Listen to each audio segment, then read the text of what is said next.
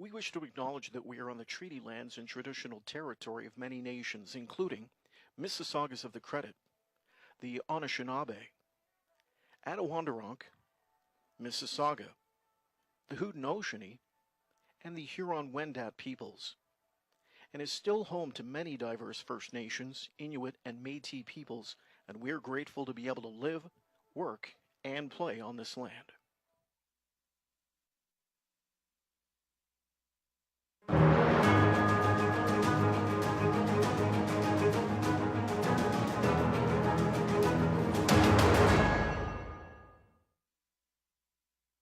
Harness racing action returns once again on a Saturday night here to Woodbine Mohawk Park. 13 dashes on the go. Welcome to night 2 of Breeders' Crown Eliminations.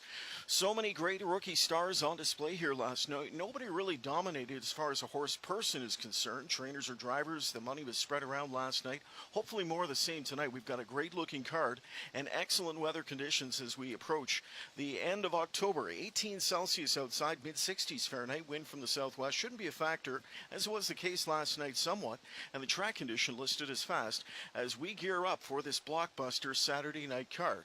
So welcome back, everybody. Ken Middleton to kick things off tonight. Welcome back. Thanks to our fans as well, pumping a bunch of money through the windows last night.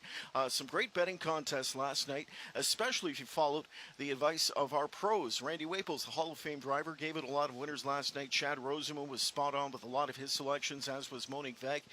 Back into the mix tonight to bring you more great insight from the desk of Woodbine Racing Live. We'll touch base with them in a few moments. A great looking card lined up tonight. 3-year-olds and the older horses in their elimination process, which ones are needed anyway. And we invite you to join us next weekend for those championship finals, both on Friday and Saturday night.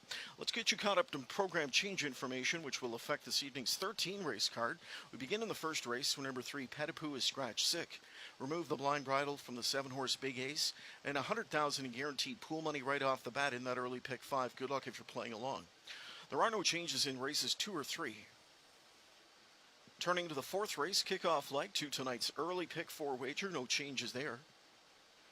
5th race, Breeders' Crown Elimination number 9. A little bit of Lexus is a vet scratch due to sickness. 10-horse Baby Long Stocking shoeing change, going from flip-flops to steel shoes up front. The late pick 5 begins in race 6, which is clear. 7th race, 5 Typhoon Stride is judge's scratch transportation. 6 points north will go blinkers to blind bridle in that 7th race. No changes in races 8 or 9 this evening.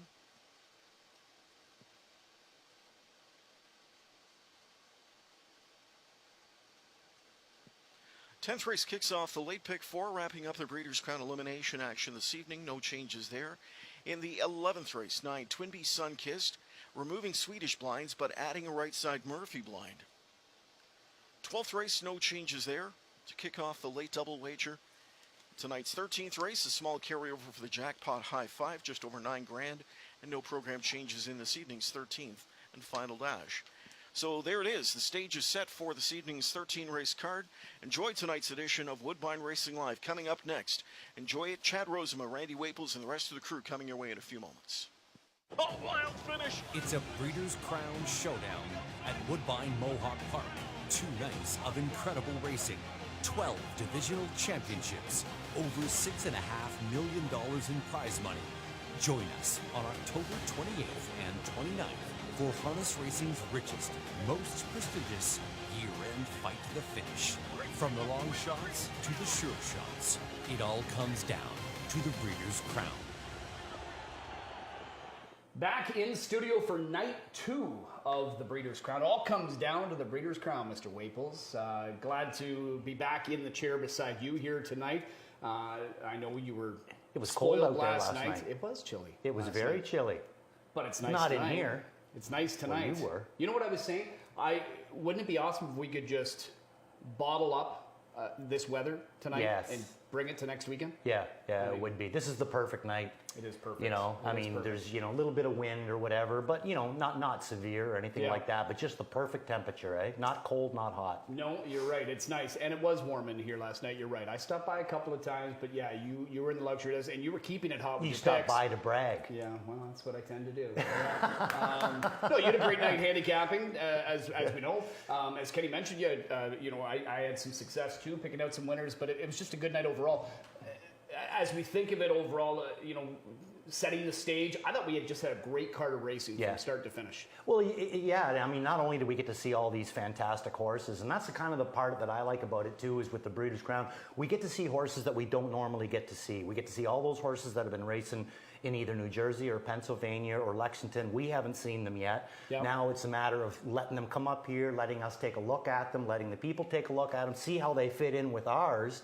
But other than that being said, I agree with you. I think the racing last night was amazing. There were so many moves, it was just a great, great night of racing. And as you mentioned, we got to see some horses up close for the first time, including one that I'm going to peg as my highlight of the night. I know you were a big fan of this colt as well. Brian Brown and Tim Teacher with a Sweet Lou colt by the name of Confederate, who hadn't raced in about a month. About a month. Right? And he was good to go. And as you mentioned, it was still great last night. It was dry. There was some wind. It was cool. 56 and 2.5, a mile and 50 and 2 for this colt here. Is he not the real deal? Oh yeah, I mean, and he's coming into this time of the year fresh. And the other thing too, last night it was his first time being raced on Lasix, and that's going to go one way or the other. Either a horse isn't going to adjust to it, and he could have went out and finished his year off in a bad note, or he's going to really adjust to it, which obviously he did. And it's smooth sailing from here on out. What about the other 2-year-old elimination? Dexter Dunn had a pretty nice one by the name of Handle Like a Porsche when he made that quick move on the turn, right? Yeah, beautiful. He's just got a nice quick turn of foot. And the horse that's trying to hold second ends up being third, Stockade Sealster. Not many have beaten him, only 2 now. No, and it's the way that he did it. Yep. I mean, what happens if he gets the clean trip on the rail the way Stockade did? And then all of a sudden is the winning margin not 2 lengths, it's now 6 lengths? It's you couldn't have asked for a nicer horse to race last night. He really looked good. Yeah, as did I. Good-looking guy in the winner's circle there. Jeez, Dexter. in the middle. Oh, the guy in the middle there. I was thinking more along the other guy there. Anyways, so a lot of draws were complete last night. Speaking of that one, because elimination winners, they don't get to pick, but they are assured of drawing 1 to 5. And Confederate getting post position 3. Handle Like a Porsche just inside of that guy as in post position 2. But Hunt the Last Dollar, who raced great, he got post 5. Good draw for him. Even Tip Top Cat, who I liked last night. I think he'll be even better next week. I really do. But he got in. He's got the rail. Stockade Sealster, no real harm done. Post 7. That's just fine. No, absolutely. I mean, the winningest post is 6.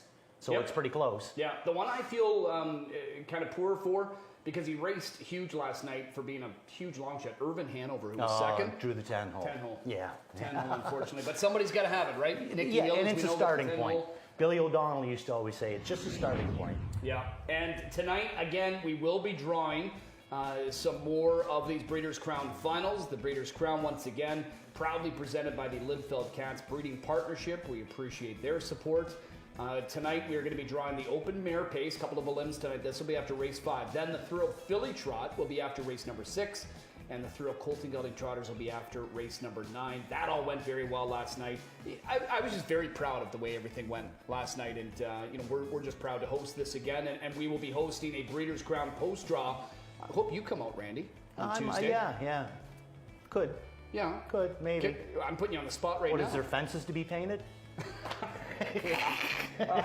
There's food to be eaten. Yeah. Why do you think I'm going? But yeah, that's at the Milton Heritage Park here, not too far from here. Great spot. It's going to be a great location. 6 p.m. kind of the cocktails get underway. I think we'll get the draw going around 6:30. We've got 3 finals that we're going to be drawing. The Glamour Boys. We've got the Open Trot and the Open Pace that we're looking forward to. So anybody that's involved with the Breeders' Crown, for the finals next week, feel free to come on out. We encourage it. It should be a great time. We got to dive in. We got a lot to cover here. 8 eliminations tonight, Randy.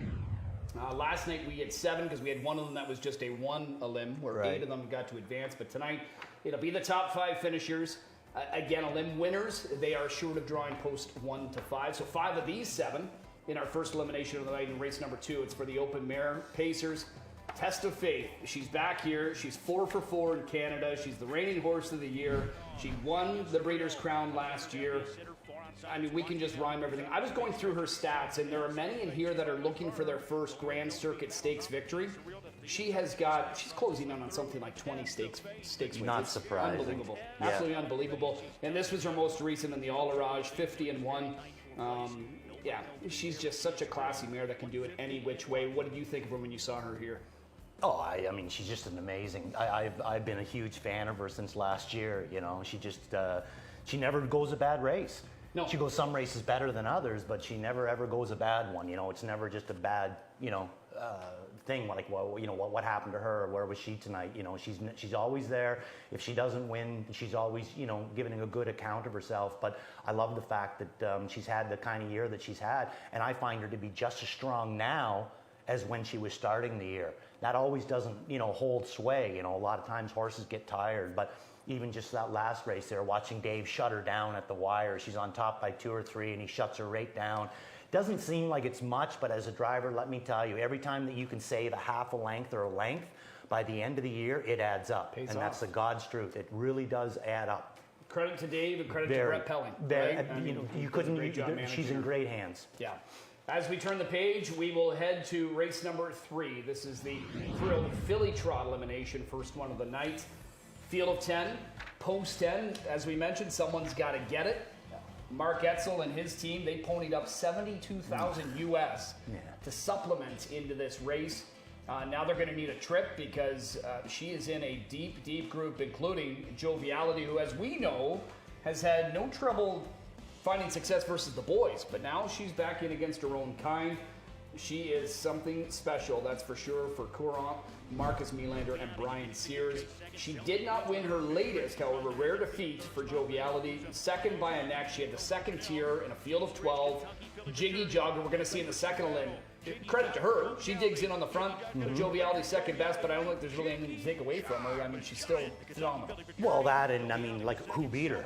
Yeah, right. A wicked filly in her own Well, right. that was fourth in the handle, right? That's right. And I mean, if Joviality wasn't around in these races this year, I would have to think that Jiggy Jog would be the standout 3-year-old trotting filly. So it doesn't surprise me that she got beat by her.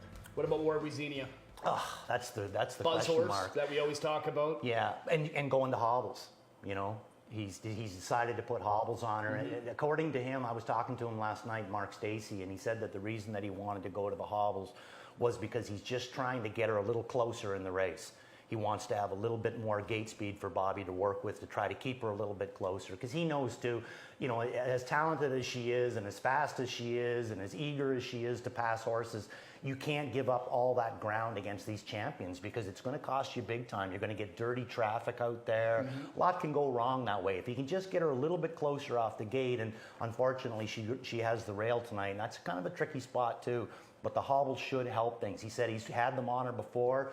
She was no problem with them, and hopefully everything goes good for her. Do you find trotting hobbles will rob a horse a bit of its speed? Or no? Not really. Sometimes you have to set them up tight, which then they will be using the bike against When they them, wanna and reach it for will. racetrack, it would keep And them it from that. takes the bike too. It'll rock you back and forth, Yeah. so it takes a little bit of your momentum. But if it's a horse that's just more or less clean gated, that only needs them just for like a little bit of confidence, no, doesn't bother them in the least. Well, one thing to point out, War Xenia, yes, she maybe has the issues with the miscues from time to time. She's a perfect 2 for 2 here from the rail. So rail's not always the best spot here, as we hear many say that, but she's had no problem with it in her pair of starts. Race number 4 is the second open mare pace elimination. Field of 7 in here. We've got Grace Hill. This one looks totally different. Obviously, Test of Faith makes any one just look, hey, it's me and then the rest. Right. This one, a lot more competitive. Much more competitive. In fact, I use Grace Hill, that's who I used for my winner. But something, I wasn't full out confident picking her. Right. Because I don't find that she's been confident this year. She can go some big miles, and then all of a sudden it doesn't seem like she's as into it as she was the week before. Even in her last 2, she wins the Mares Open at Dayton, does it very easy, 50 and change, comes back the very next week, and she finishes 3rd.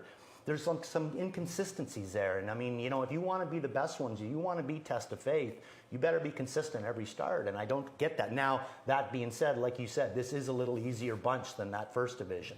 So I still used her on top here, short field. I think she should be all right.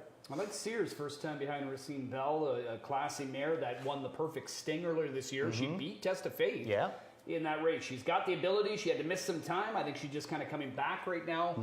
I think she's fresh. I really do, and I think that pays dividends this time of year. So that is a look at the 2 open mare pace eliminations as we go to race number 5. This is the other 3-year-old filly trot elimination. We're down to a field of 9. Nifty Norman forced to scratch a little bit of Lexus. He's left with Venerable, who's going to get on the Lasix program, qualified on it. Again, he didn't necessarily say last night this is what he feels she's been missing, but you're just trying to see what they can do to get this talented Walner filly back into. I mean, she was just such a dominant winning mode, right? She was so dominant. Yeah. I mean, she was perfect through the Mohawk Million, and she unfortunately didn't get into the Breeders' Crown last year. But then she bounced back with some good efforts. But there's some good ones in here again. We saw Jiggy Jog coming off that Filly Futurity victory, digging in. She's been no stranger, as you mentioned, to the winner's circle. And even against the boys.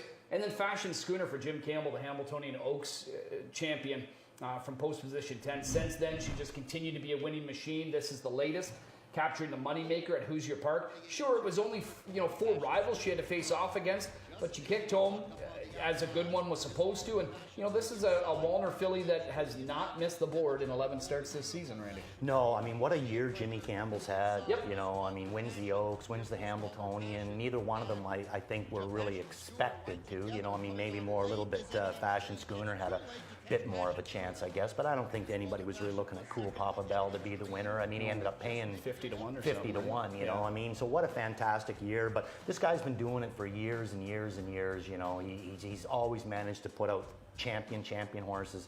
Just another chip off the Campbell block. Yeah, and the Seagulls Fashion Farms, you think of Walner and then Broadway Schooner. I interviewed Jim when she won her Breeders' Crown back at Woodbine in 09. Wow, that's showing your age. Division there. Yeah, a little bit, aren't I? Yeah.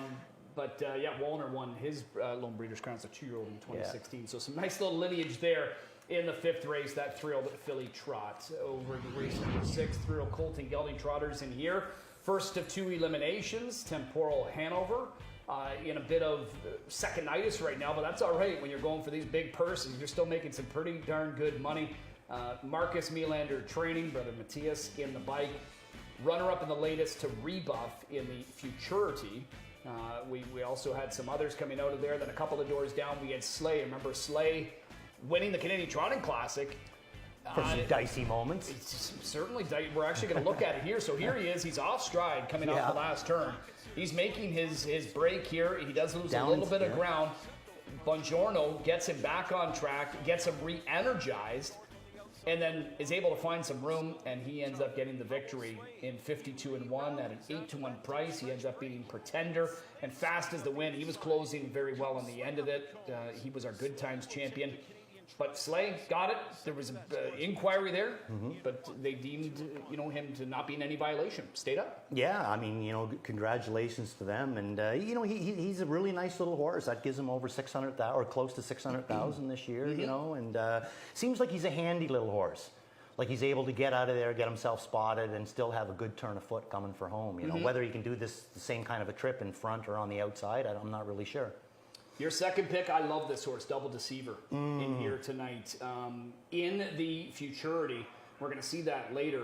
In the Futurity, he was locked in behind horse. He had nowhere to go, absolutely nowhere. And that was unfortunate because he got away well from the rail, then got shuffled. There was an overflowing field of 12. It was just too bad with $430,000 on the line. But prior to that, his form's been great. And I really think this is a horse that can get involved early and then get himself some room and come up with a win. And the Pinsky family has had luck up here before. North American Cup winner, right? Yeah. Young Carter, though, looking for his first Breeders' Crown victory, but he's just a couple of years. He could get it. He very well could. Yeah, he could. So that's race number 6. 7th race is just an overnight for us, but a good one at that. We'll go to race number 8, 3-year-old Colt Pacers, the Glamour Boys. First of 2 eliminations. We're going to miss Beach Glass. Yes. Wish him a speedy recovery and looking forward to seeing him back on the track, whether it be late in the year. I know, if he does come back well here, I think they're targeting Dover. Progress pace, matron, things like that. And then hopefully see him as a 4-year-old. But we've got our Pepsi North American Cup champ back, Pebble Beach, and he joins the Lasix program. And as we were talking about, you can't race on it in Lexington, but Brian Brown got his Colt on it last night, and now Noel Daly gets his back on it because he was on Lasix when he raced here and won the Pepsi North American Cup. And looked fantastic doing it. Yeah, and I think it's, it might have cost him a little bit down in Lexington. There's a lot of seconds there. And that's usually one of the things that you'll notice with a horse that is bleeding, is that they just will not poke their nose out in front. They'll get right up beside that horse and maybe even get a little bit ahead of them, but usually at some point they'll back off a little bit. They just won't push themselves. You like Twaddle's Charge, Forever Boy. Yes, I do. And I really do think that this is a horse in the back half of the year has put himself in that group of top 3-year-olds. Yeah, I mean, he doesn't quite have the credentials of, say, like a Pebble Beach just yet. But I'm kind of picking with my heart here too, because I really, really, truly want to see Tim have a big Breeders' Crown. I mean, Timmy was up here for years, and anybody that knows him knows that he's just a class kind of a guy. And now that he's back up here on his former stomping grounds, I know that it would mean the world to him to go out and win a Breeders' Crown here. And I'd just love to see it. And he's got a contender here. That's the beauty of it. You know what I mean? Like, Forever Boy can win this race. Forever Boy can win the Breeders' Crown. Well, We've seen him race to be back on Lasix too. Oh, if you look at his last couple lines, maybe not. Same kind of thing, Just doesn't quite have that same fire up on the end of it, But he retains Dexter Dunn. He's got a short field to work with, Unfortunately, he does draw Pebble Beach, but I think he can go with that horse. I really do. And you want to talk about handicapping with your heart, 6 Dreamfair Arnie B. 2010, when Pocono became the first track to host all 12 Breeders' Crown finals, you won a Breeders' Crown there, one of 3 for you. Dreamfair Eternal winning the mares in there, and Dreamfair Arnie B out of that one. John Lamers, saying, hey, this horse, even though he was a grass rooter that tried some gold horses, you got to put him in here, give him a shot. And I'm not 100% sure if he's out to lunch. Because what I think is amazing about him is that I drove him, and he does have high speed. I mean, he's a very, very fast horse, and he's showing that this year. I think the biggest thing about him though, that I like about him is that his raceability. He can race any way, and his best trips are actually when he sits on the fence and shook loose late. And I think because he's in deep in this kind of a field, I don't think anybody's going to be out there trying to power drive the horse, and I think this could really play into his hands. Tim's going to have to get used to him. First drive for Timmy Tetrick tonight there, but I'm sure Travis will tell him everything that he knows about him, and it could be a good move on John's part. Travis has done a great job with him, but Timmy T, you get a guy that's won 22 Breeders' Crown races in the bike now, and a Hall of Famer. Yeah. Race number 9. Hall of Famer. 3-year-old Colt, Breeders' Crown Trot, second elim for them. Here is that Hamiltonian champion. It is Cool Papa Bell. And sure, he might have been 52-1 that day winning for Todd McCarthy. But I think if you look at his 4 races since, he was 4th in a race where he made a break in the Beal.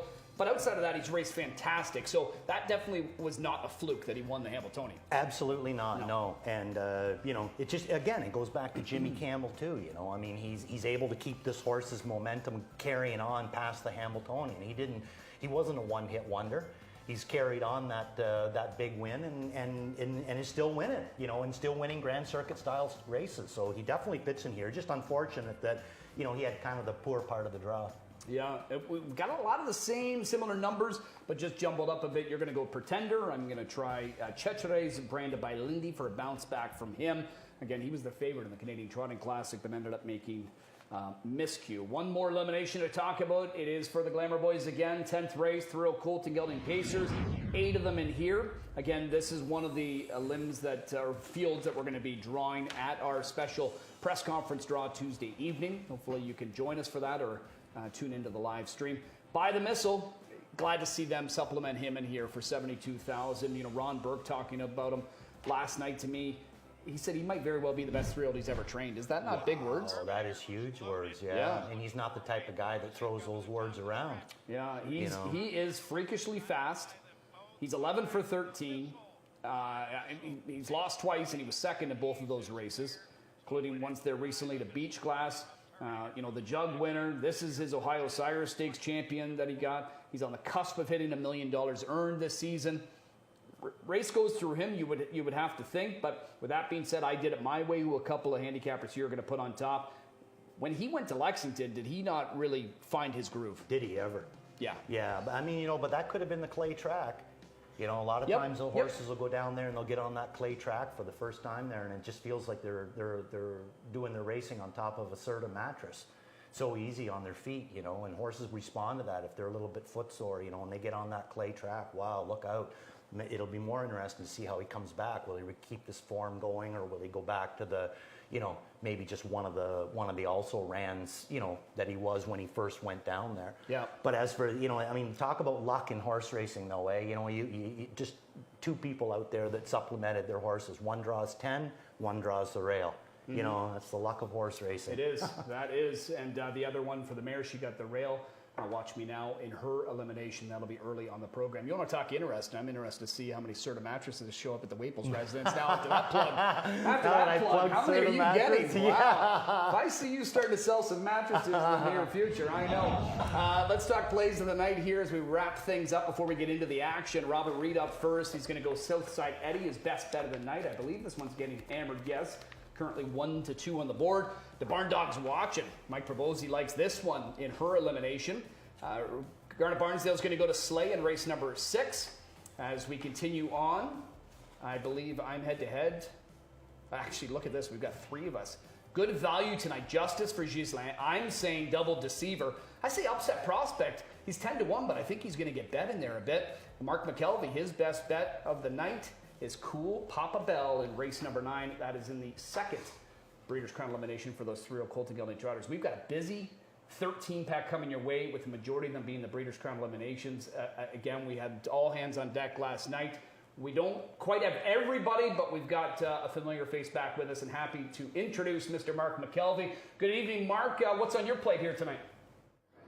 Well, guys, it's going to be another great night of racing, as you mentioned, Chad and Randy, and great analysis. I'm really excited about what we're going to see here tonight. Last night was a lot of fun with the rookies, and now we get some of the more established stars in our sport on display tonight. If you were with us last night, we were awfully busy drawing the post positions for next weekend's finals. In fact, 6 of the 12 finals, the post positions have already been drawn. We did that last night. We'll have 3 more draws coming up later tonight after some of our eliminations are done. Do keep in mind, coming up on Tuesday evening, you'll be able to watch along through woodbinemohawkpark.com of the 2022 Breeders' Crown press conference and dinner. There we'll have the post position draw for the open pace, the open trot, and the 3-year-old Colt pace. But keeping our focus on tonight, guys, I'm going to be busy. I'll be in the winner's circle catching up with some of our winning connections, getting their reactions to their success in tonight's Breeders' Crown eliminations as well. We'll try and find some time to catch up with connections pre-race over in the paddock. And as I mentioned, we'll also have 3 different draws that'll take place. But there is one special event that's happening tonight, and we want you to stick around after race number 2. It is the Breeders' Crown Charity Challenge foot race. Now, you might be wondering, what exactly is that? Well, you're going to get to see some of your favorite drivers. They're not going to just be in the sulky. They're going to be pulling a sulky. They're going to be partnered up, and we're going to have a bit of a relay race, so to speak. We are going to have drivers James McDonald, Doug McNair, Louis-Philippe Waugh, and a mystery driver who will be filling in for Bob McClure. So stick around for that. We'll introduce you to their partners a little bit later on. That comes up after race number 2. It's part of the Breeders' Crown Charity Challenge. For more information on that, go to @WoodbineSB on Twitter, and there you can find out all the details of that great initiative. A lot coming up here tonight on this Saturday from Woodbine Mohawk Park. A big welcome to everybody that's with us on track. Stick around. We've got more coming up. The stars of 2023 and beyond step into the ring this fall. The fastest mile in harness racing history. Promoting your next Ontario Sire Stakes champion to winning coveted Grand Circuit races. Ontario sired yearlings have what it takes to put you in the winner's circle. He's a Pepsi North America Cup winner. Purchase your next Ontario Sired Stakes winner this fall. The one and only choice, Ontario Sired.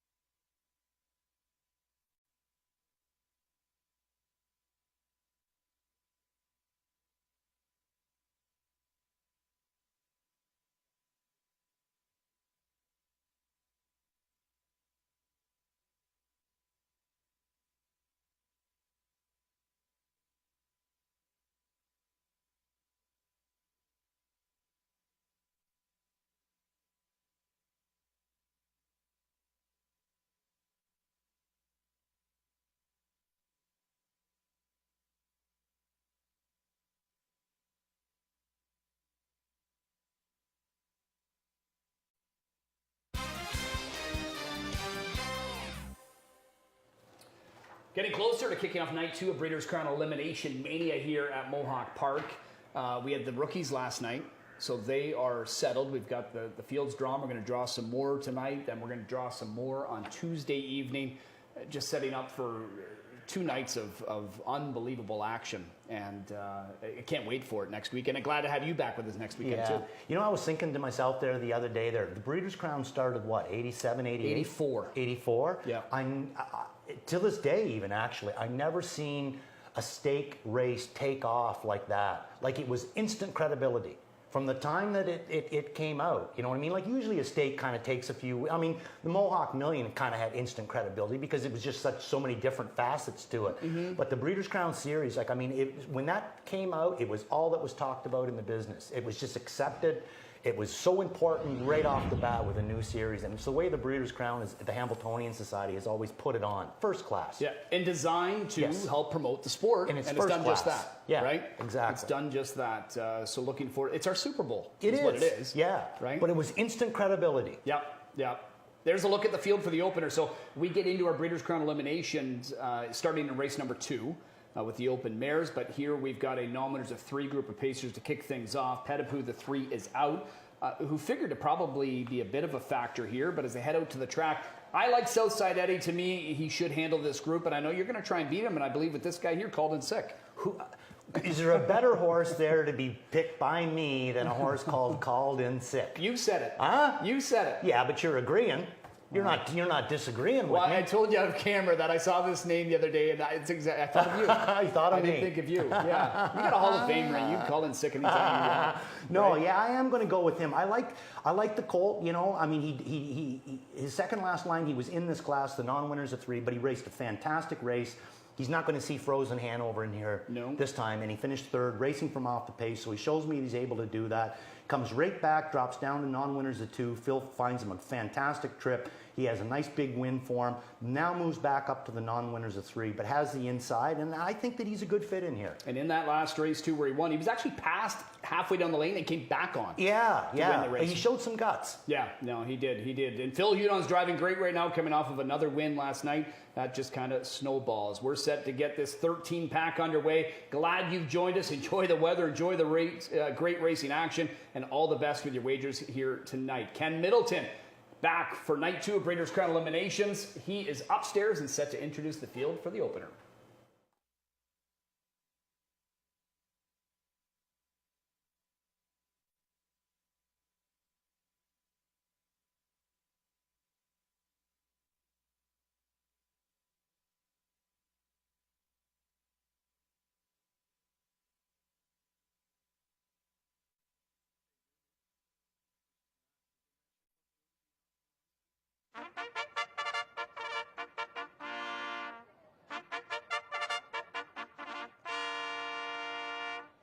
Here's a look at the field for tonight's first race. On parade number 1 is Control the Power, Doug McNair with that Dave Snowden trainee. Dave is also the owner and the breeder. Number 2 in the field, Called in Sick, handled by Phil Hudon, trainer Tim Myers, owner David Amacioli. Petipoo at 3 is scratched. Coligny Hanover number 4, handled by Brian Sears, trainers Anthony Beaton owns with David Mercer. James McDonald on 5, Southside Eddie, Carmen Osiello, the conditioner, owners Aaron Waxman and Brian Livingstone.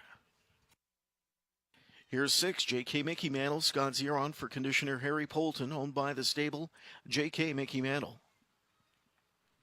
Here's 7, Big Ace, Bob McClure for trainer Craig Yates, owner is Eric Rosine. Number 8 in the field is You're the One, Travis Cullen for trainer Jody Cullen, Jody and Travis own with Ron Cullen. Number 9 is Caporal in reign to Louis Philippois, conditioner Richard Moreau. Owners Acurie Francis Richard, Acurie Richard Moreau, Guillaume de Rocher, and Pierre Guillemet. And outside to number 10, the Boss Set, handled by Sylvain Filion for conditioner Richard Moreau, the owner Gestion J.Y. Blaze Incorporated. Field of 9 for the first race with post time fast approaching. Play the $100,000 guaranteed pool. Early pick 5. It starts in about 6 minutes.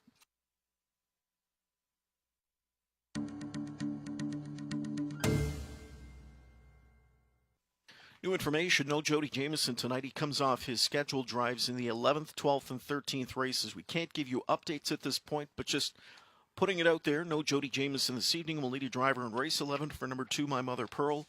Needing a driver in the 12th race for 3, Woodmere Steel Deal. And needing a driver now for number 3, That'll Be Sporty, in tonight's 13th.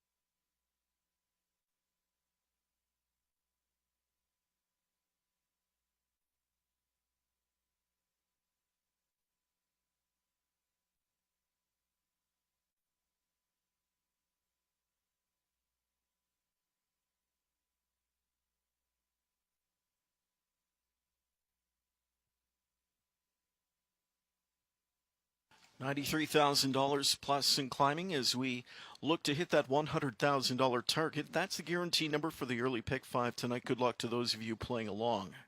We've got a group of 9 for the first race. Scratch number 3, Petipoo. Public all over number 5, Southside Eddie. He was 6th in the Ontario Sire Stakes Super Final. Made a break getting away from the gate, an uncharacteristic break. He'll try and bounce back here tonight. Carmen Osiello sending out that son of Better Than Cheddar.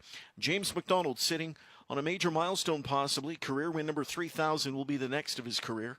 And he's in behind that hot favorite here at 1-2, the 5, Southside Eddie. A stutter step start for the 7 Big Ace. Here they come. They're off and pacing, and the Saturday card is underway from Mohawk Park. All guns a-blazing, as the boss said from the far outside, as he screams to the front with speed here for Filion. Outside, out driving up comes J.K. Mickey Mantle now looking to slide possibly into the pocket spot, or plan B is drive on. Plan B it is. Right there from in third as they travel into turn 1 is Southside Eddie. A gap of 2.5 lengths back to Coligny Hanover now 4th inside. Taken back into 5th, control the power. It's 2 to Called-In 6th at the inside. You're the one from in 7th. Caporal is 8th inside, and Big Ace is a big hot mess in the backfield trailing. 27-1 the opening quarter, and they move into the backstretch, chasing after tempo setter J.K. Mickey Mantle. Here comes Southside Eddie, the outside challenger. He'll take a poke on the way to the midway point, and it's Southside Eddie scrambling to the front now, and he'll take charge from McDonald, leaving a pocket trip from here for J.K. Mickey Mantle. 3rd inside, early leader, the boss said, who studies 55-2 first half speed, which flashes up in front of them. They're on their way to the final turn, chasing after new leader Southside Eddie. J.K. Mickey Mantle 2nd, 2 to the boss said. 4th inside, Coligny Hanover. Then it's Control the Power and Called-In Sick. Tracked further back inside by You're the One. Then Caporal and trailing Big Ace. They're on their way to 3/4 and still there with that lead. It is Southside Eddie. Southside Eddie leads by 2, and he's by 3/4 in 1:23. Southside Eddie swings this field into the stretch. 2nd to the inside, J.K. Mickey Mantle. The boss set is 3rd. Coligny Hanover 4th now, coming into the final 8th of the mile.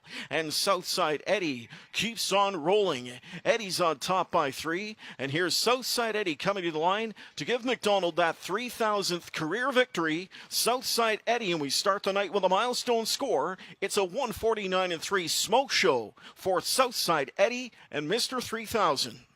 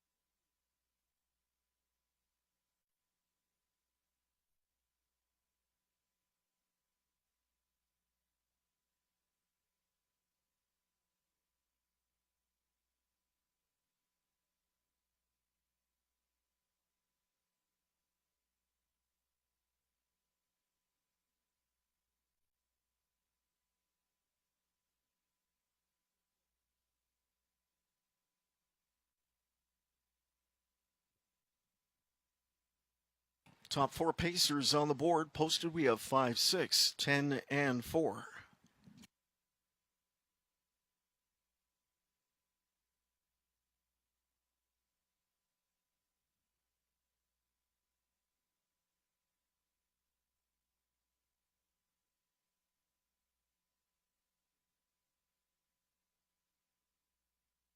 Back to victory lane. The winner of tonight's first is 5, Southside Eddie.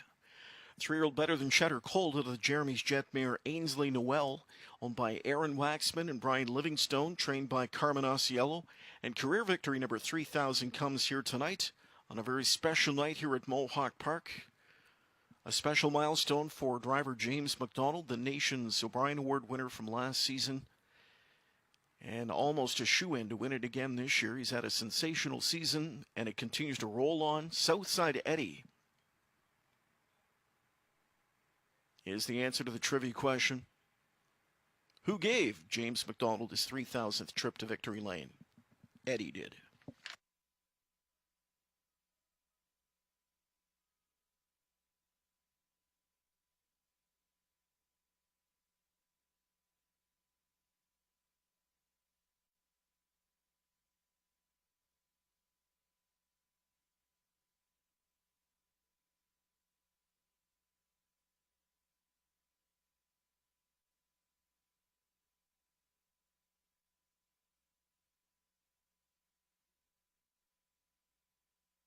We've got prices up from tonight's first in winning. 5 Southside Eddie paid $3 for the win.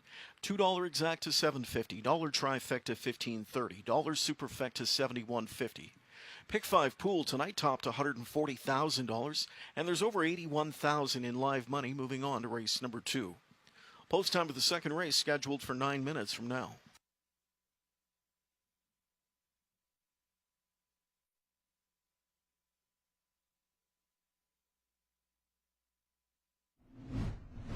Favorite here at 1-2, the 5 Southside Eddie.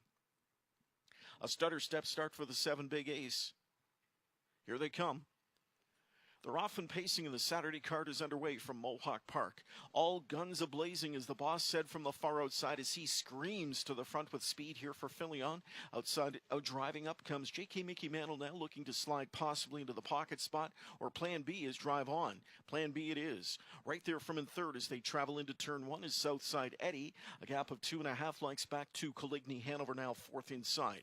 Taken back into fifth, control the power. It's 2 to called in 6th at the inside. You're the one from in 7th. Caporal is 8th inside, and Big Ace is a big hot mess in the backfield trailing. 27-1 the opening quarter, and they move into the backstretch, chasing after tempo setter J.K. Mickey Mantle. Here comes Southside Eddie, the outside challenger. He'll take a poke on the way to the midway point, and it's Southside Eddie scrambling to the front now, and he'll take charge from McDonald, leaving a pocket trip from here for J.K. Mickey Mantle. Third inside, early leader, the boss said, who studies 55-2 first half speed, which flashes up in front of them. They're on their way to the final turn, chasing after new leader Southside Eddie. J.K. Mickey Mantle second, 2 to the boss said. Fourth inside, Coligny Hanover. Then it's Control the Power and Called in Sick. Tracked further back inside by You're the One. Then Caporal and trailing Big Ace. They're on their way to 3/4, and still there with that lead. It is Southside Eddie.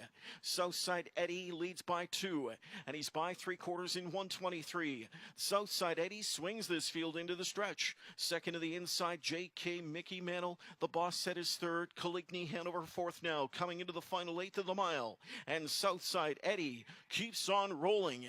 Eddie's on top by 3. And here's Southside Eddie coming to the line to give McDonald that 3,000th career victory. Southside Eddie, and we start the night with a milestone score. It's a 149-3 smoke show for Southside Eddie and Mr. 3000.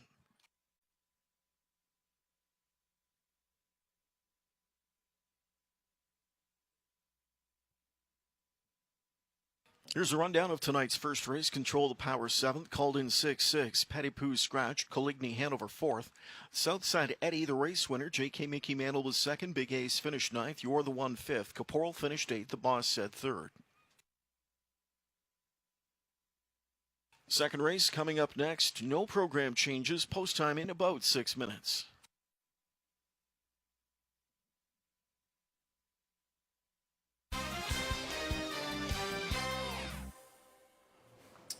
Congrats to Mr. McDonald. That is lifetime win number 3,000. Wow. Yeah, he's been hot the last couple of years, we know, so he's hitting money milestones and win milestones. And this is a career year for him with wins and money. Just continues to do some good things. The beat rolls on for James McDonald. There we go. And he'd love for it to roll on here in race number 2 as we get into our first of 8 Breeders' Crown presented by the Lidfeld Cats Breeding Partnership Eliminations. And this is the first of 2 open mare pacers. We've got a field of 7. Top 5 advance to the Rich Final. Elim winners don't get to select their draw, but they are assured of drawing in post position 1 to 5. Heavily favored. Test of faith. defending horse of the year, last year's champion at the 3-year-old level in the Breeders' Crown. She's won 4 in a row. She's 4 for 4 in Canada. I'll just let you take over because I've got nothing else to say. Wow, you've covered it. Yeah. You know, you've covered it. What more can you say about her? You know, if she has a big Breeders' Crown there, then there's a very good chance that she's going to be well up over $2.5 million lifetime. And, you know, she's just been a huge success story right from the time she set foot on the track. And what more can you say? You know, it's just it's a tough bunch of fillies, tough bunch of mares, but there should only really be one mare standing in the winner's circle, and I really can't see how it couldn't be Test of Faith. Yeah, I love it when we get to see all these top horses when they get into their age careers, right? And we've been, you think of this division, you think back to, you know, Eternal Cam Nation and, you know, Sharton in recent years. Shady Daisy. Yeah, Shady Daisy, and, you know, Test of Faith now looking to, you know, put her name into that mix too. And just so many good ones. And we know that eventually they got to, you know, they'll head to the breeding shed. It's unfortunate we get selfish kind of as racing fans, but then you kind of get excited to see what she could throw. Right? Yeah, exactly. You know? It never ends. No. You know, that's it. You know, and in a year and a half, 2 years or whatever, then her babies will start to come onto the track, and everybody will say, "Oh, I remember," you know, when she was racing, and she's going to be one of those mares that it's going to be a long time to forget that name, Test of Faith. So when you get into situations like this, Randy, I know you've been in spots, maybe not necessarily a Breeders' Crown, but at big races, where you've got the heavy favorite. You've got the one that's clearly the one to beat. Shorter field, sure you want to win because you want to assure yourself the good post, but you also want to make sure you take care of the horse. And you've talked about how Dave Miller's been kind of doing that with this one too. Yeah, for sure. I mean, you know, he's got a decision to make, you know, coming out of the gate. You know, am I going to take her back and look for that trip because it's a short field, or am I going to come out of there? That's all going to be his decision. And trust me, with a guy like Dave Miller, or even when you're lucky enough to be Dave Miller driving a great horse, he's going to take a long look when they first come out of the gate. He's going to, you know, see who's settling where, because he's in no rush with her. He really isn't. There's no rush to get her down to the rail. He can take his time and do what he wants to do. And they just couldn't find a better driver, in my opinion, than him, because he's such a patient kind of a guy. And, you know, he always seems to be able to read the race correctly. 29 Breeders' Crown victories for Mr. Miller. Not surprising. Right? He's the king of the Buckeyes. And he's going to have, you'd have to think, some live ones. I know he was saying to me yesterday in the draws we've already done, and he's drawn some unfortunate positions. Yes. But if he gets the job done here, as many of us expect with Test of Faith, at least he'll be assured of drawing a great spot. Mind you, with that being said, she might be the one that could do it from the 10-hole anyway. Well, that too, and I mean, I'm sure that he'll pick up a couple of stragglers. Somebody will probably have to pick against one of their better horses or something in the finals, and he'll pick up something there. And you can never discount David Miller. You know, I mean, even this year, he doesn't, other than Test of Faith, it doesn't seem like he's got that huge smorgasbord of champions that we've seen at other times. But the guy's driving at a 297.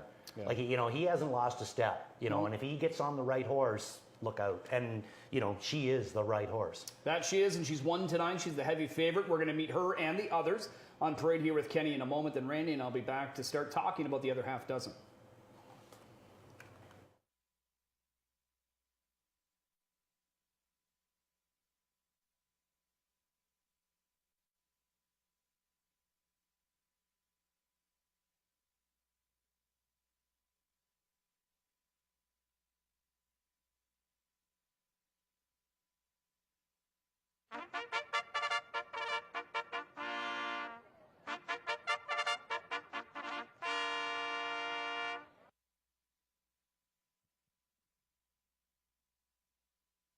The horses are on the track for tonight's second race. First of our Breeders' Crown elimination action. The one is Watch Me Now. It's Tim Tetrick, the Tony Alagna trainee for the Curtin Anns Stables. Number 2 in the field, this is Vol's Delight. Sylvain Filion with the Jean Tourigny trainee, owned by Richard Bertillon. Parading next will be 3, Chase Lounge. Dexter Dunn with that Ron Burke trainee for Burke Racing Stable, Eric Good, and Weaver Buscemi.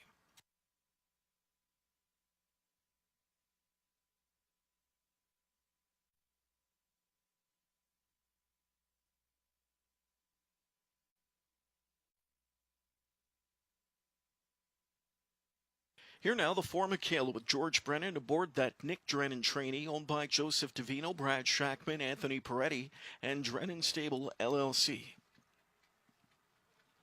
The 5 is Amazing Dream, Yannick Gingras with the Linda Toscano trainee for Enviro Stables Limited, Richard Gutnick, Tommy Pontone, and Joseph Lazito Jr. Here's 6, So Much More, James McDonald paired up with the Don Beatson trainee, Don and Ken Beatson owned with Cole England. And to complete the field, outside of the gate goes to 7, Test of Faith with Dave Miller, aboard that Brett Pelling trainee from Melvin Siegel, Kentuckiana Racing Stable, and Eddie Gran. The second race to post in 5 minutes. Quickly, 2 driver updates for you. The 11th race, number 2, My Mother Pearl, make the driver Trevor Henry. 12th race, number 3, Woodmere Steel Deal, make the reinsman Travis Cullen.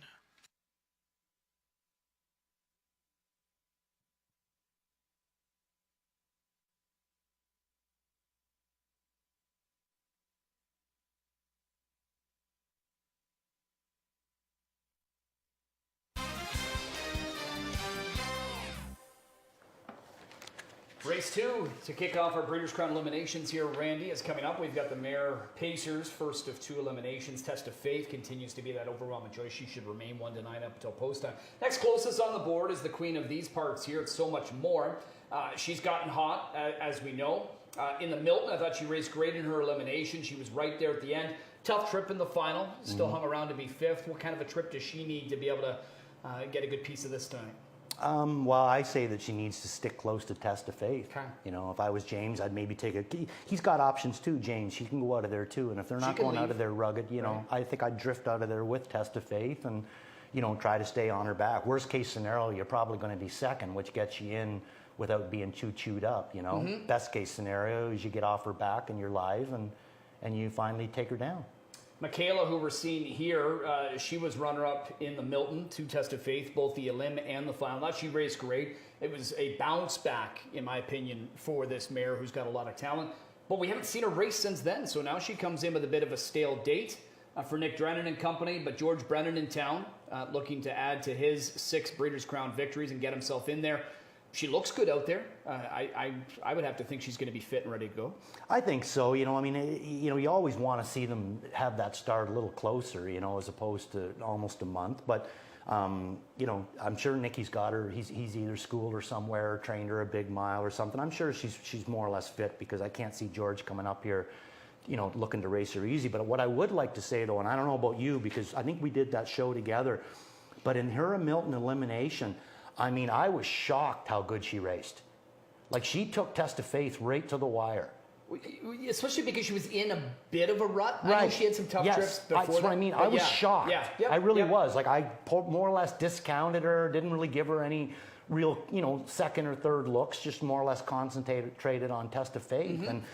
I honestly thought she was going to beat her there. So when she's on her game, she hasn't beat her, but it looks like she can go with her. Yeah. So, you know, she's another one there that, I mean, I'm telling the people out there, don't discredit this mare because she kind of made us look a little foolish there at one point. And I know she's gone some tough trips, but when you think about it, she only has 10 races to her credit this year. When you're talking, you know, aged mares, you know, this is one that I think will, you know, she might just relish coming in here kind of with that freshness angle. I think so too, and the cool air and all that kind of stuff. You know, I think it'll help her. Like I used her for second just because of going back to that day that, you know, when she raced in that elimination, she was very impressive. Yeah. I'm not saying she can do it tonight off of a month off, but I think that she can stay close enough that she can still be second. How hard is it to go into a race like this when you see Test of Faith and you got to think, well, odds are very good that she wins, right? But now you got to know that, okay, I got 2 horses I got to beat to be able to get into next week, right? Is there that fine line between, you know, using them up too hard or just making sure you do enough to get in? Or, you know, in Michaela's case, if she's not quite on top of her game because she's been away a month, is it about getting a decent race into her tonight and then have her peaking for next week? I would say that that's more what they're looking at. I mean, they can train her as hard as they want. They can try to get her tightened up, you know, with all this time that she's missed or whatever. But it only works so well training a horse. You really need those races. You know, because they're used at different parts of the mile. So when they come out of them races, trust me, they're a lot more tired than if you go out and train a horse of her capabilities. You could go out and train her mile 52 and not wind her at all. You know, go every quarter in 28 seconds, go mile 52 flat, not even wind her. You could go out and race her, and the race going 53 and have her gasping at the wire just because you're using them in different parts of the race, you know? Yeah. Usually when you're training, you're using a little bit going out of there, then it's more or less just kind of sit still and then use them a little bit coming for home. Well, that's not really the way that a race works. So you need those races to get them fit. Everybody in here is making their Breeders' Crown debut, other than the heavy favorite Test of Faith. She was a champion at age 3. She's looking to add another trophy, but first things first, she's got to win her a limb, or at least qualify for next week's final. And Kenny at 1-5, and we expect her to be winning this race. She is just a cut above many of them, as what she's proved all season long. Yep, she's been a pillar of consistency, no doubt about it. An outstanding individual every time she steps foot on the racetrack. She's so versatile. Everything about her is incredible. Not that that's a cop-out. 1-5 on the 7 Test of Faith here. They are lined up and set for this Breeders' Crown elimination. And they're off. And a sharp start for Amazing Dream as Gingras hustling her out quickly off the gate tonight. Outside speed from So Much More. She's up to challenge that one now. Third outside, Test of Faith will size up the situation early for Miller while parked out on the rim. Taken back in the meantime, Chase Lounge into 4th. Off the speed in 5th now inside is Watch Me Now. Further back we go to find Vols Delight. And the early trailer in the backfield is Michaela. Quarter pole bound, So Much More on point. Test of Faith is up to test her now. 26-4 that first panel flashes up. And So Much More will give way as Test of Faith rolls on by.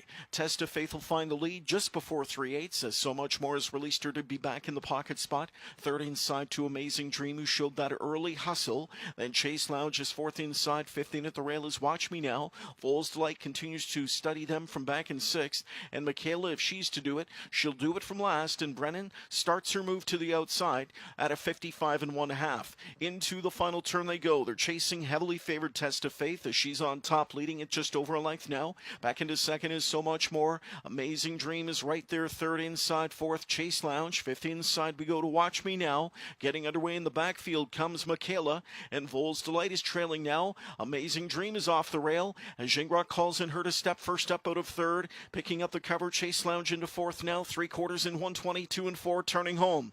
Test of Faith on a lead of just over a length. So Much More in the pocket spot. First over, 3rd outside, Amazing Dream now. Rallying off her cover, Chase Lounge. Test of Faith starts to leak off the rail tonight for Miller. She's still on top half a length. So Much More at the inside with that rail opportunity. And she drills on through. And here comes the gritty and tenacious So Much More after Test of Faith. Test of Faith and So Much More. Test of Faith just held on in 1:50-1. Made a race of it at the end. James did exactly what you had predicted he would do to give him his best chance at maybe coming away with a win, but assuring himself of getting in. And that was leaving out of there, then letting Test of Faith get the lead. Randy, we knew nobody was going to come until late in the mile. That got close there, but we could see Dave Miller. He just gave her a couple little kind of taps. He just had to kind of remind her. How beautiful was that, eh? Like, I mean, it almost looked like James was going to get right by her, and Miller's still sitting there as quiet as a mouse. Yeah. And then all of a sudden, he just gives a little tap on the wheel disc, or, you know, I mean, just moves the whip slightly. Just moves his hands right. If you're watching him there, he's got the whip in the right. Hit there, hits the wheel disc. Now she moves forward slightly again and takes the race. Amazing harness driver, this guy. Yeah, and, you know, she didn't have to crush. Not saying she was going to either. Now, to me, you know, now we know she's going to draw 1-5. In the case of everybody else, but talking more specifically, So Much More, she could work out this same kind of trip. Mm-hmm. If I'm them, I'm hoping to draw something like 5, 6, 7. Yes. In the final. I'd love to draw there to leave out from that spot and be able to at least be close early. Yeah, absolutely. You know, I mean, and she raced fantastic. So much. I mean, what an amazing filly, you know, to the mare. 28 starts. This was her 29th start of the year. I mean, like even a filly like Test of Faith there, this was her 17th start of the year. And it just seems like So Much More is just as fresh now as she was earlier in the year. Yeah. You know, it really is amazing. Now, this filly there, I mean, you know, she's had some tough miles this year. She might be starting to feel it a little bit, but she's still Test of Faith. And I think that he can, I think he's got so many options with her. He doesn't have to race her in front. We've seen him race her from off the pace, and she's just as if anything, maybe even just a little bit better, I think, than being in the front. You know, I think she kind of has a tendency to wait a little bit when she's raced in front. Yeah. But again, though, what a fantastic drive by Miller. You know, he showed James just enough to make James go in there, but never to get through. Kenny, test of faith, doing what she's done perfectly here in Canada. She's now 5 for 5. She's a special individual. Certainly we'll see her back here next week for more of what she has to offer here tonight. She puts it all on the line for that 150-1 score. Public all over her. She was 1-5 on the board and held on for that narrow score. Test of faith, 4-year-old daughter of Art Major out of the Cams Card Shark Dam, Canny Cami, bred by Fred Hertrick of Seaford, Delaware. The owner is Melvin Siegel and Kentucky in a racing stable, along with Eddie Gran. Brett Pelling, her trainer, Dave Miller, her winning driver. 11th win of the year from 17 tries, 33rd lifetime score. She adds to a $2.3 million bankroll here tonight with that gutsy effort. It is Test of Faith. Back to the Winback Farm winner's circle to get her picture taken for the 33rd time in her career.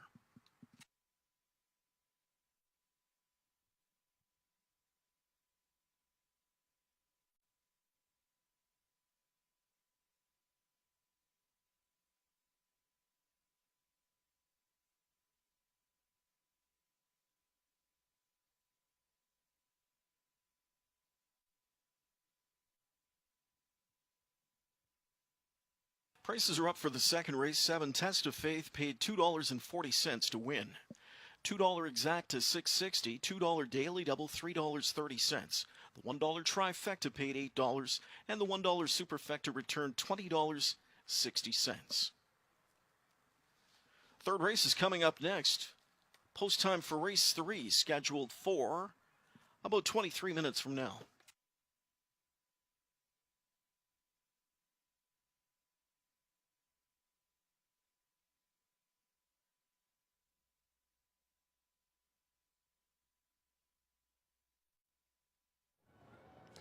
Test of Faith wins our first elimination in the Breeders' Crown Open Mare Pace, and I'm joined by winning driver David Miller. And we know what a superstar Test of Faith is, and here tonight, a very, very tight finish, Dave, but she just knows how to get the job done. So much more pushing up the inside. Any panic? It didn't look like you were panicking at all. No, not really. She dug in and she was pacing pretty hard, and she knows how to get it done. Do you feel that in a horse, the type of horses that just know where the wire is and know how much they need to do? Oh yeah, for sure. I mean, that's probably the tightest win she's had in a while. But yeah, no, she fights very hard. Here in an elimination contest, you're the heavy favorite from the outside there. You end up going to the front, but you were saying before we came on camera here, that's not her preferred trip, but she still gets it done on the front end. Kind of take us through the mile from your view. Yeah, you know, I wanted to leave and at least be close to the front end, and you know, it was working out. And she got the lead pretty easy, and then you know, she has a tendency to kind of wait on him a little bit when she's on the lead. She really likes chasing horses, and but you know what, she gets it done all the time. Lastly, Dave, the gentleman on the broadcast, were talking about her career statistics. It's been a remarkable career to this point. I know it's tough to compare horses you've driven in the past to horses you're driving now, but where do you think she kind of stacks up among some of the best pacing mares we've seen in recent memory? Oh, wow. You know, I would have to say she would have to rank right up there with the best there was. I mean, there's been so many of them. I mean, but she's been so consistent, and you know, she's done a lot of amazing things, so I would have to put her up close. Well, Dave, congratulations on the win here tonight. You've had a lot of luck in Breeders' Crowns here in Canada, especially at Woodbine on that one magical night, so I know you're looking forward to next weekend. Congrats on the win and best of luck. Yeah, thank you.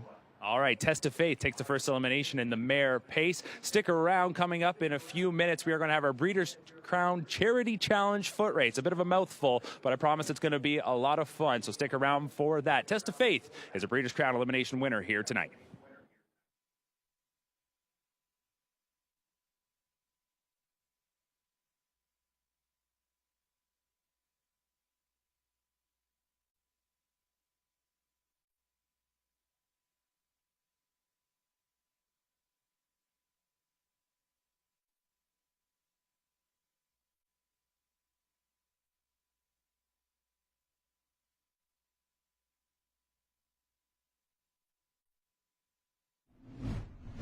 7 Test of Faith here.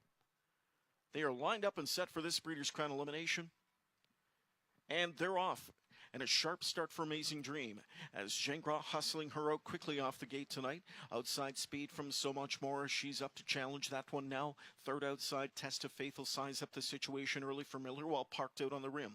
Taken back in the meantime, Chase Lounge into fourth. Off the speed in fifth now inside is Watch Me Now. Further back we go to find Vols Delight. And the early trailer in the backfield is Michaela. Quarter pole bound, So Much More on point. Test of Faith is up to test her now. 26-4 that first panel flashes up. And So Much More will give way as Test of Faith rolls on by. Test of Faith will find the lead just before 3/8 as So Much More has released her to be back in the pocket spot. Third inside to Amazing Dream, who showed that early hustle. Then Chase Lounge is fourth inside. Fifth in at the rail is Watch Me Now. Vols Delight continues to study them from back in sixth. And Michaela, if she's to do it, she'll do it from last. And Brennan starts her move to the outside at a 55 1/2. Into the final turn they go. They're chasing heavily favored Test of Faith as she's on top, leading it just over a length now. Back into second is So Much More. Amazing Dream is right there. Third inside, fourth Chase Lounge. Fifth inside we go to Watch Me Now. Getting underway in the backfield comes Michaela, and Vols Delight is trailing now. Amazing Dream is off the rail as Gingras calls in her to step first up out of third. Picking up the cover, Chase Lounge into fourth now. 3/4 in 122-4, turning home. Test of Faith on a lead of just over a length. So Much More in the pocket spot. First over, third outside, Amazing Dream now. Rallying off her cover, Chase Lounge. Test of Faith starts to leak off the rail tonight for Miller. She's still on top half a length. So Much More at the inside with that rail opportunity. And she drills on through. And here comes the gritty and tenacious So Much More after Test of Faith. Test of Faith and So Much More. Test of Faith just held on in 150-1.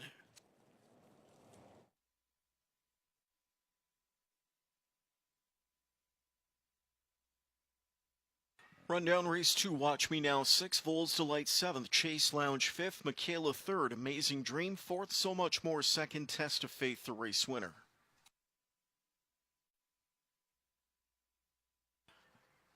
"17 minutes scheduled post time for the upcoming third race. We have Breeders' Crown elimination action coming up in the 3-year-old trotting filly division. No program changes. Again, post time scheduled for 17 minutes from now.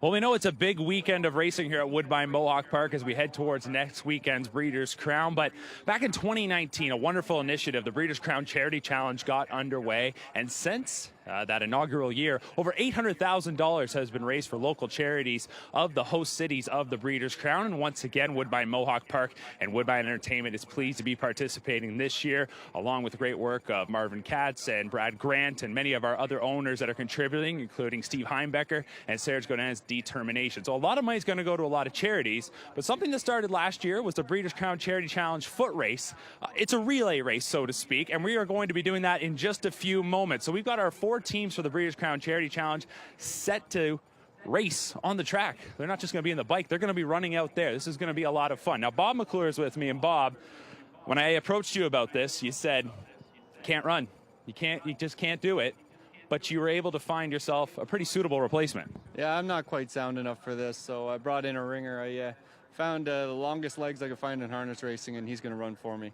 So your replacement is going to be Tyler Jones, but before I get to Tyler there in a second, he's grinning ear to ear. He's very confident that he's going to win. Bob, being a part of the charity challenge, being able to give back, I know that means a lot to you. Yeah, I mean, especially being the Kids Help Phone. I have a couple kids, and you know, it's an important charity. And when I met them here the other day, they were very grateful and excited about it. All right, Bob, well, I know you're going to be here at the finish line rooting on your team. Let's go down the row here. We're going to meet Tyler and his partner, Marielle Engberg. And Tyler, you get called in. You come in off the bench. You haven't been driving yet tonight, but are you ready? Are you fresh? Are you stretched? I'm ready. That's it. I'm ready. Well, you were telling me, and you're probably going to be modest right now, how you're pretty sure you're just going to crush them. You said it's going to be very similar to one of those performances we've seen from Bulldog Hanover. Is that correct? Well, somebody told me I had legs like Bulldog, so we'll see if I got the same gait. I don't know. All right, Marielle, what do you think of all this, and what do you think of your partner? Well, I hope it's the Bulldog then, because my stride is not quite as long. I'm glad you said it. I wasn't going to point it out here, but this should be a good match. Good luck, all right? Thank you. All right, we're going to keep going down. They're representing Team Determination. Here we have driver Doug McNair with Team Grant, along with his partner, Julie Walker. Doug, when I told you that Tyler was subbing in, you kind of gave me a look like, that doesn't seem very fair. You've had a day to think about it now. Have you come up with a strategy to potentially stop, as James called him, a gazelle? Yeah, we just got to run faster than him. That's the main thing. It's just like you just got to score more goals than the other team. Yeah, exactly. You know, he's younger than us, and he's probably in a lot better shape than us, so we're kind of in tough, but I got a real good partner. Do you feel any pressure knowing that you're part of Team Grant, and I see Brad standing right over there? Yeah, I imagine he's hoping that we're going to win, so it's all up to Julie. And Julie, I've seen you run before. You round those bases very strongly. This is a sprint. You ready to go? Yep. I got to get a good head start for Doug so he can hold his ground. All right, well, good luck. Okay, we'll move on here to Louis Waugh and his partner, Chantel Mitchell. Before I get to Louis, Chantel, when you were approached to take part in this, what was your immediate reaction? I don't think so. But somehow they got you here, so I know it's all for charity, and I guess that's probably the way they were able to twist your arm? Pretty much, yeah. Now, you've seen Louis out there win many races for you in the past. Do you know how good of a runner he is? No, I don't think I've ever seen him run before. All right, well, maybe he's run away from you after a couple bad drives, but I'm just kidding. Louis, you were out there signing autographs earlier tonight with meeting a lot of the fans, and as I asked Bob a little bit earlier, being able to give back to charity, you're one that's come up with some initiatives on your own in the past, so I know when you got asked about this, I'm sure it was a no-brainer to say yes. No, exactly. It's always nice to be able to help, and like you said, in whatever charity that you feel strong about, you know. And no, that's just fun to be part of that race here today. Actually, it's bad the last 24 hours since we saw the late change from Bob to Tyler's. He's got probably a couple pairs of Louis' legs in his long legs. And my partner, I was really happy with her, but she looks a little bit sick today, so I'm not sure about it. Could have been a late scratch or not, but we're going to give it a go. All right, well, hey, everyone loves a good underdog story. Good luck, guys. All right, let you head down to the start, and we'll meet our final team, James McDonald and Britt Kennedy. James, you were the one said that Tyler, he's like a gazelle out there. You mentioned about maybe getting a wheel under him. Is that still the strategy? I just don't think we can get ahead of him to get a wheel under him. But, you know, we talked some strategy before, talked to some previous winners, got some intel, and I think, you know, we come up with a strategy that's going to get us in the winner's circle. 3,000 wins. You got that earlier tonight. How many times have you won a running race? Not very many, I don't think. But I think there's a bit of a sleeper in here, though. Like, people don't know, Louis been running for the Barber for a couple of years now, so he should be well suited and you know, ready to go. Well, just keep giving them those chirps when you get down there. Britt, I got to ask you, you've got the leading driver in Canada. Are you worried at all that you might fall out of the bike, though, when he's pulling it? A little bit. Not gonna lie. Well, I'm sure, though, everybody throughout the years has done that, where you pulled somebody in the sulky. So do you have any sort of strategy for this race? Just go as fast as I can. That's simple. Well, good luck. I'll let you guys head on down to the start right now. And I know that our announcer, Ken Middleton, is standing by. He's called a lot of races over the years, many races, seeing some thrilling finishes. Maybe this will be one of them. Here are our teams once again for the Breeders' Crown Charity Challenge. And we strongly encourage you to go to @WoodbineSB on Twitter. That's where you can vote to help out your favorite team. A lot of money is going to go to charity here this year, and coming up next Friday night, we will be presenting the checks to the various charities. But you see right there, our 4 teams. We've got now on the track our ribbon coming out as our finish line. If you're wondering how this is going to work, it's very simple. The teams are going to start. I don't have the exact measurements, but at the first pylon. When they get to the next pylon, they will then switch. My understanding is the drivers are going to be in the bikes first. They'll be getting pulled by their partners, and then there will be a switch. Last year, the first ever relay race took place at the Red Mile. Driver Yannick Gingras and Sarah Svanstead were the winners. I asked Yannick a little bit earlier today if he was going to give any advice to the drivers. He said it's all in the switch. So we will see if anybody listens to Yannick's advice. Ken, I see everyone's getting ready. I'm going to send things up to you. And I think how we're going to get this started is you're going to give the teams kind of a 3, 2, 1 go. I don't know if you have any predictions on who's going to win.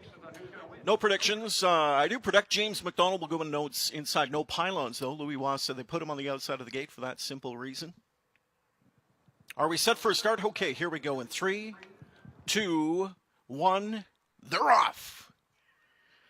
And Julie Walker is quick away. She's changed her name from Walker to Runner, and Doug McNair is sending her right down the road.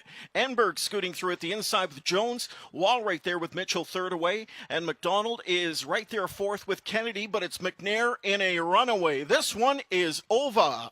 It's all McNair and Walker in the Charity Challenge as they dart under the line and they take the tape. And bragging rights to boot. Mark, what a performance. Just a blowout victory. Blowout win here for Doug McNair and Julie Walker. Check out that super slow-mo. Doug was pretty much high-stepping to the finish line. Brad pointing out to me, though, here, Brad Grant, that he might have been off stride, so we might have to go to the judges. I don't think he was lapped on, though. It wasn't even close. Doug McNair and Julie Walker, the winners of the Breeders' Crown Charity Challenge foot race. And Ryan out there is going to have some great footage of that. He had the GoPro right up on the bike. So let's catch up with our winners. I'm hearing a lot of boos coming from the other teams here. I'm not sure if you can explain that to us, Doug, because you didn't let on like you were going to just crush everybody. What'd you do? What'd you have for lunch? Well, I got Julie off the gate pretty good, you know. Like she left the 8th in about 11 seconds, so it was all her. She had a big lead at the halfway point, and I just kind of took it home from there. Just absolutely crushed your opponents there. Were there any side bets made before the race? No, there wasn't, but I would have made one with James. That was an easy win. Julia, I mentioned that you usually round the bases pretty well. Well, you just had a target, and you took off just like a rocket ship. Doug must have been hollering at you pretty good coming out of there. Yeah, I was scared. Well, congratulations, guys, on the victory. That's going to earn some money for the Milton District Hospital Foundation as part of the Charity Challenge. So congratulations to our winners, Doug McNair and Julie Walker, and Team Brad Grant in the Breeders' Crown Charity Challenge. Lots of more fun coming up here tonight from Woodbine Mohawk Park. Still many, many races to go. Stick around. Race number 3 is coming up next.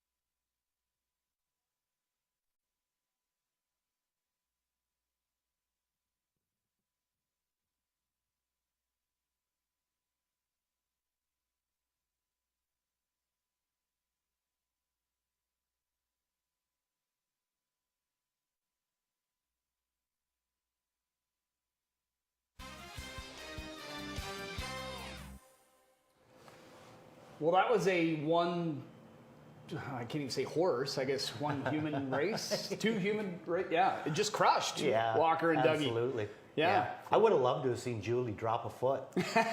Hey, rattle that off of Dougie's hocks for the change.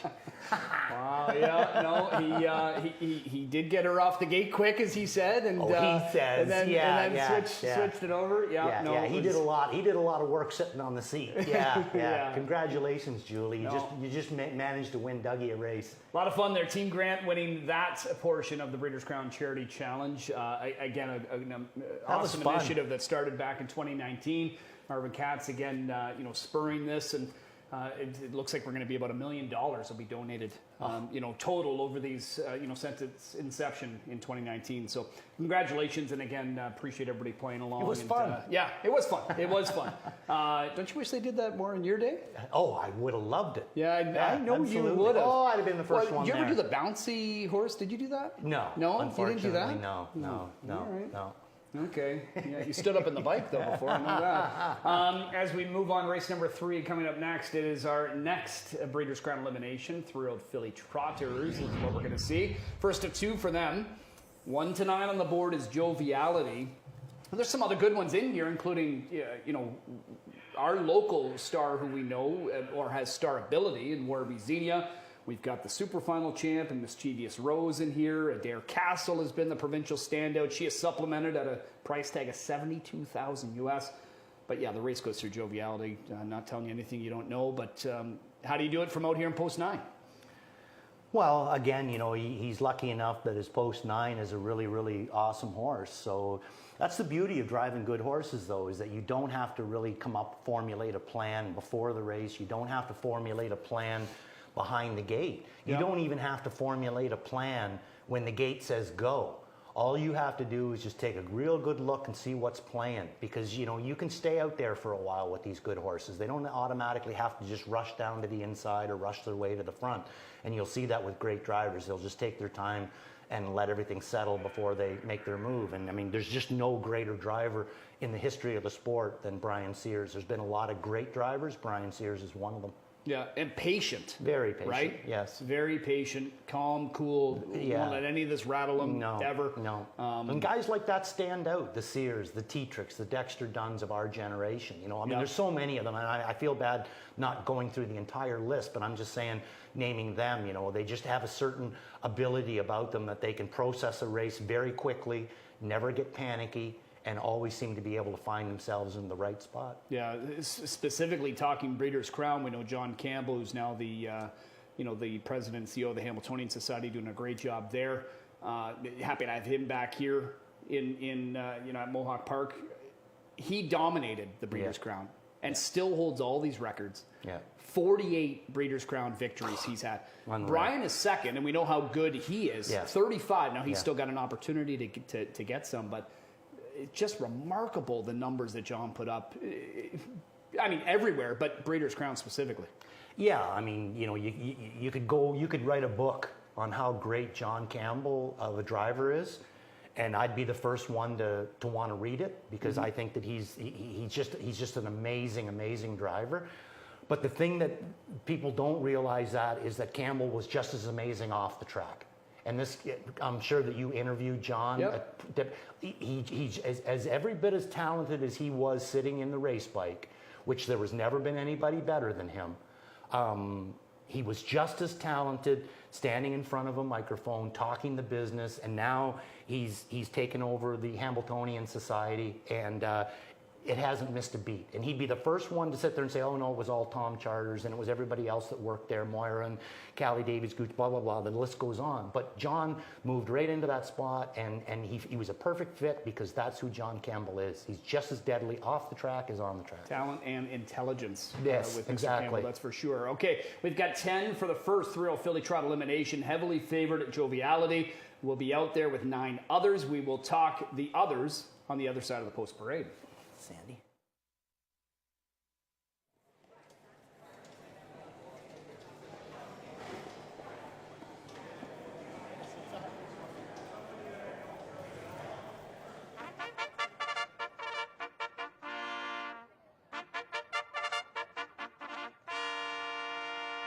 Trotters are on the track for race 3. Meet them. One is Warwi Xenia, Bob McClure with that Sean Stacey trainee for Mark Stacey, David McDonald, Dale Larson, and Diane Bertrand.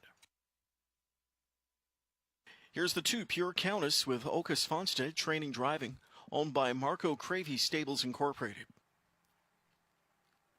This is 3, Delilah Hanover, Todd McCarthy for trainer Nifty Norman, owners David McDuffie, Mel Hartman, Paul Bordonia, and Mary Kinsey Arnold.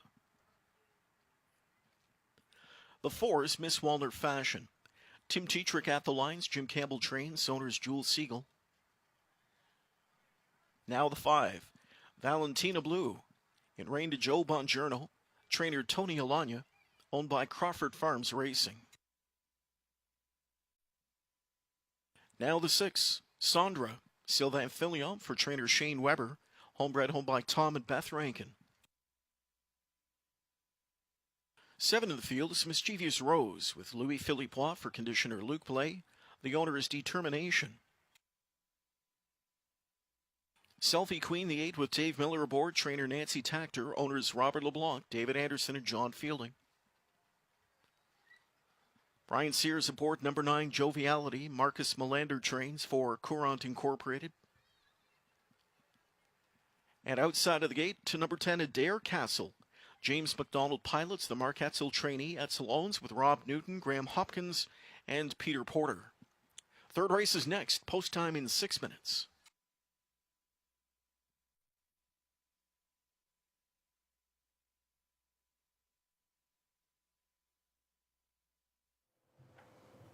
Race 3 coming up next here, 3-0 Philly Trot Elimination, number 1, 1-5, continuing heavy favoritism on Joviality. Now, when you look here, with the trotting hobbles on, she did race with them on in Lexington on October the 1st. Rallied pretty well to be 3rd. We know that that's her biggest asset, is the way that she can rally. What's the game plan tonight from the rail? Is it, we got to do enough obviously to get in, but we got to just stay flat?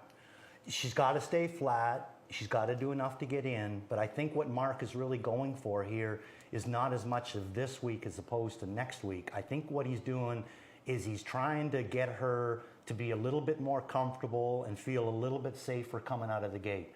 That's why she's not a bad gated filly. Like, technically, I don't think she really needs trotting hobbles. She showed us that with her abilities without them. Mm-hmm. But I think what happens with her sometimes is that she has a tendency to maybe dog trot when she's going slow, and then if she does that, it'll interfere.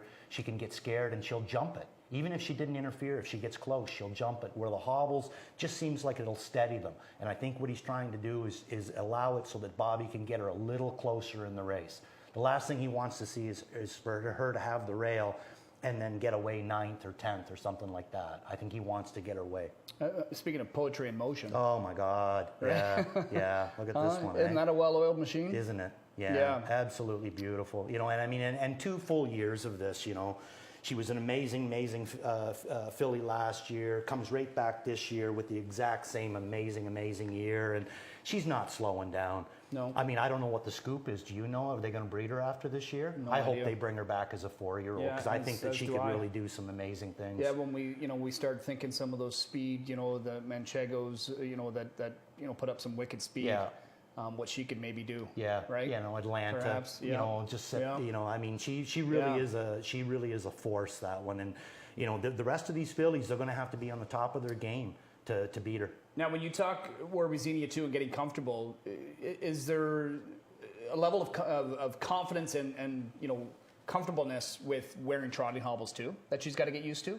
Well, or not so much? I think that she's kind of used to them. And I noticed too that they're pretty loose. Like, he's got them on her sloppy. I don't think he's really looking to improve her gait, because I think she's good gated. I think what he wants is for her to feel those around her leg, concentrate more on that than worrying about maybe coming close to herself. Yeah. I think that's what he's doing. I think he's kind of playing with her head a little bit. Yeah. I don't think it has anything to do with soundness issues or gait issues or anything like that. I think he's just trying to maybe fool with her the way that she's focusing on not wanting to touch herself and making these breaks for no reason. I think that's what his game plan is here. Well, and I know when speaking to Sean heading into the Elegant Image, again, that was straight to the final. And remember, we were talking about it. They wanted any draw. They were even okay with 10. They just didn't want 11. Yeah. They got 11. Yeah. Because he said, she doesn't love being crowded. No. And a lot of times that's where you're going to find yourself getting kind of crowded from that second tier, right? So you got to get her to a comfortable spot here as well. But nobody knows her better than McClure. No, right? and McClure knows this track really good. Yep. He knows Yeah. when to make the moves with her and that. That's a big advantage too. And Bobby proved, since he's come on to this circuit there, winning big races for Bobby is not a real stretch. He wins a lot of big races, and he doesn't necessarily always have to have the best horse. He can just have a contender and be able to do that. And I think that's what we're looking at here right now. As great as Where Xenia has been, showed us this brilliance. Right now, I think Joviality S is just a little bit ahead of them all. What about Adair Castle? We know she paid to get in here. It's a big test. She's drawn the 10, unfortunately. In talking to Mark Etzel last night, I interviewed him, and he had said that she's not showing any signs of slowing. She actually trained sharper than ever kind of coming into this race. So I think she's feeling pretty good. I'd be shocked if, do you not think James will push off the gate? I don't think he has a whole lot of choice but to push out of the gate. Whether he wants to, go right to the lead or not there, that might not be the best way you want to do it. But if you push out of there, get away 5th or 6th, get her back out into the flow. I mean, last week there, people are going to look at it and they're going to say, well, she kind of had everything her own way, which she did, and she got picked off by Mischievous Rose. But the thing was, though, it turned into a sprint. And sprints are dangerous, even if you got the best horse, because just about any horse can sprint with another horse for 1/8 of a mile. They can go especially with Mischievous Rose. That's her biggest thing. Well, that's her biggest thing, and she's shown, like in the 2 years that she's been racing on our circuit, that she's capable of doing that. This wasn't just out of the blue. This is a filly that had finished 2nd and 3rd to Adair Castle a couple of times, and now she got a perfect trip from Louis. It turned into a sprint, and she was able to outsprint her. Joviality and 9 others that are going to tackle her in the first of 2 3-year-old filly trot Breeders' Crown eliminations. Top 5 advance to their final. The elim winner will have the luxury of drawing somewhere on the gate between posts 1 and 5. Where Xenia, Adair Castle in here. A lot of big names, some local ones, but Joviality, the race definitely goes through this talented Melander trainee, Kenny.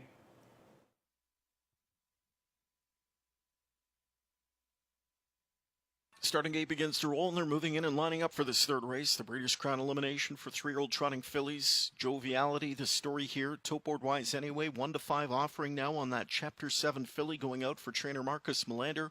What an outstanding season it's been for the filly. Ultra consistent, 10 wins from 13 starts. Never worse than 3rd this year. Only once in her career worse than 3rd, in fact. As consistent as a trotting filly could be.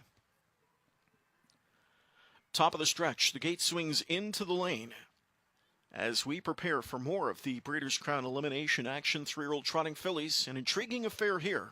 They're set for a start. Off and trotting. Good beginning in the center, leaving out his long shot Sandra.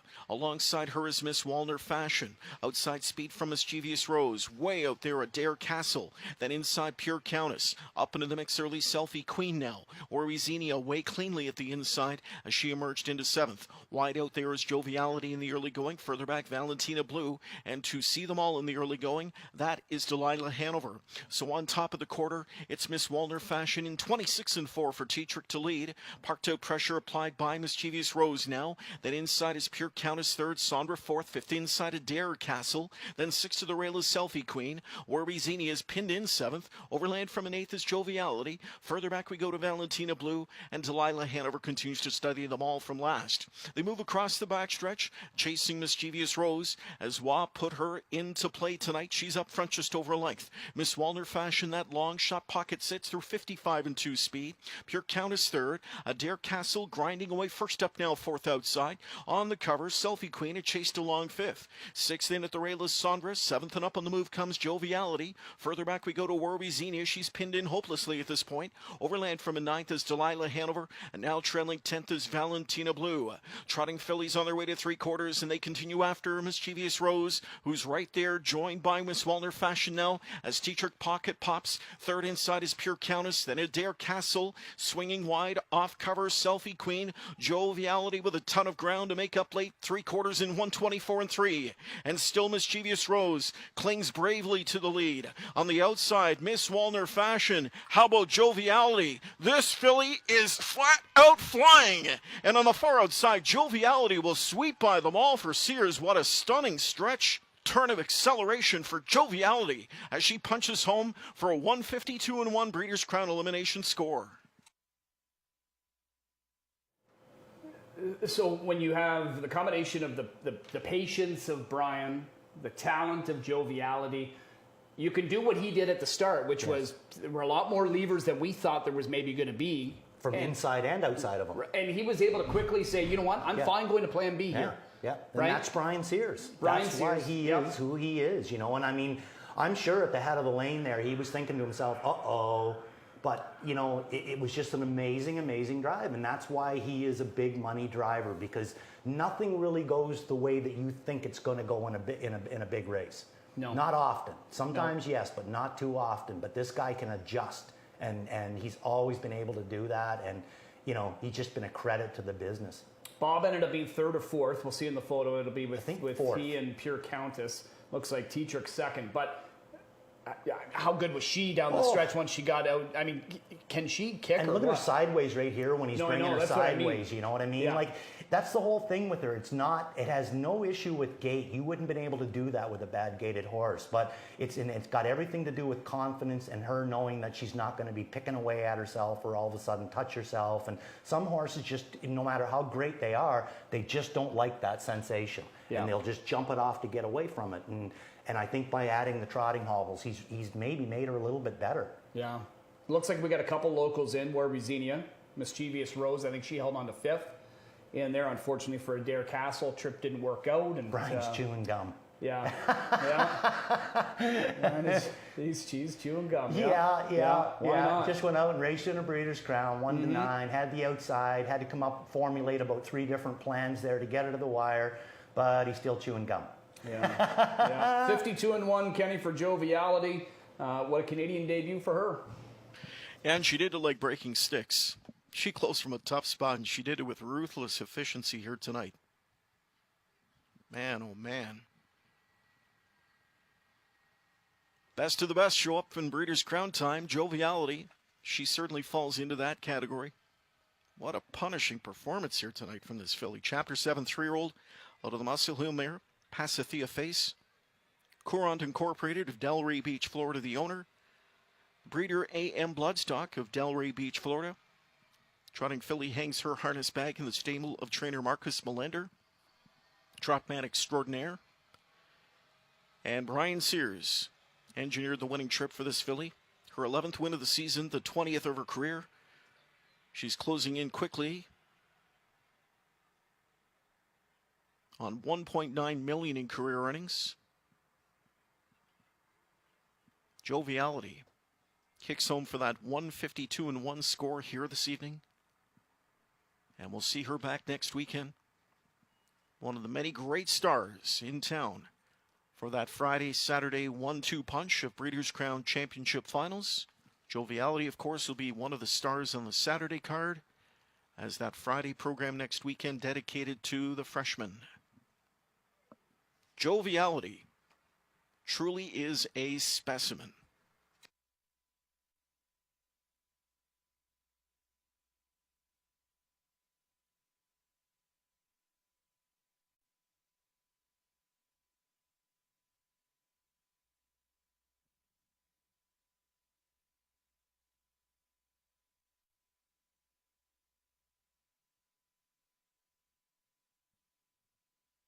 Joviality paid $2.60 to win, $2 exact to $15.50, $2 daily double $2.60, dollar trifecta $76.75, dollar superfecta paid $498.35, $1 pick 3 paid $2.25.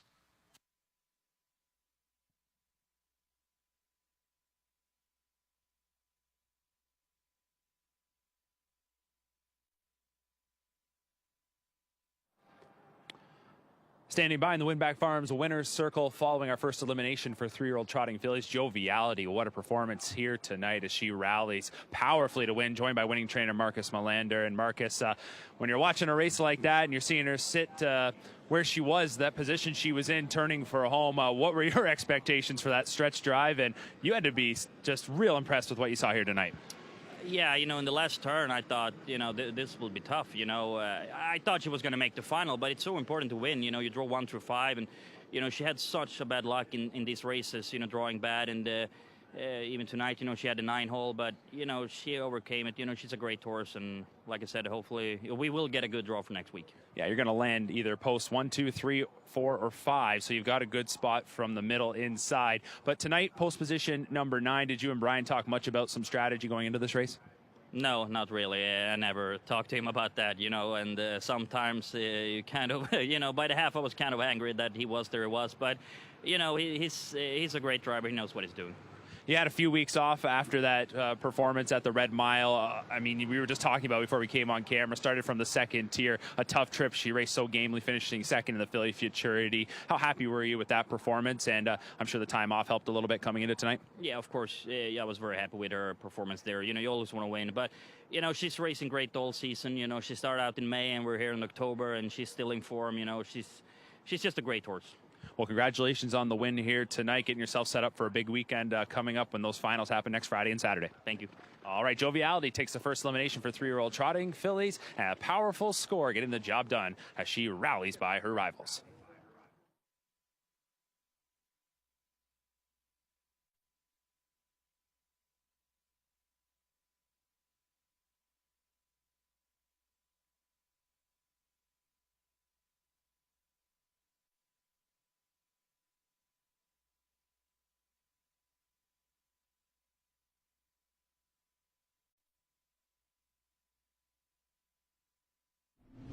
Trotting fillies, an intriguing affair here. They're set for a start. Off and trotting. Good beginning in the center, leaving out his long shot Sandra. Alongside her is Miss Walner Fashion. Outside speed from Mischievous Rose. Way out there Adair Castle. Then inside Pure Countess. Up into the mix early Selfie Queen now. Orizini away cleanly at the inside as she emerged into 7th. Wide out there is Joviality in the early going. Further back Valentina Blue. And to see them all in the early going, that is Delilah Hanover. So on top of the quarter, it's Miss Walner Fashion in 26 and 4 for Tetrick to lead. Parked out pressure applied by Mischievous Rose now. Then inside is Pure Countess 3rd, Sandra 4th, 5th inside Adair Castle. Then 6th to the rail is Selfie Queen. Orizini is pinned in 7th. Overland from an 8th is Joviality. Further back we go to Valentina Blue, and Delilah Hanover continues to study them all from last. They move across the backstretch, chasing Mischievous Rose as Wah put her into play tonight. She's up front just over a length. Miss Walner Fashion, that long shot pocket sits through 55 and 2 speed. Pure Countess 3rd. Adair Castle grinding away first up now, 4th outside. On the cover, Selfie Queen had chased along 5th. 6th in at the rail is Sandra. 7th and up on the move comes Joviality. Further back we go to Warby She's pinned in hopelessly at this point. Overland from a 9th is Delilah Hanover. And now trailing 10th is Valentina Blue. Trotting fillies on their way to 3/4, and they continue after Mischievous Rose, who's right there, joined by Miss Walner Fashion now as Tetrick Pocket pops. 3rd inside is Pure Countess. Then Adair Castle swinging wide off cover. Selfie Queen. Joviality with a ton of ground to make up late 3/4 in 124 and 3. And still Mischievous Rose clings bravely to the lead. On the outside, Miss Walner Fashion. How about Joviality? This filly is flat out flying. And on the far outside, Joviality will sweep by them all for Sears. What a stunning stretch. Turn of acceleration for Joviality as she punches home for a 152 and 1 Breeders' Crown elimination score.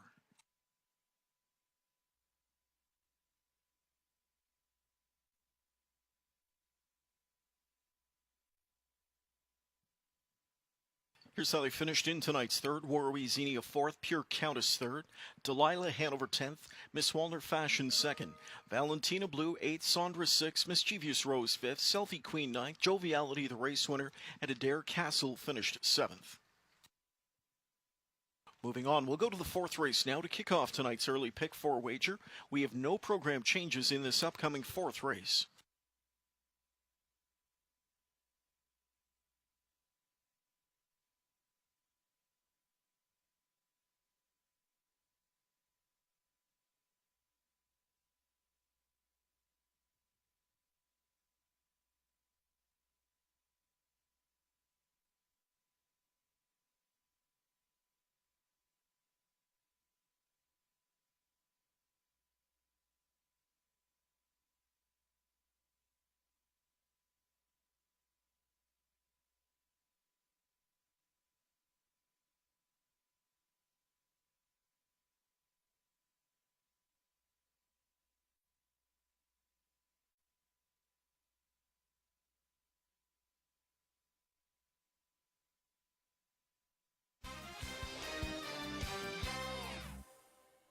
Back in studio with Chad and Randy. Breeders' Crown eliminations continue next as we get into our second mare pace. We saw Test of Faith and others get into the final for next week. 5 others will stamp their ticket in another shorter field of 7. Again, elimination winners will get to draw between post positions 1 and 5.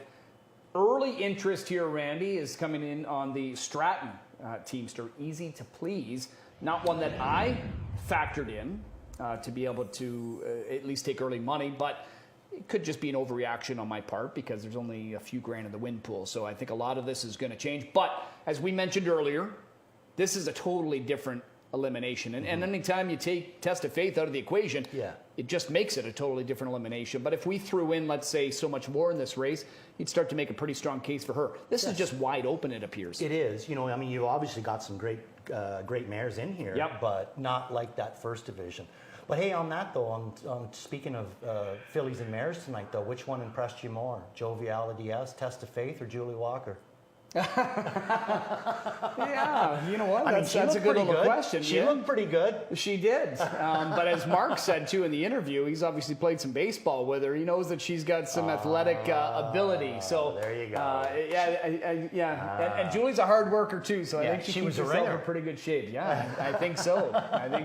Too bad there wasn't betting on that race. Yeah, really. Right? Yeah. He could have maybe got in on that a little bit.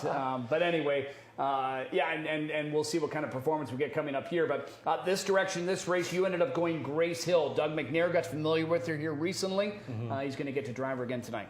Yeah, I mean, like Grace Hill is Grace Hill. Like, I mean, she was a phenomenal filly last year, and obviously a great mare this year, but hasn't really been able to show that consistency of, like, when we were listening to Dave Miller's interview and he was talking about Test of Faith, and he basically said that to him that was one of the biggest attributes of her being so great was that she was consistent, and we're not seeing that quite that much this year with Grace Hill.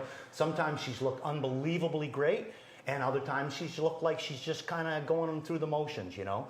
So I mean, it'll be interesting to see what we get in here. She doesn't face the toughest field, you know, the deepest field, but there's still, like, you know, Gia Surreal, Racine Bell, the Barn Dogs Watching. All these horses, you know, are very, very good mares. Yeah. So she's got to be on her game, you know, to survive this week and then to be a big player next week. When she won her Milton Limb here, it surprised some, even though she got bet down as the favorite. But it was because of the way that she did it. The fractions early certainly didn't set up for anybody coming from off of the pace.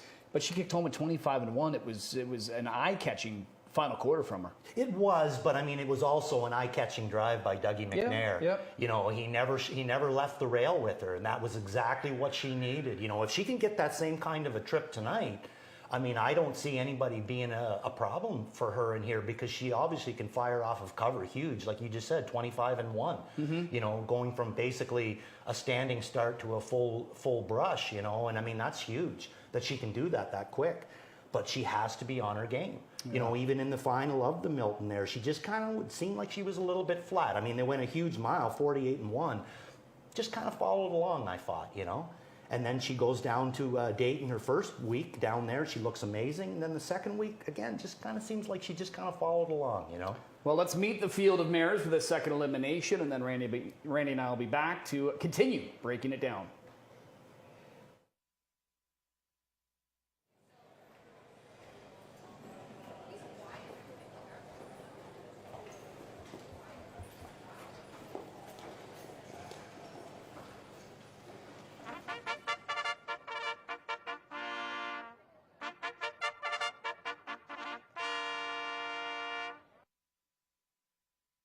We're 7 minutes away from tonight's fourth race. Race 4 starts the early pick 4 wager, introducing the one Gia Surreal with Bob McClure aboard, that Don Lindsay trainee, owners Jim Graham, Edward Perron, and Lee Winters.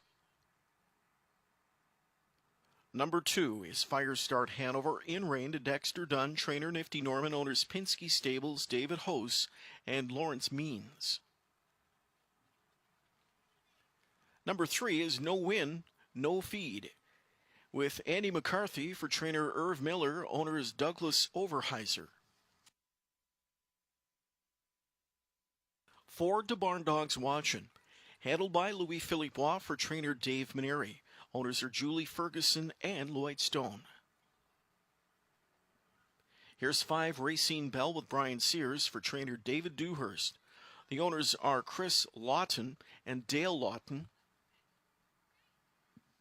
The 6 Easy to Please Jordan Stratton for trainer Corey Stratton, owned by Our Three Sons Stable and the Stratton Stable. And outside we go to 7 Grace Hill. The services of Doug McNair, trainer Virgil Morgan Jr., the owner Tom Hill. 4th race means early pick 4 wager, post time in 6 minutes.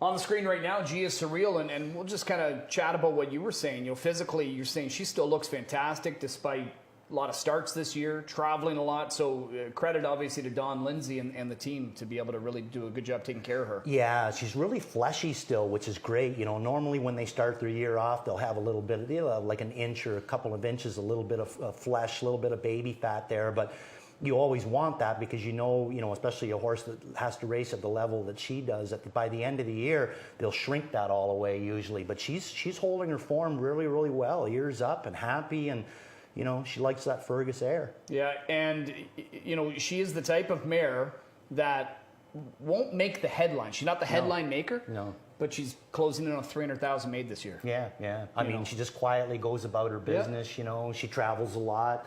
You know, races, good checks. Yeah, and at times, you know, like, I mean, she's really looked like she could take one of these great mares down.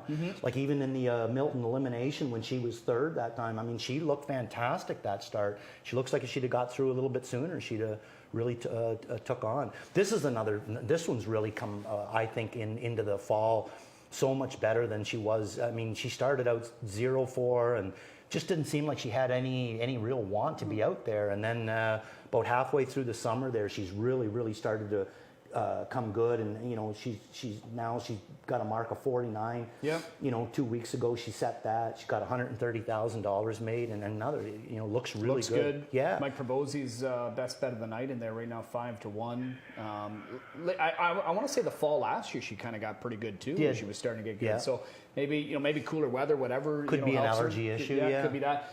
There's the mare I'm going to try here tonight, and she is the current favorite. Brian Sears looking to come right back. He drove her, and he won with her the only other time he drove her, and that was back in April. And it was at Yonkers. I think it was at the top level. But Racine Belle, what I like about her is that she's proven she can hang with these top mares because she beat Test of Faith earlier in the season, the Perfect Sting, and that was when she earned her 47-2 mark, part of the 7-win campaign. But she was off from end of August, didn't return until October 3rd. She was scratched, you know, vet there, so obviously there was some sickness, some issues that sidelined her. Came back, she got a win at Saratoga against obviously much easier, then has since qualified to kind of stay in shape. I just feel like this is one that's got to be feeling fresh right now. I would say, yeah, I completely agree. You know, I mean, I wish you know, on the bottom of her line back in August there, she had some kind of quick lines on her. She hasn't really seen any quick miles since then, so she might actually need this one if they end up, you know, going a fast mile, you know, a 50 mile or something. She might actually need this race to get right into it, you know. I mean, she's qualified twice at Vernon Downs, once in 54, once in 56, and Vernon Downs is a phenomenally fast track. Yeah. So, you know, like those are very 7-8, same as here, miles. But faster than here, would you say? I wouldn't say. I wouldn't say. Yeah, I would say on par. Okay. Yeah. You know, maybe not quite Meadowlands quickness or whatever, but you know, very close to it. They can go real fast there. They don't quite have the stretch we have, right, for length. I don't think. Oh, I think it's a fairly long stretch. Yeah. I mean, I'm not sure. It was years ago that I was there with Sandpail, but I found it was more that. The turns are a little tighter than on other 7/8s. Yep. That was my opinion of it anyway. But I just wish she would have had a couple of quicker miles in those qualifiers. Woodbine was a tighter turn 7/8, right? Much tighter than this track. Much tighter. Yeah. No win, no feeder we're seeing here. Andrew McCarthy for Irv Miller. Happy to see him back here. This one is, you know, she's done some real nice things in Hoosier. And, you know, they obviously produce some very good ones. There's some top level company there. But she had struggled when she tackled the real top ones at the Grand Circuit level. And then her latest in the All-Orange, she was second to Test of Faith at big odds. Is this maybe a sign of things to come for her? Yeah, I mean, it could be. I mean, you know, she's 7 years old. So I mean, I don't know if she's got quite those young legs that, say, a Test of Faith has. She obviously raced fantastic down at the Allridge, but she got a really good trip about it too, and there was no crazy fractions. 23-3 over 23-2, I guess, over the Red Mile. That's not a bullet speed. That's like 125 here. So she more or less got everything her own ways, and it was just she hung close to Test of Faith. She raced really good, but I just wish she'd had maybe a little more action in against them. Look at that board. I mean, we had 1-9, I think, was Test of Faith, if not 1-5, something like that. This is completely different. Completely different. I mean, outside of Firestart Hanover, look who's the favorite. Right now. Yep. Hey? The Barn Dog's watching. Some late money coming in 2 months on ago, her. she wouldn't have had a win on her card. Yeah. The biggest and by far the longest shot on the board is coincidentally enough, happens to be the only Breeders' Crown champion. Firestart Hanover was a winner back in 2020. She was third last year. Right. She's had success. Yeah. It's Dexter Dunn and Nifty Norman, and you're getting 17-1, but that is the case. But they start lining up. It's our second open mare pace Breeders' Crown elimination. Another 5 are going to stamp their ticket to join the 5 we saw back in race number 2. And Kenny, when you look at this odds board, again, much different than the Test of Faith race, and we expected it, but it kind of looks like a pick'em. Yeah, it really does. Much different than that $2.25 pick 3 return we just went through in the first 3 races. It's one of those things you get with these Breeders' Crown Elims sometimes, but not the case here. Wow, great parity on the board. 2-1 on the 7 Grace Hill. Second choice is at 7-2 respectively. The 4 to Barn Dogs Watching and the 5 Racine Bell. Let's go. They're often pacing in a good beginning at the inside. Gia Surreal flashing some early speed there from McClure. The only other real speed getting out of there was Easy to Please, though now Racine Bell jumps into the pace situation early, taken back into 4th Firestart Hanover. Off the speed is No Win, No Feed from in 5th. 6th inside dives to Barn Dogs Watching, and the early trailer is Grace Hill from back in 7th. Quarter pole bound. Up to grab the lead, Stratton takes charge with Easy to Please. Outside pressure from Racine Bell. Gia Surreal is right there with a ringside seat to the battle. 3rd quarter time 27-2. 4th inside to Firestart Hanover. Then it's back to No Win, No Feed from 5th. 6th inside to Barn Dogs Watching, and still the trailer Grace Hill. So they're at 3/8, and the pace is sensible thus far as Racine Bell leads it for Sears. Right there 2nd Easy to Please, Gia Surreal, Firestart Hanover. Then it's back to No Win, No Feed, and she'll edge first up. Further back we go at the inside to find to Barn Dogs Watching. Now catching cover is No Win, No Feed, as out in front of her is Gia Surreal. A dawdling first half pace, 56-4, not much speed up front. Racine Bell takes them into the far turn. Gia Surreal is scrambling first over now. Back into 3rd is Easy to Please. No Win, No Feed is 4th outside. 5th dropped in. Firestart Hanover. The Barn Dogs Watching into the flow. She spots it up 3rd over 6th. Only 3.5 off the lead, though, and the trailer is Grace Hill. She'll have to get airborne late. 3/4 of a mile, and it's Racine Bell. Gia Surreal on the outside did her best first over. Pocket sitting 3rd is Easy to Please. 3/4 in 1:24-2. Put to a drive is Racine Bell. Trying to come through an opening at the rail is Easy to Please, but is it a big enough opening? Here on the outside, kicks off cover, No Win, No Feed. Grace Hill, she's trapped. She finds late racetrack now for McNair, and she can scoot through in deep stretch. Here comes Grace Hill on the far outside, coming on. No Win, No Feed in the center. Grace Hill on the far outside, and No Win, No Feed together in 1:51-2. Randy, I know you're confident with these calls on the outside, these tight photos. I was wrong before, though, the other I know. time, though. But I'm going to say, I think Dougie got there.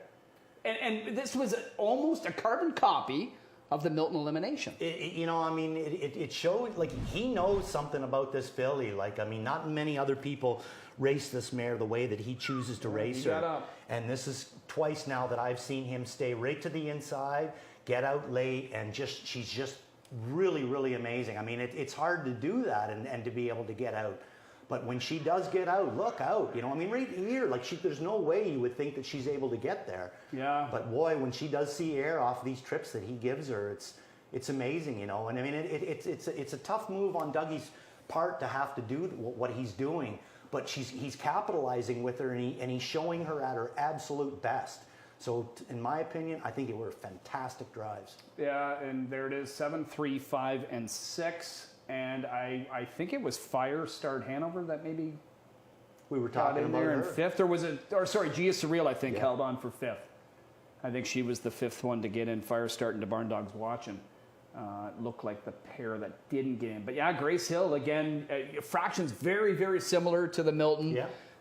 You know, working out just a little bit slower overall, but, you know, she did what she had to do. And yeah, Dougie does a nice job with her. He Gets her in does the a right spot. fantastic job with her. Like I said, he's the only person that I see that consistently races her that way. And you have to agree with me on this. It seems to be that that's her best start. Yep. That's her best trip. That's the trip she's looking for. Yeah. Yeah. She'll have to get spotted in the final. She'll get a good draw. At least she's going to get a good shot at a draw now anyway. Yeah, she will. That's for sure. I believe I heard Tom Hill was making his way here from across the pond, and if he's here already, then he'll be out in the winner's circle, Kenny, with his mare, Grace Hill. All right, great to see. Big supporters in the game. Grace Hill scores here tonight. An impressive effort for that Always Be Mickey 4-year-old mare out of the Western Terror Dam Western Silk. She was bred by White Birch Farm of Allentown, New Jersey. Again, Tom Hill of Hamilton, the Steel City, the owner. Trainer Virgil Morgan Jr. And Doug McNair mapped out the winning trip tonight, showing a lot of confidence in Grace Hill and her skills. 6th win of the year from 19 appearances now for the 17-time winner Grace Hill, with a 151-2 powerhouse score here tonight as she threads the needle late and storms home for that score in the kickoff leg 2 tonight's early pick 4 wager.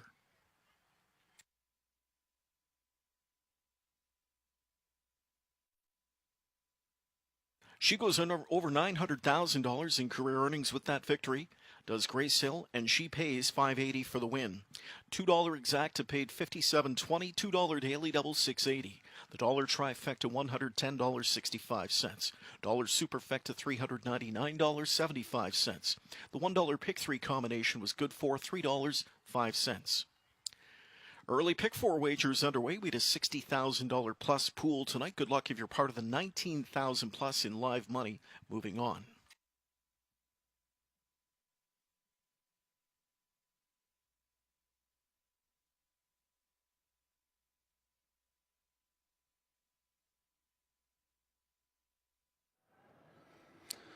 Grace Hill gets the job done in a thrilling finish in our second elimination for the mare pace, joined by winning driver Doug McNair.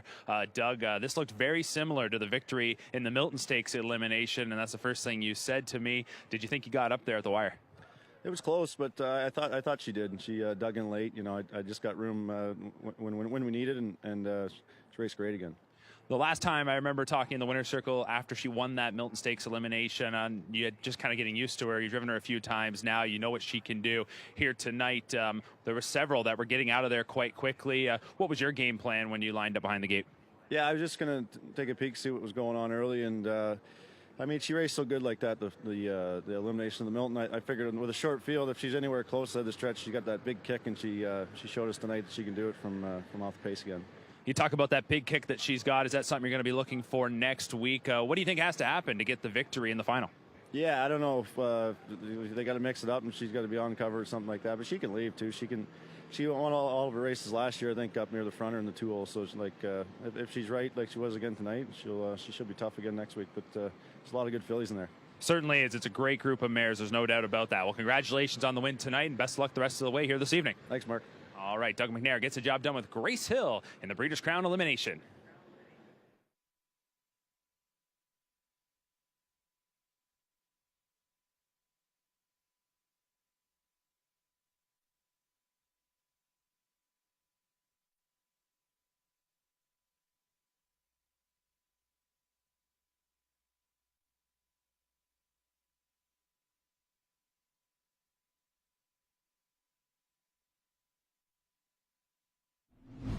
Respectively, the 4 Barn Dogs watching and the 5 Racine Bell. Let's go. They're often pacing in a good beginning at the inside. Gia Surreal flashing some early speed there from McClure. The only other real speed getting out of there was Easy to Please, though now Racine Bell jumps into the pace situation early, taken back into 4th Fire Start Hanover. Off the speed is No Win, No Feed from in 5th. 6th inside dives to Barn Dogs watching, and the early trailer is Grace Hill from back in 7th. Quarter pole bound. Up to grab the lead, Stratton takes charge with Easy to Please. Outside pressure from Racine Bell. Gia Surreal is right there with a ringside inside seat to the battle. Third quarter time 27-2. Fourth inside to Fire Start Hanover. Then it's back to No Win, No Feed from fifth. Sixth inside to Barn Dogs Watchin', and still the trailer Grace Hill. So they're at 3/8, and the pace is sensible thus far as Racine Bell leads it for Sears. Right there second, Easy to Please, Gia Surreal, Fire Start Hanover. Then it's back to No Win, No Feed, and she'll edge first up. Further back we go at the inside to find to Barn Dogs Watchin'. Now catching cover is No Win, No Feed, as out in front of her is Gia Surreal, a dawdling first half pace, 56-4, not much speed up front. Racine Bell takes them into the far turn. Gia Surreal is scrambling first over now. Back into third is Easy to Please, No Win, No Feed is fourth outside. Fifth dropped in, Fire Start Hanover. To Barn Dogs Watchin' into the flow. She spots it up third over sixth. Only 3.5 off the lead, though, and the trailer is Grace Hill. She'll have to get airborne late. 3/4 of a mile, and it's Racine Bell. Gia Surreal on the outside did her best first over. Pocket sitting third is Easy to Please. 3/4 in 1:24-2. Put to a drive is Racine Bell. Trying to come through an opening at the rail is Easy to Please, but is it a big enough opening? Here on the outside, kicks off cover, No Win, No Feed. Grace Hill, she's trapped. She finds late racetrack now from McNair, and she can scoot through in deep stretch. Here comes Grace Hill on the far outside, coming on. No Win, No Feed in the center. Grace Hill on the far outside, and No Win, No Feed together in 1:51-2.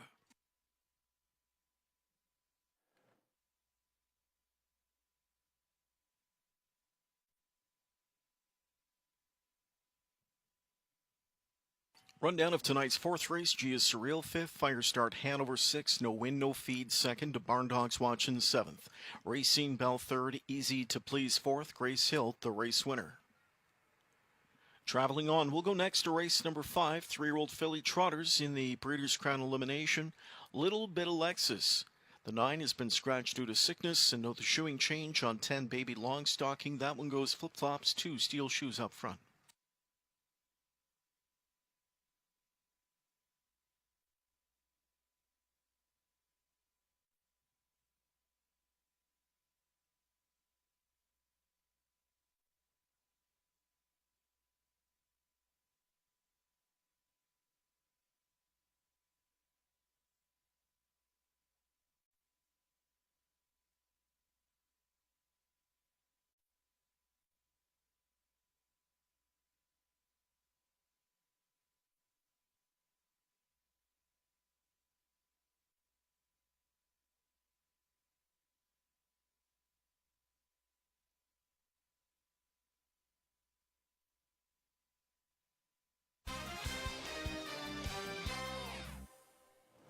All right, we're going to start setting up the second 3-year-old filly trot elimination for the Breeders' Crown. Down to a field of 9 with a scratch, a little bit Alexis, who ends up coming up sick, unfortunately. Baby Longstocking will drop down a spot on the gate. Right now, board says the race goes through Jiggy Jog, who did defeat Joviality. That's a big feather in the cap, that's for sure. And that one came back to win from a pretty tough spot in her elimination. So I certainly see why Jiggy Jog's getting that kind of attention in here. And, you know, if she does what many of us expect her to do, then it's just going to set up for a nice final next week. When you think these fillies in there, you toss in a War Xenia now suddenly, and, you know, maybe Fashion Schooner. I expect her to do nice things to get in there. It's going to be a good final. Well, especially, too, if either Fashion Schooner or, say, Jiggy Jog win and are able to, you know, stay close to Joviality. Right, they're going to get a good draw. That's what we want to see, you know. I mean, in my opinion, Dexter has an easier go at it in here with the 5-hole as opposed to Brian out of the 9-hole. You know, Dexter's got a lot, you know, I think that he's got a better spot to work, you know, to get her into the race without the way that Brian had to do it with his. There was just so much traffic out there, and from the outside, I don't think Dexter's going to see the same thing, but, you know, who knows? You never know. That's the beauty of stake races. You're not 100% sure, but I think Dexter's going to get out there and get to the front a lot cleaner than what the trip that Joviality had. Yeah, I mean, I see Jiggy Jog being, you know, involved early, if not controlling it. Fashion Schooner, you know, she'll push on through. You would have to think that just how she seems to race, and she's done pretty darn well with it. Venerable to me.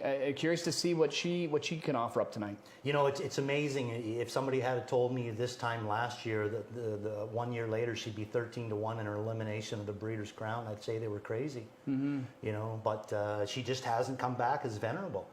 You know, she left a lot. You know, she made almost 1.2 million last year, and this year she's just come back and she's kind of struggling to get to that 100,000. You know, but she comes out of a phenomenal barn and she's got a great driver. So, you know, anything can happen if we just got to get her back to that form that she showed us last year. You know, we haven't had that upset yet, but still early on this 13-race program. We'll meet the field for these thrilled filly trotters in their Breeders' Crown elimination in just a moment, and Randy and I will continue breaking down the 9 starters.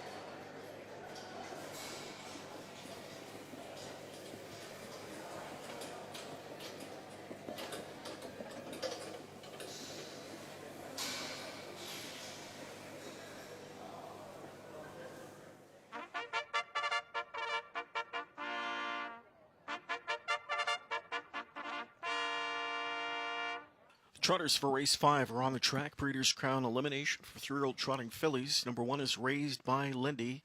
That is Yannick Gingras, donning the colors of the owner Lindy Farms of Connecticut tonight. Trained by Domenico Cecere. The 1 is Raised by Lindy. Tim Tetrick paired up with 2 Fashion Schooner from the Jim Campbell stable for Fashion Farms, the owner breeder. Here's number 3, Mon Cheval, Jimmy Tactor for trainer Nancy Tactor, owned by Solveig's Racing Partners. Next is 4, Bear My Soul, Scott Ziron with the Linda Toscano trainee owners Richard Gutnick, Tommy Pontone, Joseph Lazito Jr., and Enviro Stables Limited. 5 is Jiggy Jog with Dexter Dunn for trainer Oka Svanstedt, owned by Jorgen Spardal Incorporated. Peyton Hanover 6 with Brian Sears up for trainer Marcus Melander, owners Jeffrey Snyder, along with 4 Friends Racing Stable. 7 in the group is Venerable. Dave Miller driving for trainer Nifty Norman, owners David McDuffie, Mel Hartman, Paul Bordogna, and Stephen Arnold. This is the 8 Manon with Andrew McCarthy for trainer Mike Keeling, the owners Harbor Racing Stable. 9 is Scratched. And outside to number 10, Baby Longstocking, with Doug McNair for trainer Greg McNair. The owner breeder is Willow Oak Ranch. 5th race wraps up the early pick 5, post time in 5 minutes.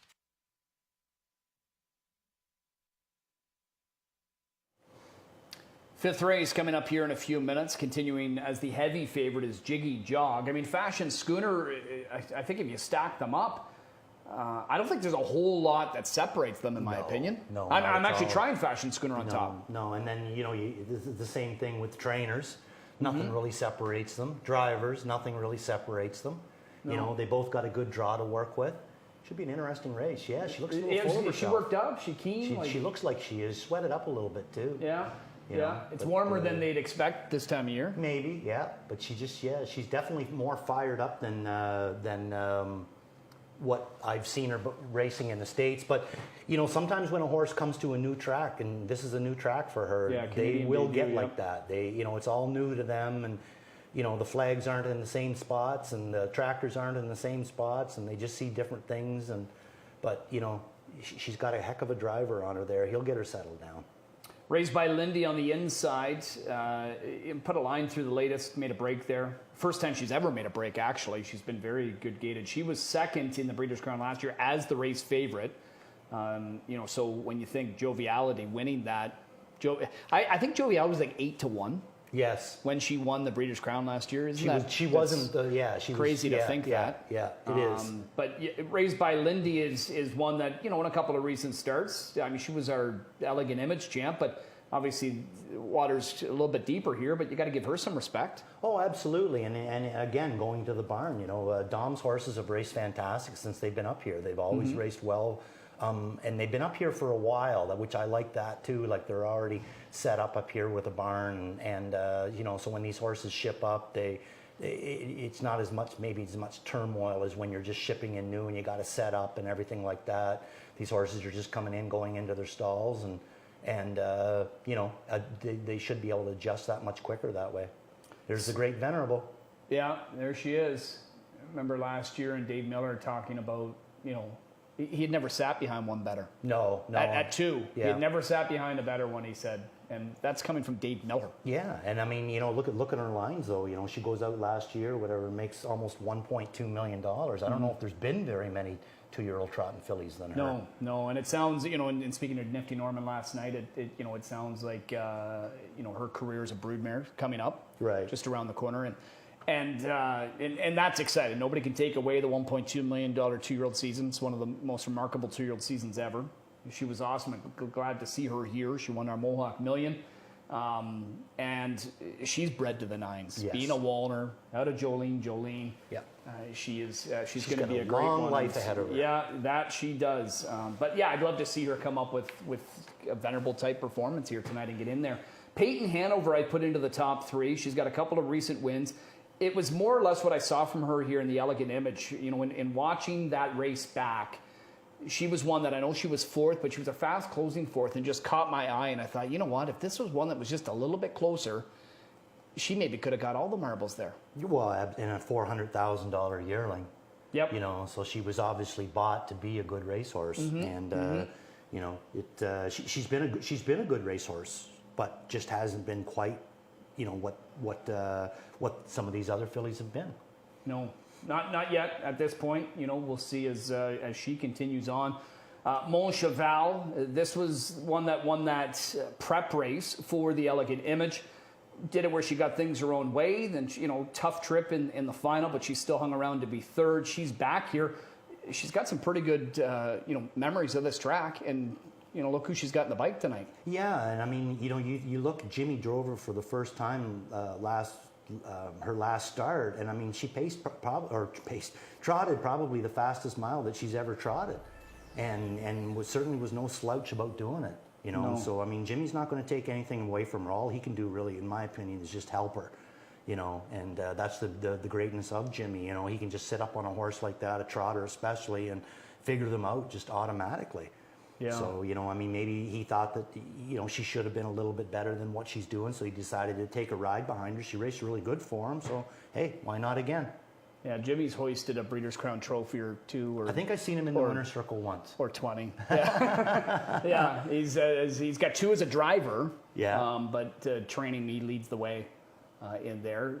His daughter's already wrapped up a bunch. Nancy's got 7 to her credit already. So it's amazing. She's already trained some great horses, as we know. But 4 to 5 continuing here on Jiggy Jog. A little bit more money coming in on Fashion Schooner. When you talk our gate, Randy, Jiggy Jog's obviously, to me, from a speed perspective, she's in a more advantageous spot to leave out of there. Oh, absolutely. She's in a really, really good spot. 5 and 6, you know, I mean, they're really nice spots to be in. You're right on the gate. You get there's no backing into you. There's no speeding away from you. You just get like a nice steady go out of there.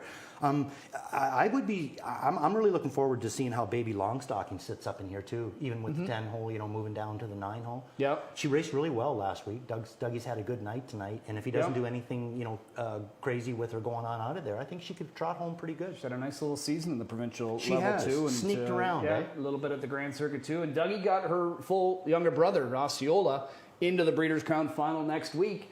Looking to get another one from this family is Baby Longstocking for Team McNair. But 9 of them line up. Jiggy Jog looking to get a win. It would be her 3rd in a row if she sees it through, and she would join the other elim winner that we saw just a couple races back. Joviality, the one she beat last time, Ken. Yeah, and she's come back here strong late in the fall, as you would hope anyway. She had just that minor hiccup there in the Delmonica at Pocono Downs, but since then back on her game. Not the case for 3 Mon Cheval. She's way back after a tough start. They're off and trotting in this Breeders' Crown elimination, and Baby Long Stocking, can she march off the car? There she goes, right to the top there, and did it in an effortless manner from McNair. He's already being pocket popped on, though, as Fashion Schooner sets sail and sweeps up to take the top. Third away came Raised by Lindy. Dunn deposits his charge. Jiggy Jog in at the rail to be along fourth with them. Then it's back to Bear My Soul, fifth, sixth inside now. Trots Peyton Hanover. Further back we go to find Venerable. Then it's Manal, and towards the inside, Mon Cheval. Quarter in 28 seconds. Into the backstretch here. Fashion Schooner and Teacher Cup front by 2. Baby Long Stocking, who showed that explosive kick off the car, is back into the pocket spot. Then Raised by Lindy. Jiggy Jog is a patient fourth inside. Fifth one back continues Bear My Soul. Then it's back to Peyton Hanover, Venerable. Further back we go to find Manal, and Mon Cheval has caught the field, but trails in ninth as they come to the midway point.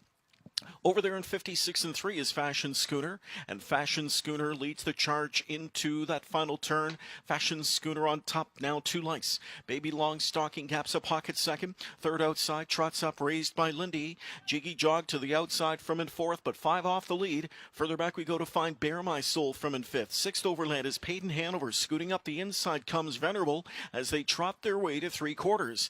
And they're going to have to do some trotting if they want to get to Fashion Schooner tonight, as she is stolen away to a 4-length lead at 3/4 in 1:23 and 4. As Teatrick let her rattle 27 and 1 in that third quarter, it is Fashion Schooner. She may have needed 6 lengths coming off the turn, because here comes Jiggy Jog, and it's Jiggy Jog on the far outside, setting sail late for Dunn, and she'll come right by that winded Fashion Schooner late. Jiggy Jog lives up to the 1-5 billing as she wins under wraps by 2. Second best was Fashion Schooner, a good second. Raised by Lindy was third, and a late driving Bear My Soul fourth in 1:51 and 2. 1:51 and 2 for Jiggy Jog, and body language of Dex didn't seem concerned. Teacher tried to get Fashion Schooner obviously up there. Not sure what the guys are looking at. Me neither. Yeah. They're all looking to the inside there. Producer Luke, we don't have an issue out there with...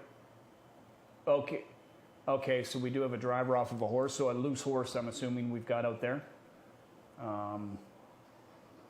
Okay, all right. We're hearing everything's okay. But it ends up being a 5-2-1-4-7 unofficially. Those are the 5. Venerable getting in, but first let's talk about Jiggy Jog. And again, Teacher, smart early on what he did. Tried to get there, but it just couldn't beat this one. She was the best. Timmy, he drove a perfect race. Like, everything that he did was the absolute perfect, thing.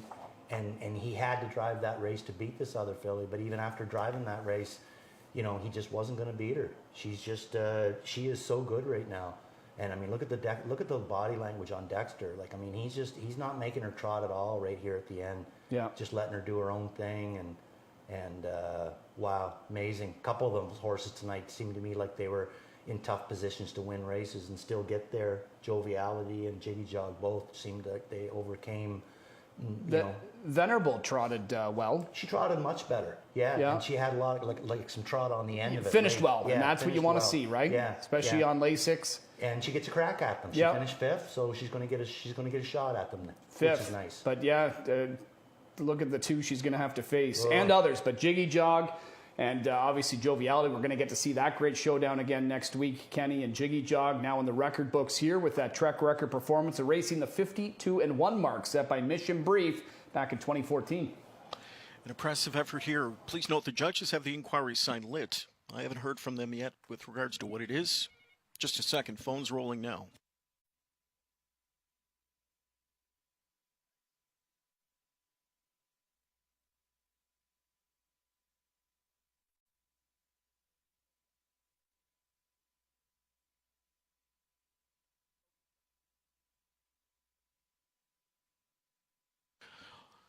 So again, the judge's inquiry dealing with a start between numbers 3 and 4. Whether or not number 4, Bear My Soul, interfered with number 3, Mon Cheval, is the issue. That's what the judges relayed to me, so stay tuned for an update on that. In the meantime, our winner returned. It's the 5, Jiggy Jog, a 3-year-old daughter of Walner out of the Cantab Hall mare, Hot Mess Hanover.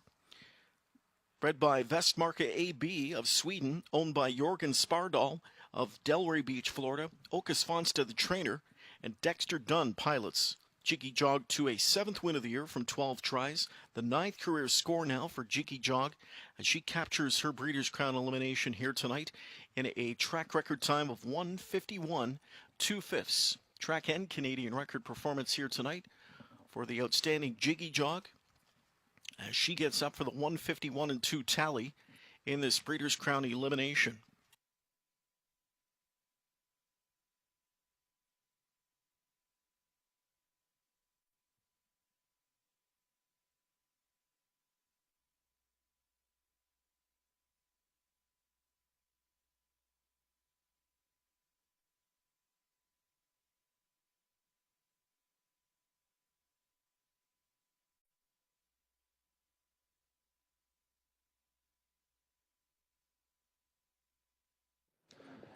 Jiggy Jog establishes a new Woodbine Mohawk Park track record.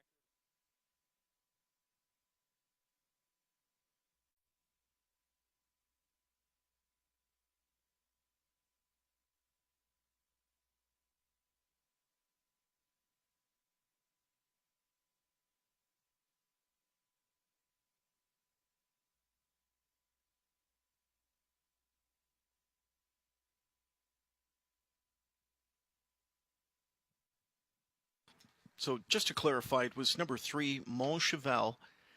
The strict horse the judges were reviewing there, they indicated that the horse was inside the fair start pole.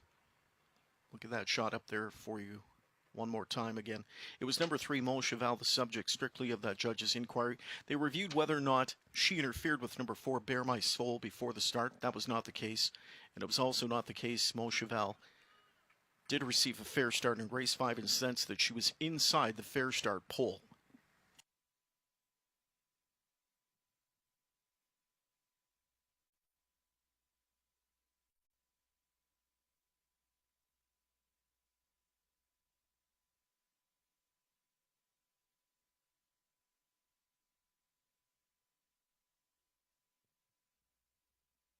Five Jiggy Jog wins, pays $2.50, $2 exact to $4.60, $2 daily double $7.30.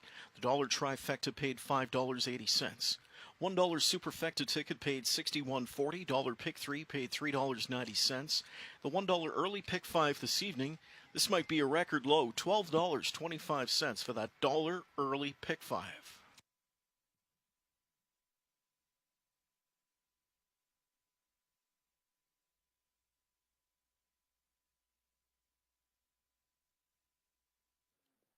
Jiggy Jog establishes a new Woodbine Mohawk Park track record, 1:51 2. Winning driver Dexter Dunn is joining me. And Dexter, did she ever make that one look really good? Take us through your vantage point as she sets a new track record. Yeah, Stu, we got away in a good spot, following, Yannick's horse, and Timmy so moved to the front, and, she's a pretty, free runner on the front, Timmy's one, so but we weren't too far off them, and, coming to 3/4, we had a good helmet to follow, but Timmy did get away on us, but she's so sharp right now. Her run in the, for filly futurity was massive, and, as soon as I tipped her off cover there, she accelerated quick and sort of knew, caught away in the straight, she was going to be okay there. Does she have a preference when it comes to the kind of trip that you want to get her? I mean, there's some real nice 3-year-old trotting fillies in this group, and next week's final should be a great race. If you could draw it up, what would you like to see for yourself? Winning, yeah, obviously. But no, it's a great bunch. Obviously, Joviality is just an amazing filly, and her run tonight was awesome. So, it'll be a good race for sure. My filly, she won on the front in at Lexington there. She's come from behind tonight, so she's very versatile now this time of the season. She knows what she's doing, and see how it goes. Like I mentioned, it's a track record, 1:51 2. If you had to, how much more would you have gone, could you think? Yeah, like she was sort of getting, doing it pretty easy from halfway down the stretch there, and, it always depends on tempo, but she's definitely had a lot more left there tonight, so, exciting going into next week. Well, congratulations, Dex, on the win. Best of luck next week with her. Thanks, Drew. All right, that's Jiggy Jog, track record performance, 1:51 2.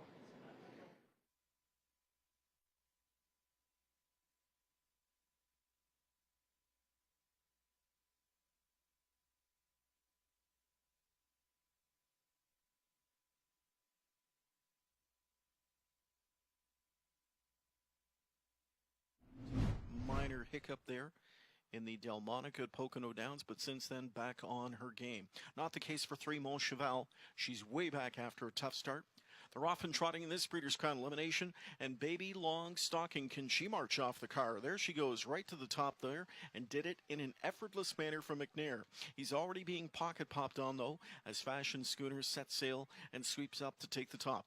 Third away came Raised by Lindy.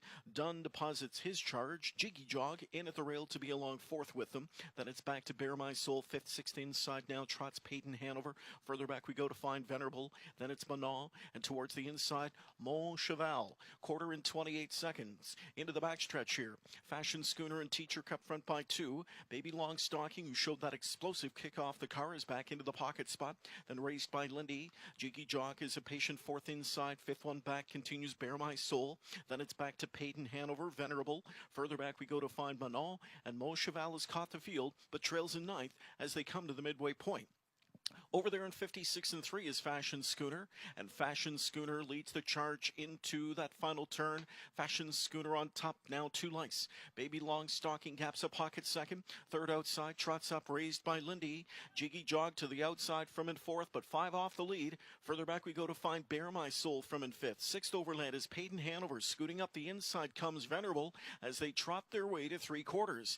And they're going to have to do some trotting if they want to get to Fashion Schooner tonight, as she is stolen away to a 4-length lead at 3/4 in 1:23 and 4. As Teatrick let her rattle 27 and 1 in that third quarter, it is Fashion Schooner. She may have needed 6 lengths coming off the turn, because here comes Jiggy Jog, and it's Jiggy Jog on the far outside, setting sail late for Dunn, and she'll come right by that winded Fashion Schooner late.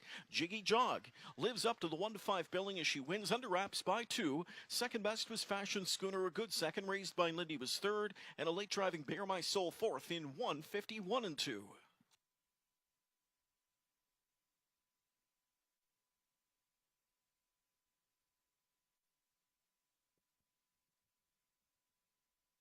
Here's how they finished in that fifth race. Raised by Lindy third, Fashion Schooner second, Mon Cheval eighth, Bear My Soul fourth. Jiggy Jog the race winner, Peyton Hanover seventh, Venerable finished fifth, Manon pulled up, did not finish.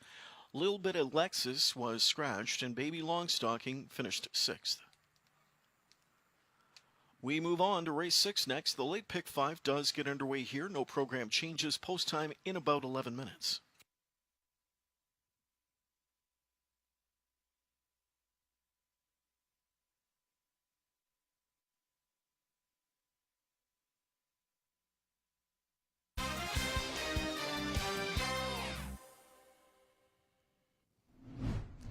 All right, it's time to conduct our first of 3 post-position draws for next weekend's Breeders' Crown Finals. We're going to do 3 draws here tonight. The final 3 post-position draws will then take place Tuesday at our special press conference and dinner at Country Heritage Park. Once again this evening, I'm joined by Race Secretary Tony O'Sullivan and Assistant Race Secretary Jim Gillespie. Tony and Jim, we're all set to go. We're going to draw for the final of the Mare Pace. Our elimination winners were Test of Faith and Grace Hill. With that, they're guaranteed to land anywhere from posts 1 through 5. So we're going to do that draw to kick things off. So Tony's going to pull a name. Jim will pull a number. Test of Faith. So the rail for a Test of Faith, we saw her hold off so much more to win that first elimination. A good note put out earlier this evening on Twitter by Greg Reinhardt, noting that no Breeders' Crown champion as a 3-year-old filly has ever come back to win the Mare Pace at age 4. We'll see if Test of Faith, that super mare, can do that. Grace Hill. Post position number 5 for Grace Hill. Another elimination score here at Mohawk Park. She won the elimination of the Milton before finishing 4th in that final. And once again tonight, a very similar performance as she just reaches up there and gets the job done. She'll start from post position number 5. So the other 8 finalists, their slips are now in the box, and the remaining balls have been put in. So we will finish off this draw. Easy to Please. Post position number 6 for Easy to Please. Jordan Stratton was in the sulky for Corey Stratton. That one had some pace in the lane in that great finish of the second elimination. Post 6. So Much More. Post position number 2 for So Much More. The Connections will be very happy. She's had some tough luck when it's come to the post position draws for some big money finals. She nearly got to Test of Faith here tonight. Post 2 for So Much More.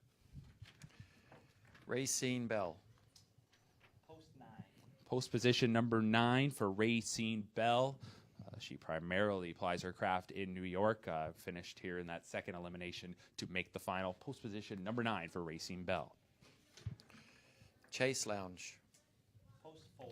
Good starting spot for Chase Lounge. That one is going to land post position number 4, qualifying from the final from our first elimination.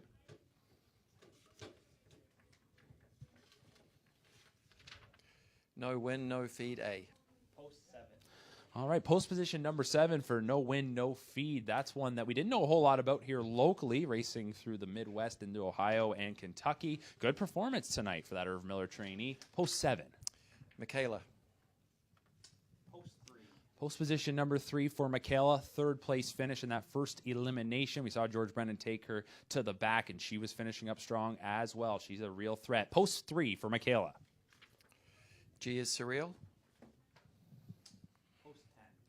Post position number 10 for one of the local finalists in Gia Surreal for Don Lindsay, Bob McClure on the bike. Post 10.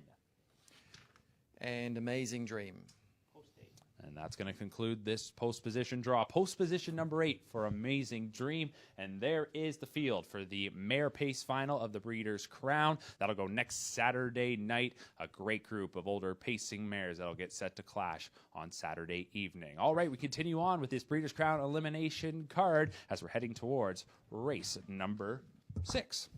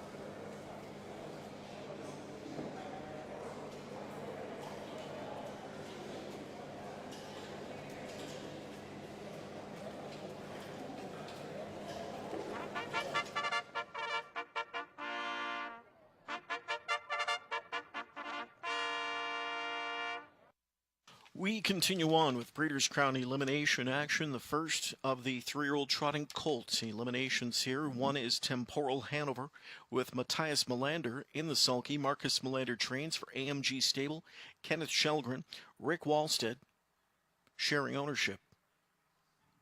Here's 2 Keg Stand. Jimmy Tactor for trainer Nancy Tactor, owned by Black Horse Racing, Christina Tactor, and John Fielding. 3 Slade, Joe Bongiorno for trainer Tony Alagna, owned by Crawford Farms Racing and James Crawford. 4 is Robertson, Dexter Dunn for trainer Nick Drennan, owners Joseph Davino, Brad Shackman, and the Drennan Stable LLC. Okas Fonstead training, driving 5 Justice. Okas Fonstead Incorporated, Little E LLC, Torbjorn Swan Incorporated, and My Fab Incorporated sharing ownership. Here now the 6 Golden Wall AS, Tony Hall for trainer Annette Lawrenson, the owners ACL Stateri AB and Shell Johansson. 7 in the group is Double Deceiver. It is David Miller aboard for trainer Carter Pinsky for the Pinsky Stables. And outside to complete the group, the 8 is World at War Dale. Yannick Gingras for trainer Ron Burke, owned by the Burke Racing Stable and Weaver Bruchemi. It's race 6, coming your way in 5 minutes. This starts the late pick 5.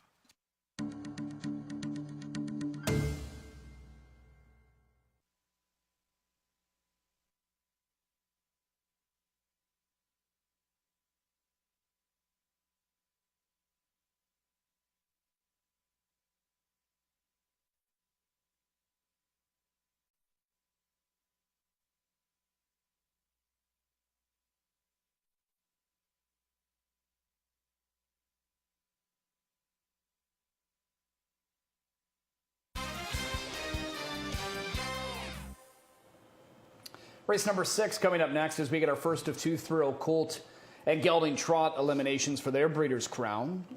Garnet Barnsdale's play of the night is Slay. Actually, there's 3 of us with picks in here. I'm on to the 7, Double Deceiver, who I thought would actually get bet a little bit. He's 13-1. I'll take it. I just need him now to get to the winner's circle. But Temporal Hanover, he's the favorite. I understand that. 3 straight runner-up finishes, but behind some real good ones, including Rebuff in the Kentucky Futurity. That was in a field of 12. You like him from the rail here tonight, too. I like him. Yeah, I don't love him, but I like him. I love your upset prospect. Yeah, you got him second. I used him for second. I like him in here too. Temporal Hanover. A lot of it's going to come down to his driver. And, if he's comfortable here and comfortable racing against these horses and that, I imagine what he's doing is he's going to have the 2 horses in the final, and he's probably going to leave Brian on one and maybe him drive the other. So maybe he's just trying to, because I don't understand, Brian was obviously getting along really good with the horse. Last week, Matthias, he decided to drive him himself, and the horse race fantastic for him. Trotted a mile in 50-4 last quarter and 27-3. Only got beat a length, and he really looks good in here. But, he's a driver with 89 starts this year and against drivers that are pretty salty, seasoned guys. Yeah, and that was the first time Matthias had driven him in a parimutuel race. He qualified him a couple of times, but he's got some nice numbers too. The Melander boys, they do all right, in the game, that's for sure. For Double Deceiver, the reason I like him coming out of the Futurity, he's been racing well all season. Dave Miller told me he's a real nice horse. Last year, he showed talent as well and it's carried on this season, but the trip just didn't work out. Troubled. It's an overflowing field to begin with in the Futurity. Gets away well, but then gets caught in the stretch, hopelessly blocked. There was just nowhere for him to go, and I love trips like that. And in a field like this, Randy, it's a shorter field. He's got gate speed. I see him pushing out, and if he can just get himself following closely, in a perfect world scenario for me, he gets the pocket trip behind one that can take him to the head of the lane here, and then he can just do his thing. Well, that's it. He just has to find the right one. But the only problem with that, though, is, I'm not sure that I see anybody in here that I would really want to follow. Well, not as much as you obviously you're going to have to follow somebody, but one of the ones that I think is going to get me where I want to go. I can see Temporal Hanover cutting it out. I can see Temporal Hanover winning this race. But even when he does win, he wins by small margins. So, now the idea is you got to get back off his back and take a shot at him, Much kind of like this, what we've seen with So Much More. Same kind of a situation, it's one thing to be on their back, but it's another thing you got to get back off their back again at some point too, Yeah. So he's got to hope that Temporal Hanover pushes through. But I think Slay's going to be coming out of there as well. I think he's going to be. He'll want the same trip, I think, that he had in the Trotting Classic, right? I think so. I do. And the horse responds well from that trip. Yeah. He's able to. He could cut it too. I wouldn't be surprised if he cuts it. I wouldn't be surprised either. I wouldn't either. It's an interesting race. Then you go to the 5-horse Justice. That's another horse that's racing very, very well. And Okas Fonstead, these are his kinds of nights. These big races, big nights. And another one. Look at the. He's already got a couple of winners heading to the Breeders' Crown. Yeah, for sure. He's got some that went straight to the final, so he's going to be well represented. And Justice, look at those 3 recent wins. Solid. Yes. Right. Yeah, real solid. I've got him into the top 3 here. You got to think of him as a major player. Even how about veteran driver Tony Hall? Closing in on 7,000 wins. He's driven, for many, many years, but only a couple opportunities ever had in the Breeders' Crown. This is a decent-looking trotter for him if you can get him in. Yeah, for sure. And comes out of a fantastic barn in the Annette Lorenz. Yep. How many years? Not as much in the last couple of years, but before that, it seemed like everything she brought up here. Guardian Angel. It just seemed everything was much the best. This year. Yeah. Celebrity. She does a really good job. Annette, and she's such a hard worker too.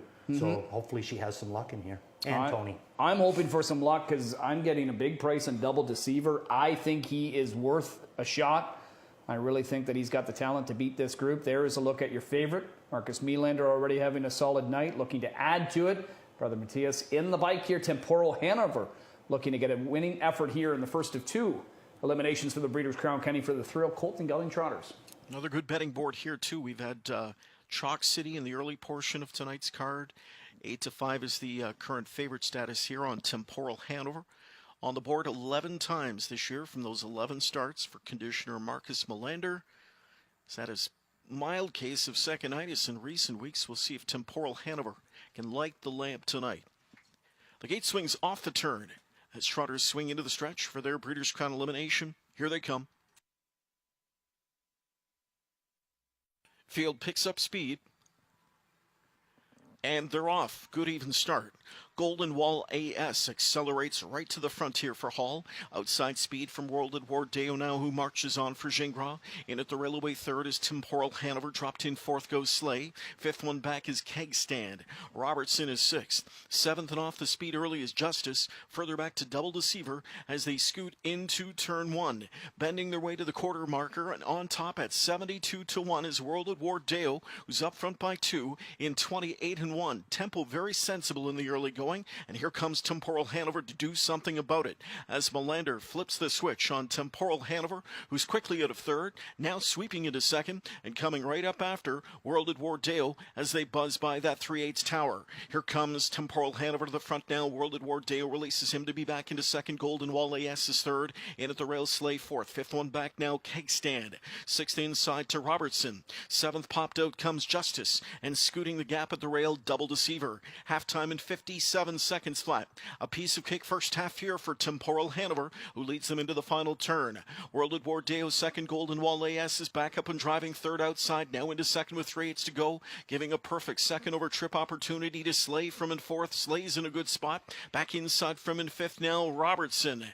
Gapped on cover sixth outside to Keg Stand, though he advances now. Further back we go inside to find Double Deceiver. Trying to wind up from last is Justice. Bumper to bumper traffic at the top of the stretch. 3/4 of 125-1. Temporal Hanover not tonight. Here on the outside comes Golden Wall AS, and rushing off cover comes Slay. Scooting up the inside, Double Deceiver was last turning home. Some Miller magic up the cones, it could be. Double Deceiver scooting through. Slay on the far outside. It's Double Deceiver and Slay. Double Deceiver at the inside. Double Deceiver wins. Double Deceiver with a shocking upset here in this Breeders' Crown elimination at 7-1. Here I am going through 7/8 of a race, questioning the Hall of Famer. Double Hall of Famer, probably. Yeah, Dave Miller. And I've learned my lesson. Yeah, hey, he had a plan and it worked out. And he got some room up the inside because this horse has been too good all year, and then just a troubled trip. Slay looked like he had momentum. He raced great. He was put in a nice spot. Tony Hall did a nice job to keep his horse live in here. The shocking part here is that Temporal Hanover off a half in 57, it just didn't work out for him tonight. I've said that for years and years and years. You know, it's one thing to have a favorite in one of these races, but you have to make sure that that favorite shows up. The horse that they're making the favorite, he has to be there. And Temporal just did not have it tonight. He had no excuses. You know, everything kind of went his way, and it wasn't like one or two picked him off. You know, I mean, I don't even think he made the final. I think he didn't. No, Temporal Hanover and Justice, two real good ones on paper. It looks like they didn't get in because I think World at War Deo was the 5th place finisher. It looks like Jimmy Tactor got Keg Stand.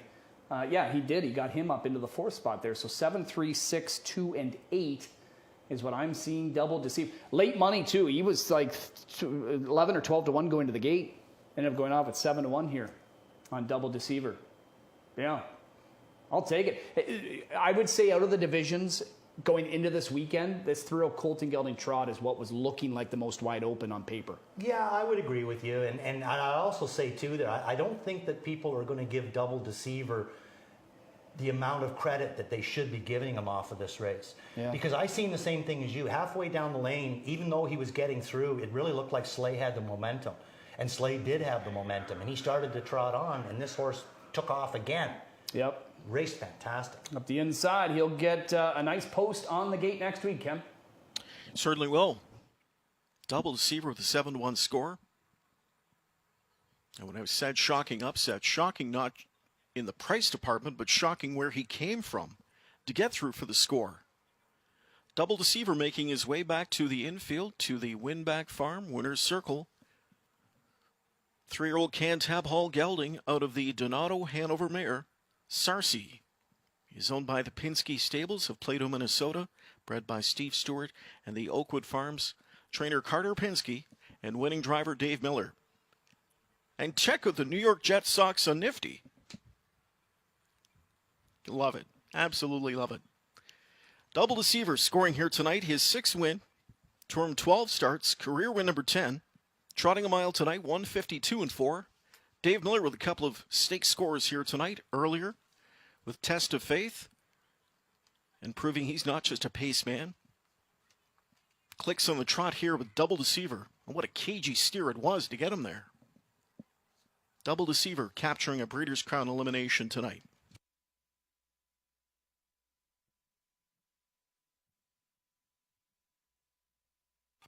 $17.90 the win ticket return on Double Deceiver. $2 exacta paid $131.80. $2 daily double $21.40. Dollar trifecta $269.15. Dollar superfecta $2,541.65. And the $1 pick 3 completed paid $38.65.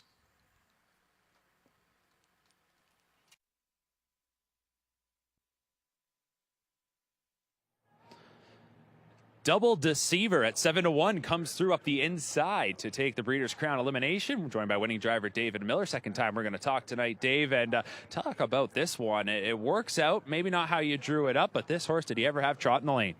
Yeah, you know, never used him, stayed to the inside, and when he got room, he exploded. We were talking before we came on camera about the Kentucky Futurity and how that race shook out and just the way that he was buried throughout. A race like that didn't hurt him at all, it seemed, obviously. And you mentioned had things maybe gone a little different, he likely would have been right there. Yeah, I feel for sure if he'd have got room, you know, he'd have been real close. And, you know, you know, hindsight, yeah, it didn't hurt him, but you know what? I'm just glad to see him get into the final and actually win. I mean, now we're looking pretty good.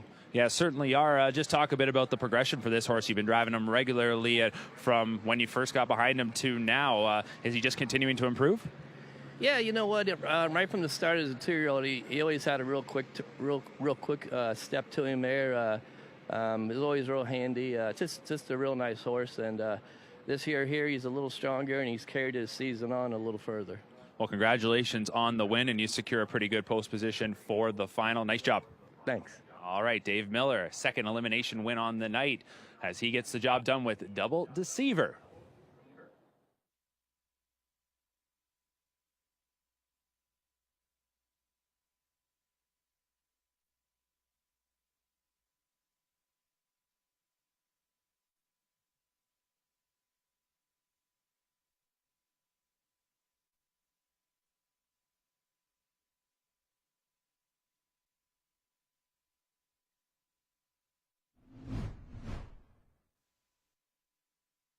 Field picks up speed. And they're off. Good even start. Golden Wall AS accelerates right to the frontier for Hall. Outside speed from World at War Deo now, who marches on for Gingras. In at the railway third is Temporal Hanover. Dropped in fourth goes Slay. Fifth one back is Keg Stand. Robertson is sixth. Seventh and off the speed early is Justice. Further back to Double Deceiver as they scoot into turn one. Bending their way to the quarter marker, and on top at 72-1 is World at War Deo, who's up front by 2 in 28-1. Tempo very sensible in the early going.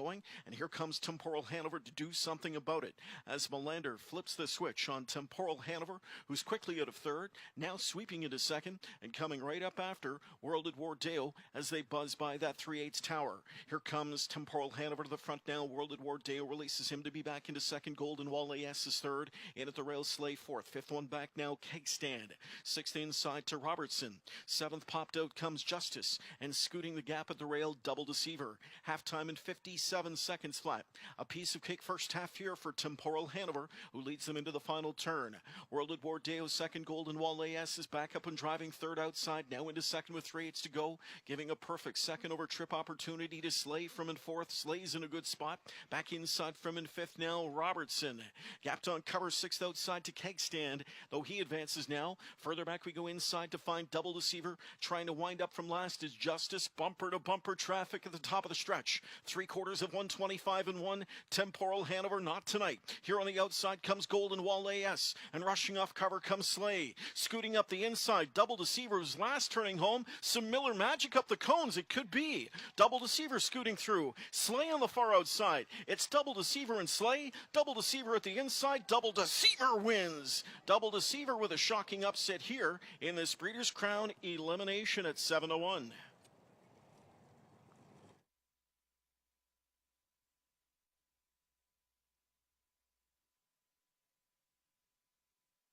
So they finished in that sixth race. Temporal Hanover 6, Keg Stand 4th, Slay 2nd, Robertson was 8th, Justice 7th, Golden Wall AS 3rd, Double Deceiver the winner, and World at War Deo finished 5th.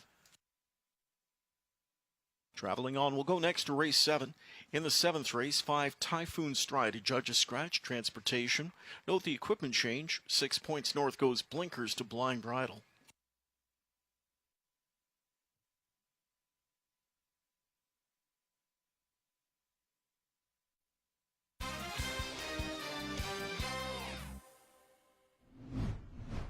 All right, back in the boardroom as it's time for another post-position draw for one of next weekend's 12 championship races as the Breeders' Crown returns to Woodbine Mohawk Park. 3-year-old filly Trot is up next. We had a pair of eliminations tonight. Our elimination winners were Joviality and Jiggy Jog, both very impressive. They're going to draw for posts 1 through 5 as Tony and Jim are all set to go. So let's pull one of the names and see which elimination winner is going to get called first. Joviality.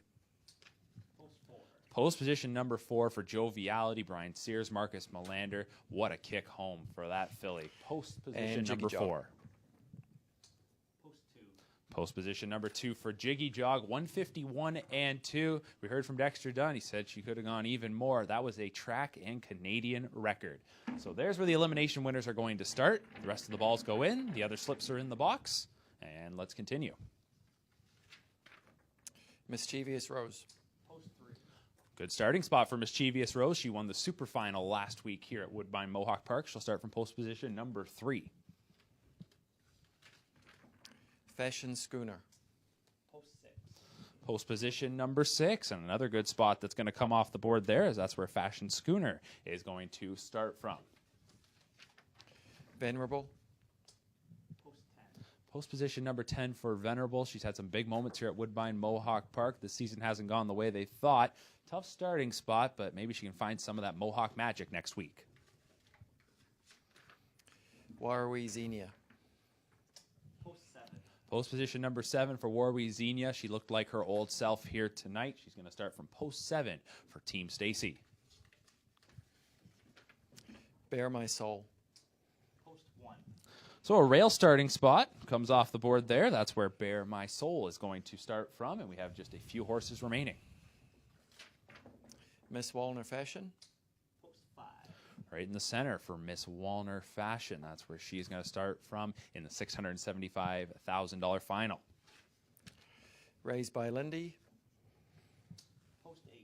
Post position number 8 for the Elegant Image winner. That will be where Raised by Lindy starts from. And Pure Countess. And there you have it. Post position number 9 is going to come off the board, and that will be our field, as they will be competing for a purse of $675,000 next Saturday night. Pure Countess, the final one pulled, starts from post position number 9, and there you have it. All right, we have one more draw that'll take place later tonight. That's for the 3-year-old Colt Trot final. We continue on Breeders' Crown Elimination Weekend from Woodbine Mohawk Park.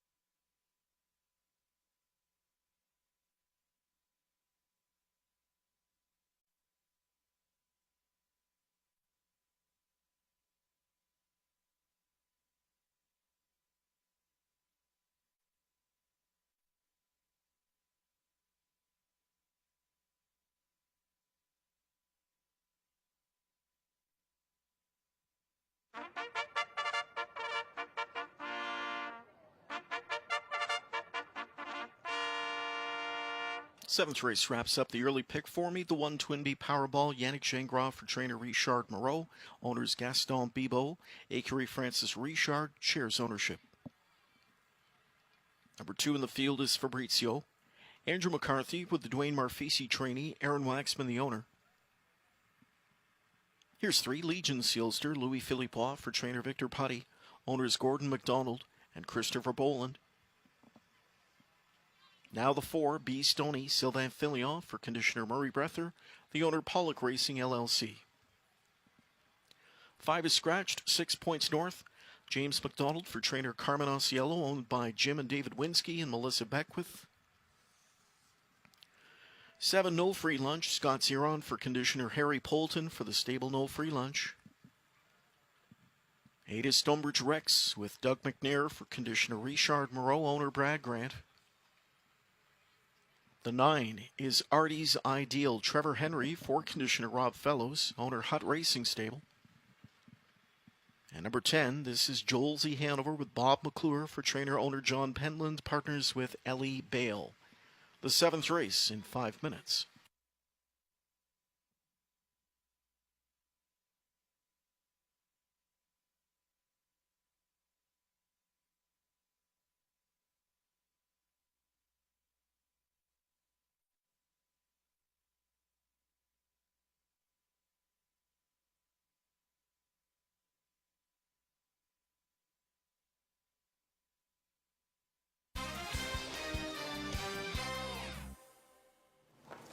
Still more Breeders' Crown eliminations to come your way. Races 8, 9, and 10 still with that. But we get a brief little break from that as we get into an overnight condition for this 7th. Field of 9 with the 5 Typhoon Stride scratched out of here. 2-1, Randy, on the 6 points north.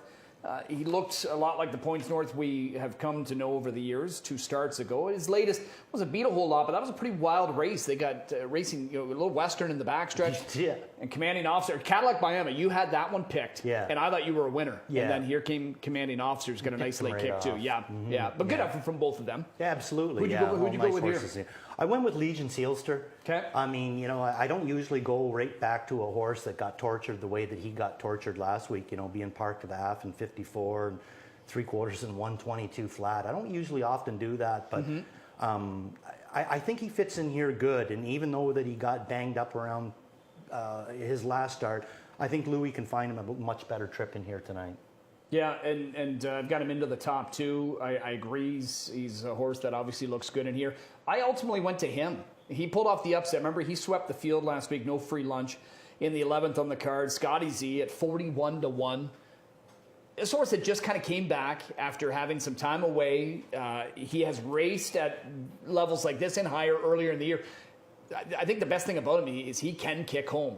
And I'm hoping, again, that they sort of mix it up. And this is the type of group that could do it. I hope that they do, and that he's just Johnny on the spot. And now he drops into post position 6. I think it's a real good spot for him. Oh, absolutely. I agree. And yes, he is racing very, very well. And last week, he was a winner out of the 10 hole in 50. Yeah. So, I mean, that's fantastic. New lifetime mark when you're coming out of the 10 hole. That's usually not what you're expecting, but that's what he got. And he is racing very, very well. Points north. I mean, we know what's there if he starts to show up. But I mean, he looked fantastic in non-winners of 6,000, but both times in non-winners of 12,000, he just kind of seemed like he was one of the horses that was in that race. No real dominating performance, and he's back into the non-winners of 12 again tonight. So I kind of moved him down into the 3rd pick, even though I think that he's probably the classiest horse in this race. You liked B Stoney last week, didn't you? I like B Stoney every week. You had him on top, I think. Yeah, I like him every week. He right there, always. But he never seems like he wants to win. But I know one of these times he's going to get through there and win. And that could be huge for him, because that might just get him right back on track. Could. Right? Yeah, it could. Yeah, for sure. Or say, there he is. I mean, looks good physically. Yep. Right? Yep. Still good to go. Sylvain obviously quite familiar with him. Sylvain having some good luck this year for Murray Brother. Yeah. Well, Murray's one of those kinds of guys that you really want to drive for. Very easygoing person to drive. He never really blames you, even if it is your fault. He's just a lot of fun to drive a horse for, and he's a great trainer. Yeah. So you're getting a a good shot whenever you sit behind one of his horses. Yeah, and if he does complain, it might just be a little mumble under his breath, could right? be. Huh? Yeah. Mr. Squint. Yeah. I like talking to Murray, that's for sure. Fabrizio, he was one of the ones that got roughed up too last week in the backstretch. He was forced 3 wide in there.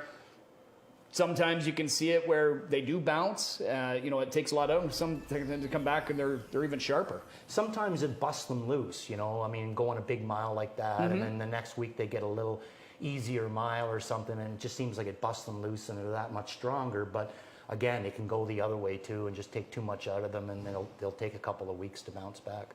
Well, we've got 9 of them taking up their positions. Again, we get a nice little overnight here to wrap the first pick 4 on the card. We still have more to come later, including 3 more Breeders' Crown eliminations. Race 7 lining up on the gate. It's post time. Or good luck if you're live with the early pick 4 tickets you've got on the go. You saw those will pays just a moment ago. Down to a field of 9 with a scratch of 5, Typhoon Stride. Lukewarm favorite here at 2-1 the 6 Points North. Cruise to an easy win when dropping to a dangerously low level 2 back. 7th in his most recent, but still a pretty good performance considering where he was and where he ended up. 10 off the leaders at the half. Just beaten over 3 lengths. Nice back half speed. Here they come. They're off and pacing. Stonebridge Rex quick away, leaving out with him in the center. Points North. Through at the inside 3rd is Fabrizio. Taken back into 4th, Legion Sealster from the rail. 5th away, Twin B Powerball. 6th outside, 2 B Stony. 7th taken hold of early is No Free Lunch. Final 2, the outside 2, Artie's Ideal, and Joel Z. Hanover can see them all. Bending their way over to the quarter marker, chasing favorite Points North. As Points North is put up front tonight, he's the maker of speed. On top, Points North in 27-3. Fabrizio rides that pocket trip position towards the inside. Stonebridge Rex now in that pocket spot. Fabrizio is 3rd, 4th inside to Legion Sealster, and the 5th one back is Twin B Powerball. He's hard held. Further back 6 now, B Stony. Tracking 7th, No Free Lunch. Artie's Ideal, and 2 to Joel Z. Hanover. Field across the backstretch to the midway point. They're chasing after Points North, who leads. Just back in 2nd, there continues Stonebridge Rex. 3rd inside Fabrizio. 4th is Legion Sealster. Halftime 55-3. They move into the far turn, and it's Points North on top, just over a length. Stonebridge Rex rides pocket trip position. Fabrizio continues 3rd, doubled up at the rail into 4th now. Legion Sealster first over 5th, and driving comes Twin B Powerball. Advancing on his cover, B Stony up into 6th now. Still a good 7 off the lead, though. Further back inside we go to find Artie's Ideal. Then the winding up, No Free Lunch. Joel Z. Hanover trails at 3/4 in 123, turning home. They'll try and track down Points North, who's on top a length. 2nd to the inside, Stonebridge Rex, as he'll scoot through that opening now. Here to the outside off cover comes B Stony. In between is Twin B Powerball, but it's still Points North the one to catch. Points North on top a length and a half. B Stony on the outside takes dead aim late. Points North digs in. B Stony a late surge. Points North to win. B Stony was 2nd. A late driving Legion Sealster 3rd, with Fabrizio 4th in 150-1.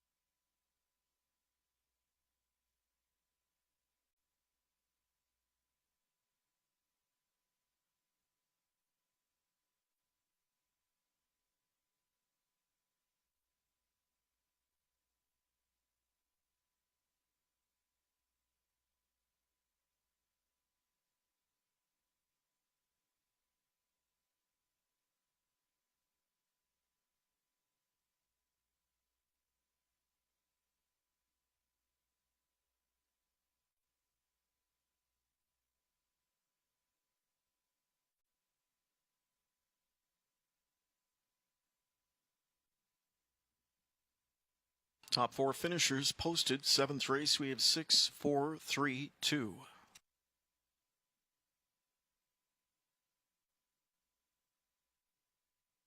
Coming back to victory lane, winner of tonight's 7th race, it's the 6, Points North.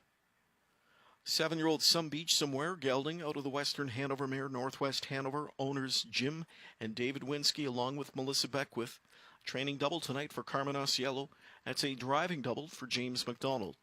As Points North wins for the 9th time this year, equaling last year's win total output. 35th career tally for the $700,000 winner now. Points North in 150-1.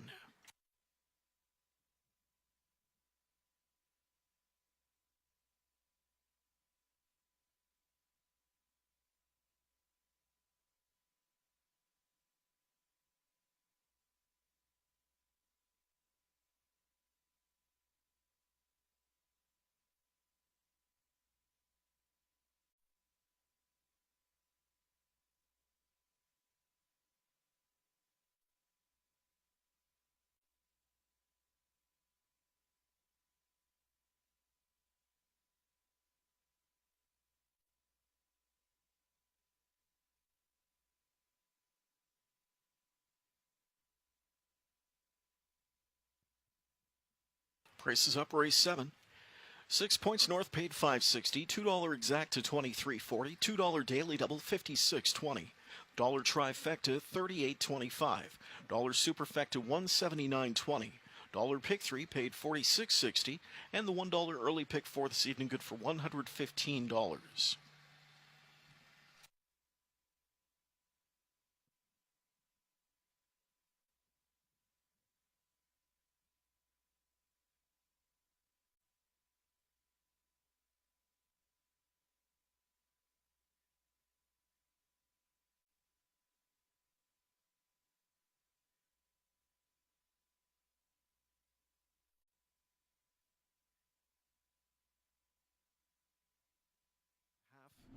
Just beaten over 3 lengths. Nice back half speed.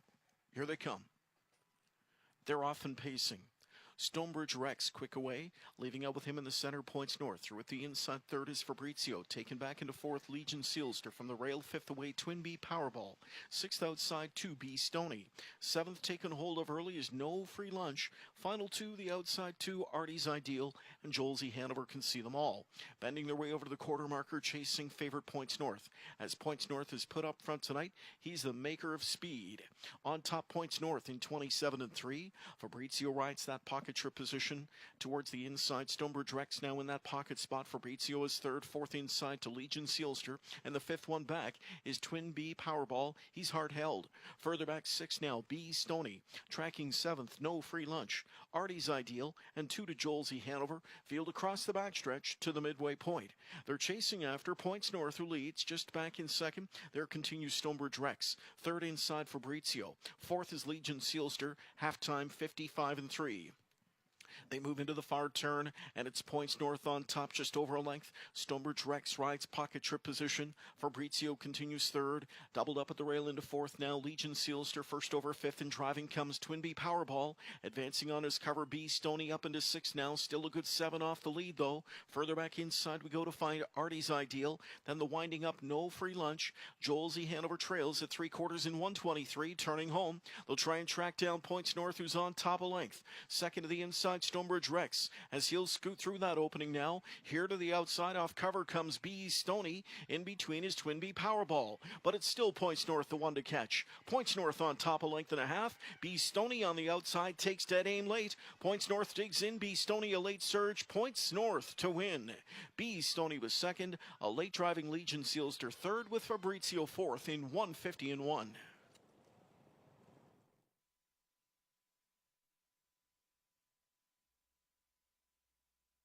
Let's look at the rundown from that 7th race. Twin B Powerball 5th, Fabrizio 4th, Legion Sealster 3rd, B Stony 2nd, Typhoon Stride scratched. Points North your winner, No Free Lunch 6th, Stonebridge Rex 8th, Artie's Ideal 9th, and Joel's E. Hanover was 7th.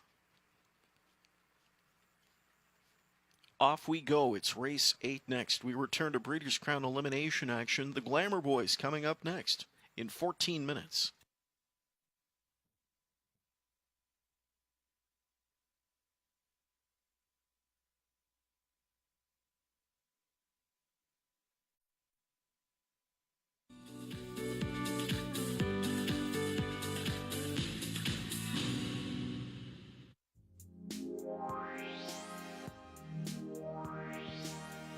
Reliable office scanning is a great start. Digitizing and automating gets even more done, quicker and with less cost. Get the right info, automatically. Collaborate, share, and conduct hybrid meetings more effectively. The Rico Woodbine Mile, sponsored by DDL.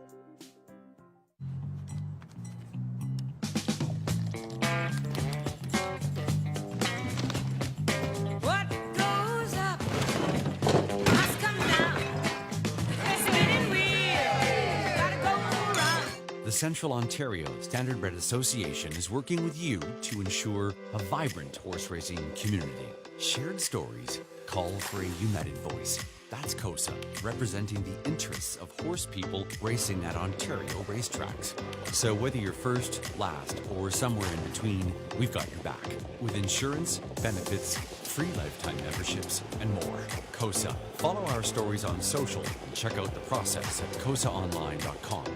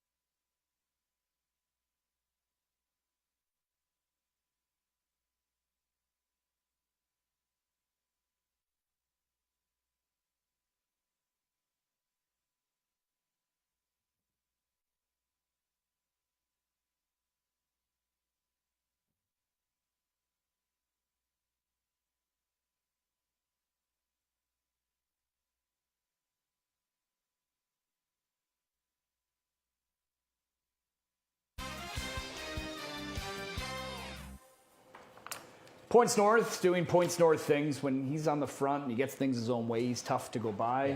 That's for sure. Especially when B. Stoney. I mean, we'd like to see him get the winner's circle, but he just, he just can't land that knockout punch. But another good effort, nonetheless. He's a money winner. He is, that he is. We move on. We go to race number 8. We get right back into our Breeders' Crown eliminations. We are winding down with the elims. Soon we will know all of the fields and the participants for that rich night coming up next weekend, Friday and Saturday. Again, the rookies on Friday, the 3-year-olds and older performers on Saturday night. What a 2-night show it's going to be. I can't wait. Race 8 here. It is the 3-year-old Colt and Gelding Pace. First of 2 eliminations for the Glamour Boys. Back in town, the Pepsi North American Cup champion, Pebble Beach. He is returning to a venue where he's a perfect 3 for 3, Randy. And although he played kind of second fiddle in Lexington for the most part, he did get back on track in the Tattersalls with a win, and he returns here now with boost of confidence if he needed it, and he gets to return on the LASIX program too. He is the one to beat. He is the one to beat. Got a great draw. I mean, everything's kind of smooth in his way. Mm-hmm. But he still has to win. He does. We've seen the favorites go down before, and I think that he's obviously raced up here good before. I'm just kind of wondering how the 2 months at Lexington with no LASIX and racing on the no LASIX is going to help him. Yeah. Because I see that he was on LASIX when he was up here before. And he's still finishing well, right? He's finishing okay, but he's, that's the problem sometimes, though, if they are bleeding, it's the secondary infections that can really screw you. You know Okay. what I mean? Like they can get sick just on the secondary infections down in their lungs. You know, that's one of the biggest reasons why you don't want them to bleed is the after effects of it. So I'm just kind of hoping that he's not going to feel any of these. Most of the horses that didn't race on Lasix in Lexington and then came back up here and went on Lasix, they all seem fine. But sometimes, you know, you can have that horse that's bled a few times and all of a sudden it just takes a little bit out of them. Yeah, we'll talk more about Dream Fair Arnaby and others in a few moments after the parade, but just saying, look at the early money on him I right just now. noticed 4 that to too. 1. Owen, would you have ever guessed that Dream Fair Arnaby was going to be taking more money in this race than Forever Boy? Yeah, hey, you know, he took some money attracting driver, as we know. So, you know, we're not telling anything you don't know. That's going to be a big part of the reason. But Travis Cullen's done a nice job, but now you get a guy that's got 22 Breeders' Crown wins to his credit. That's going to be sitting behind a horse that already shows 49 speed. Maybe he can get even more out of him tonight. Again, we'll be back after the parade to continue talking our first Breeders' Crown elimination for the Glamour Boys.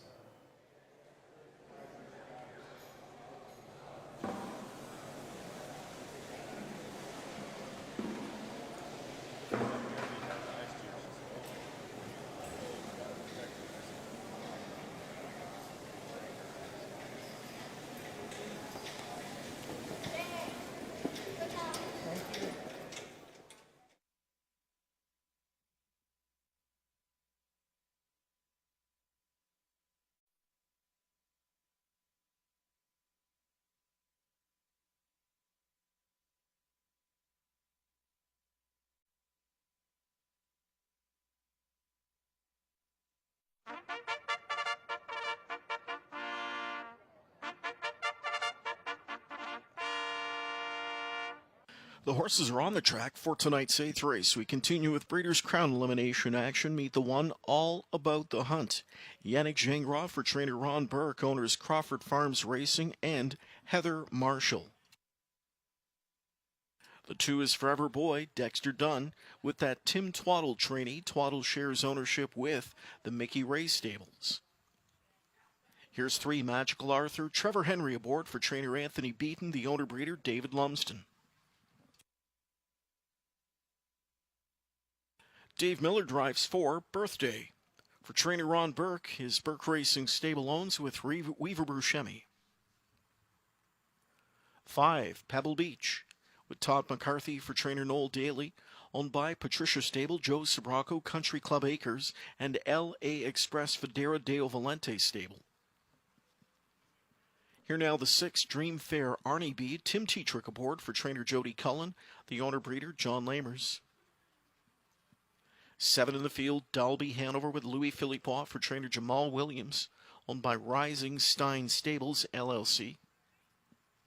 And to complete our field, here now is the 8, Ponda Warrior. It's Scott Zeron for trainer Jay Hochstetler. Hochstetler sharing ownership with Finkelberg Racing and South of the Tracks Racing. 8th race goes to post in 6 minutes.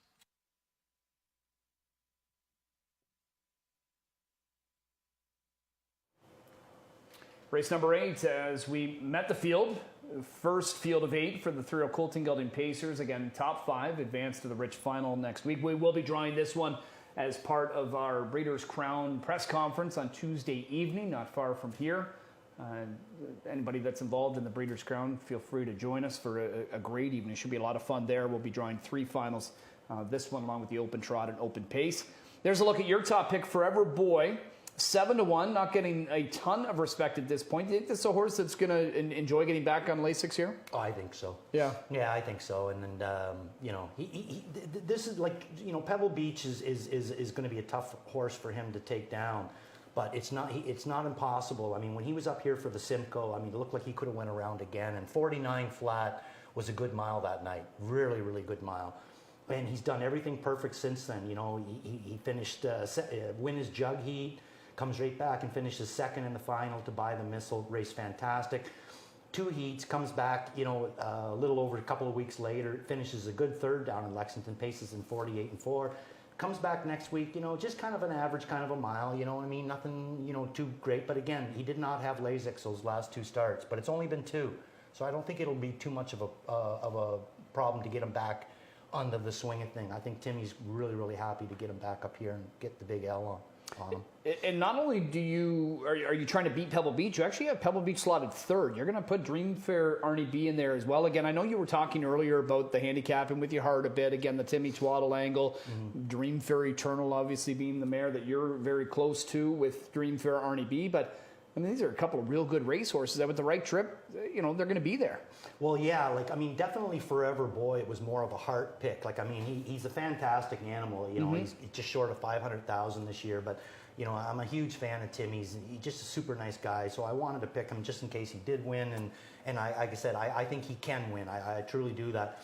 Dreamfair Arnie B is a completely different scenario on me. Yes, okay. I have a lot of feelings for his mother, Dreamfair Eternal, and his owner, John Lammers, but the reason I picked him was because I just honestly do believe that this horse can take this field of horses down. And that includes Pebble Beach. Wow. I think that he's really, really racing well. I know a lot of people will be thinking that I'm crazy, because he's never, ever had to face these kinds of horses other than in the Simcoe, and he was fourth. But he was a good fourth in that Simcoe. He had lots of go left. He just never had any place to use them until it was too late. Last week, same thing. I love the way Travis brought this horse into the race. He sat him on the rail, and if you see the replay, when that horse got out, granted, it's only non-winners of 12,000, but there were some decent non-winners of 12s in there with Commanding Officer and Cadillac Bayama. Yep. And when he got this horse out, another step past the wire, he's by the whole field. It's a great prep for this. I think so. Right? I think so. I think he's wasn't used hard. No. And I think that Travis has prepped him all year. Yep.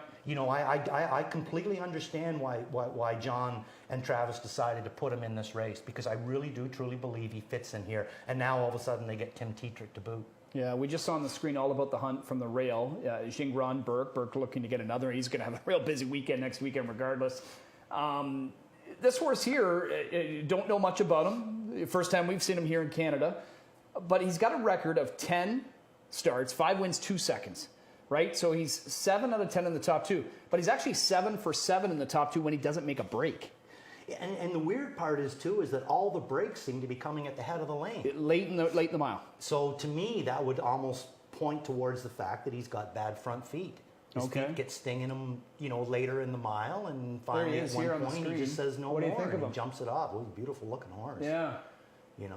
Very, very nice Halloween mask on there. Got the Halloween thing going there, yeah. No, he is. Got a nice way of going and everything like that. But it just doesn't make any sense that all of his breaks are at the head of the lane. Mm-hmm. To me that would point at him maybe having problems with his front feet, and maybe that's why he went such a huge mile down in Lexington with that 49 mile back last quarter and 26 flat. Yeah. But then the next week he comes out again, makes a break at the head of the lane at Lexington. So I don't know. I don't understand why he's doing that all in the same place. Yeah, some Breeders' Crown debut action here for Jody Cullen, Jamal Williams, Jay Hochstetler, trainers of the 6, 7, and 8. Hochstetler here for the first time gets big money. Scotty Z in the bike. Dexter Dunn drove this one in the Indiana Cider Stakes final and was able to cruise at 49-2 at 10-1. He definitely outraced his odds. I remember when this horse started his 2-year-old career, and he was a buzz horse. Yes. He was making, he was certainly turning some heads, and maybe getting hot at the right time. Might lose Dex, but he picks up Scott. That's not going to hurt him. Definitely not going to hurt him at all. No, absolutely not. And I think Dexter would be the first one to tell you that. When Scotty's on his game, he's as good as what's out there. Yeah. And even when Scotty's not on his game, he's better than most out there. Pretty sharp guy, but he reminds me so much of my father there. It just seems like he has a different gear when it says steak at the top. Yeah, wow. That's a heck of a compliment there. We have got 3 more Breeders' Crown eliminations. We've got the 2 for these guys, the Glamour Boys. Here's the first one. Top 5 advance to next week's Rich Final. The elimination winner will get to draw between posts 1 and 5. Kenny, we've got the return of the Cup champ, Pebble Beach. Pebble Beach, like him or believe him, he's 1-2 right now. A lot of people, I think, would say he's an overbet at 1-2, but lots of other good price options out there, depending on how things shake out here, tactically speaking. Others getting some play, 5-1 on the 2-horse, Forever Boy, as he's had very consistent good luck this season for trainer Tim Twaddle and connections. We've got a great group here behind the gate for this 8th race. More of the Breeders' Crown. Here's the first elimination for the Glamour Boys. Field is set for a start. They are often pacing. Exploding from the outside with good speed early comes Dalby Hanover. From the inside, driving through is Magical Arthur, coming through between his Birthday. Pebble Beach put on hold in the early going. Fourth, he'll take a tuck. Another 3 lengths back to Forever Boy fifth. Sixth away at the fence, left out, All About the Hunt. Further back to Dream Fair, Arnie B. and Pondo Warrior can see them all. Into turn 1, Dalby Hanover under assault as Long Shot Birthday sweeps on by. And it's Birthday to the Birthday in 26 and 2 to grab that lead now. Back to second, Dalby Hanover, then Magical Arthur and Pebble Beach. Forever Boy is pinned in fifth at the rail. Here comes Gingras. All About the Hunt is on the move, and that is certain to get McCarthy off the rail. Pebble Beach comes first over now as he hits acceleration mode in the backstretch, and Pebble Beach is sweeping up alongside Birthday on the way to the midway point. Pebble Beach, the 1-5 favorite, finds the lead now as he's down to the half in 54 and 1. Here comes All About the Hunt to apply the first over pressure on the leader now, second outside. Birthday in the pocket spot is third. Dalby Hanover fourth. Underway fifth outside comes Forever Boy. Magical Arthur rides the pylon sixth. Seventh Overland Dream Fair Arnie B gets rolling, as does Pondo Warrior from last. They race 2 by 2 on the way to 3/4, chasing Pebble Beach as Pebble Beach and All About the Hunt is backed away quickly. 3/4 in 1:22, turning home. Pebble Beach, the one to catch. He's got a 3-length lead on them as they come into the stretch now. Second up the inside comes Birthday. Third in at the rail, Dalby Hanover. Here off cover from the backfield comes Forever Boy, but they're all racing for minor spoils here as it's the Pebble Beach show in deep stretch as he is gone. Pebble Beach leads by 6 lengths, and he'll come to the line and cruise for McCarthy to win this Breeders' Crown elimination over Long Shot Birthday. A big late rush from last to third for Pondo Warrior in 1:48 and 3. Looked like a geared down 48 and 3 win for Pebble Beach. No worse for wear from the trip to the Red Mile. He's back here, and familiar trip to the winner's circle. This is now his 4th straight victory at Mohawk Park. Yeah, and I mean, you know, I know Lasix can be kind of a dicey subject, you know, with certain people and stuff like that. But I think that just goes to show you a perfect example. There's a horse that left here on Lasix and was racing amazing. And still raced great down in Lexington. Don't get me wrong, I'm not poo-pooing his racing, but he was second. And then when he did win, he wins by a head, comes back up here, goes back on Lasix, and just what did he do there? Yeah. You know, I mean, he's never looked any better. No, he didn't looked win awesome. by a head. He didn't finish second. He win by like 4, shut down, wraps on. You know, I mean, look at him here. Equaled his lifetime mark. 40 and 3. I mean? Like, so he's got his 2 fastest races in his last 2 starts right now. Yeah. One on Lasix, one not on Lasix, right? Yeah, but the one not on Lasix, like I said, when he wasn't on Lasix, he hits a perfect 2-hole trip and wins by a head. You know, this week, you know, he's back on it, and I mean, you know, he just couldn't have looked any stronger. Yeah. You know, he really looked good. I'll tell you who raced good too was Pondo Warrior. Pondo Warrior raced great. Hawk Stutler's got to be thrilled. He's just got to hope that there's a good draw for him. But he rallied well on the end of it, a good third. He was definitely live on the end of it. Yeah, he raced great. Birthday raced well, used aggressively there. Forever Boy gets in, and Dream Fair Arnie B did make the final. He did enough to get in here, but it's Pebble Beach, and we'll find out who on their bingo card has Randy Waples to say poo-poo here tonight. Pebble Beach, Kenny back with a 48 and 3 romp. Indeed, a romp. 1:48 and 3 score for the 5, Pebble Beach. Mohawk Park has been kind to the son of Down by the Seaside this season. Trainer Noel Daly will hope that continues for at least another week, as Pebble Beach has just punched his ticket to next week's Breeders' Crown Final. We'll learn the results of the post-position draw for the Glamour Boys on Tuesday evening. Pebble Beach has now earned the opportunity to draw for a post position between numbers 1 and 5 with his elimination score tonight as he defeats the 4 Birthday, the 8 Pondo Warrior, and the 2-horse Forever Boy. So back to the Winback Farm Winner's Circle returns Pebble Beach, 3-year-old son of Down by the Seaside, out of the Western Ideal mare Santa Rosa. Is owned by the Patricia Stable to Joe Sabraco, Country Club Acres, and one of the longest stable names on the planet, L.A. Express Federa Deo Valente Stable.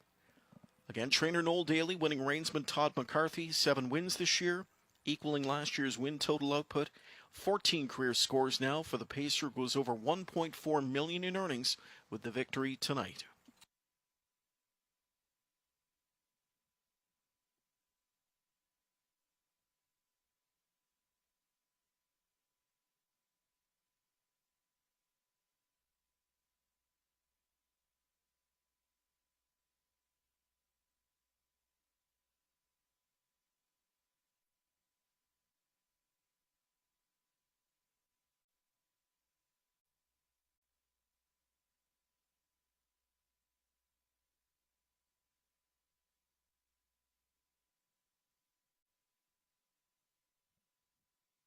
Eighth race has gone official. 5 Pebble Beach paid $2.70 to win. $2 exact to $23.20.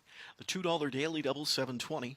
Dollar trifecta $43.85. Dollar superfecta $140.15.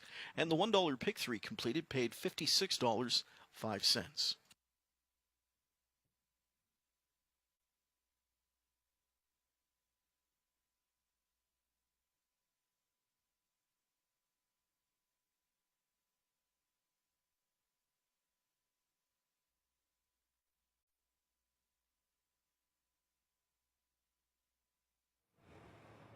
Pebble Beach returns to the site of his biggest victory. Earlier this year, won the Pepsi North America Cup and wins this Breeders' Crown elimination, joined by winning trainer Noel Daly. And Noel, back here in Ontario, he's had a lot of success here. He really loves this oval. But here tonight, this might have been the best he's ever looked. Yeah, this was the best he'd been. He finished it off. Todd said he was like a different horse tonight. I don't know if it was the LASIK made the difference, but like tonight, that was even better than he was earlier in the year. So, you know, he's had a bit of racing, but he got to hang out in Kentucky in one spot, not travel around. And you know, he was really, really sharp during the week here, literally kicking his shoes off in the paddock. So yeah, I'm glad he just finished it off and showed he's back to form there. When you go through that stretch of racing down at the Red Mile, you didn't get the results you were looking for, but you're still getting really good finishes. But was it a frustrating couple of months there? Very much so. You know, it was disappointing all the time. I just knew he's better than that. But you know, the other horses, he had the wood on us every start there. But you know, looking at that, to me, it's obviously the LASIKs, and we don't even give him a big amount of LASIKs. But Todd just said he was night and day different tonight. So.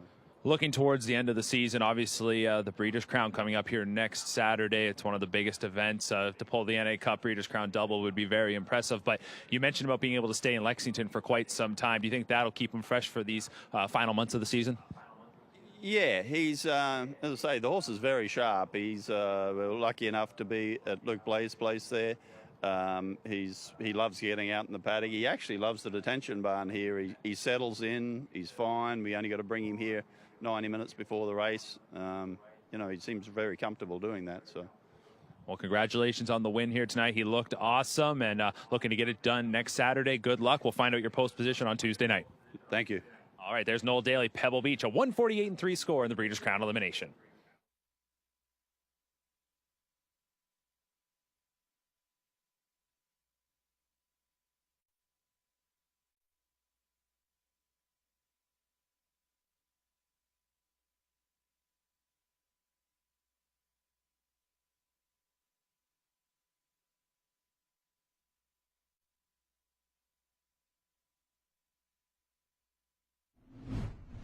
For the Glamour Boys.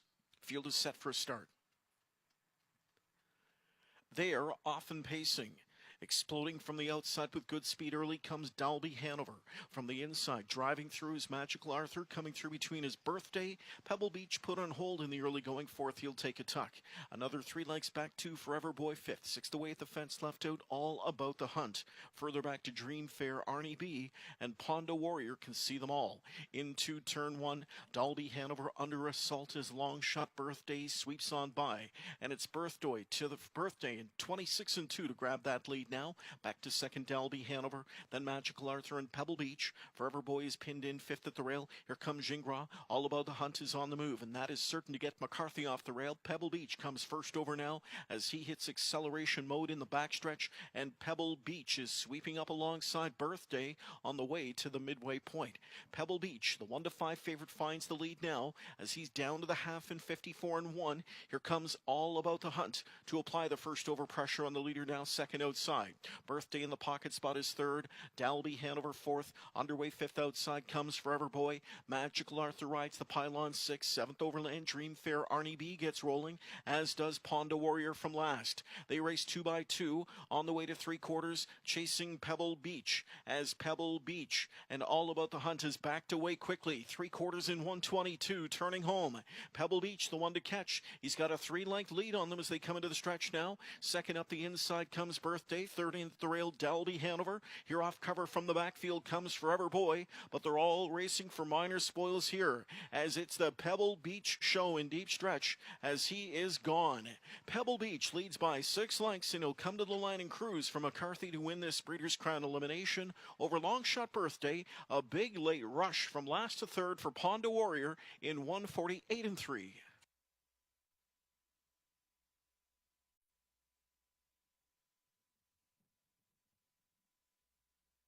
Here's how they finished in tonight's 8th race. All About the Hunt was 8th. Forever Boy 4th, Magical Arthur 6th, Birthday 2nd, Pebble Beach your winner, Dream Fair Arnie B 5th, Dalby Hanover 7th, Ponda Warrior finished 3rd. 9th race up next, 3-year-old Colt Trotters next in a Breeders' Crown elimination. A fair post time in 12 minutes, no program changes.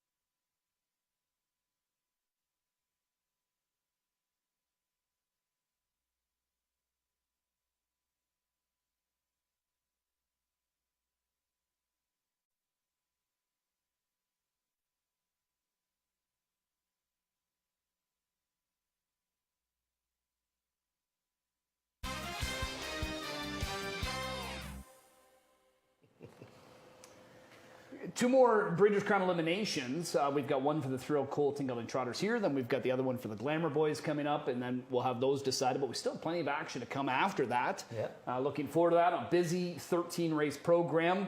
We'll hang in there. This night's just flying by anyway. Driver change in the last yet? I haven't. Oh, okay. Yeah. Luke, have you gotten one yet? Yeah. Oh, we do have the driver change in the finale? Okay, we don't have that. Okay, yeah. So that'll be sporty. Henry. I'm hoping for you to just tear away there with the suit. Get your colors on. I'm hoping for Trevor Henry. Okay. Yeah. Trev, you're available. You're available. This 9th race for the Thrill Colt and Gelding Trotters. Here we have got the Hamiltonian champ that's coming here. We talked about this earlier. Are you sure he might have been a 52-1 upsetter in his Hamiltonian final? I was there that afternoon to see it. But since then, his 4 races, they've all been good. He was even okay in the race where he made a miscue at the start in the Beal. Obviously proving that, there's certainly no fluke for him to win the Hamiltonian. No. Yeah. Absolutely no fluke, and has raced lights out ever since the Hamiltonian. I'm guessing he's going to race pretty good in here tonight, too. Mm-hmm. But he didn't get lucky with the post position draw. But, I mean, the 8-hole's not horrible. He seems to do his best work late anyway. It seems to be. He's just got to be positioned. Yeah. But I just, there's so many times on a 7/8 mile that you can get that dirty traffic. Yep. Yeah. And that's just too much. Not many can overcome the kind of triplet joviality did earlier, right? No, exactly. Yeah. And technically, you really don't want to have to overcome that trip. Mm-hmm. You just want to clean sail into it there. But, the horse has been racing fantastic, but he's got a couple of toughies in here. Yeah, he did. Again, just going back to looking at both the limbs on paper, they look coming into tonight as this might be the most wide open division of the Breeders' Crowns. Right. And I depending on, I think actually, I don't want to say depending on, I want to say regardless of what happens here, I don't think anything's going to change my mind on that. I think we're still going to kind of go in with that way. I mean, Double Deceiver won the early elimination, but, he's, you won't say he's a slam dunk. I don't think you're going to say anybody in here is a slam dunk. No, that's the whole thing. We're looking at a Hamiltonian champion, but I don't think that anybody's going to maybe put him as a slam dunk. I mean, even right now, he's 2-1. 2-1 right now from out there. So others getting some early support. There's going to be a lot more in this win pool. We're going to meet the field first, and then Randy and I will keep talking. Breeders' Crown elimination for the Thrill Colt and Gelding Trotters.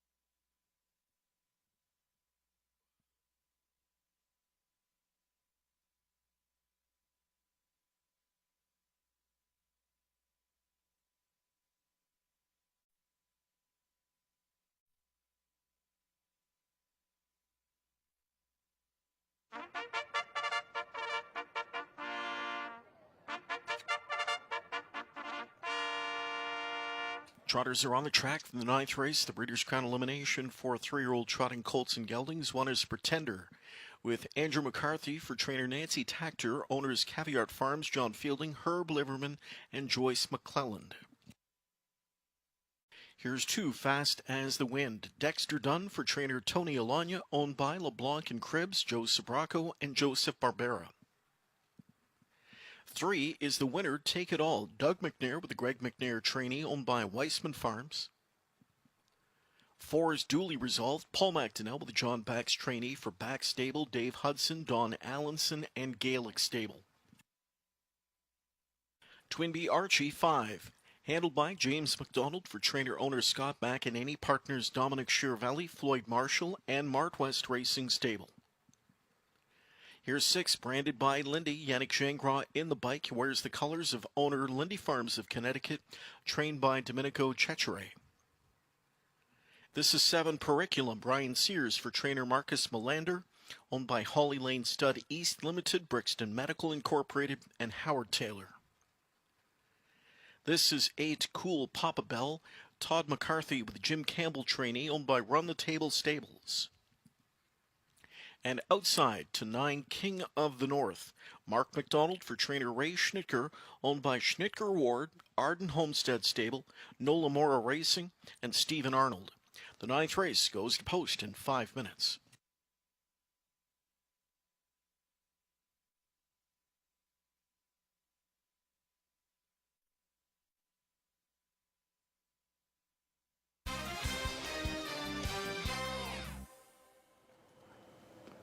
Chad and Randy back talking 3-year-old Colt and gelding trotters for their second Breeders' Crown elimination. 9-5. So, again, still not overwhelming on the Hamiltonian champ, Cool Papa Bell, as Todd McCarthy looks to come right back here on the program for Jim Campbell.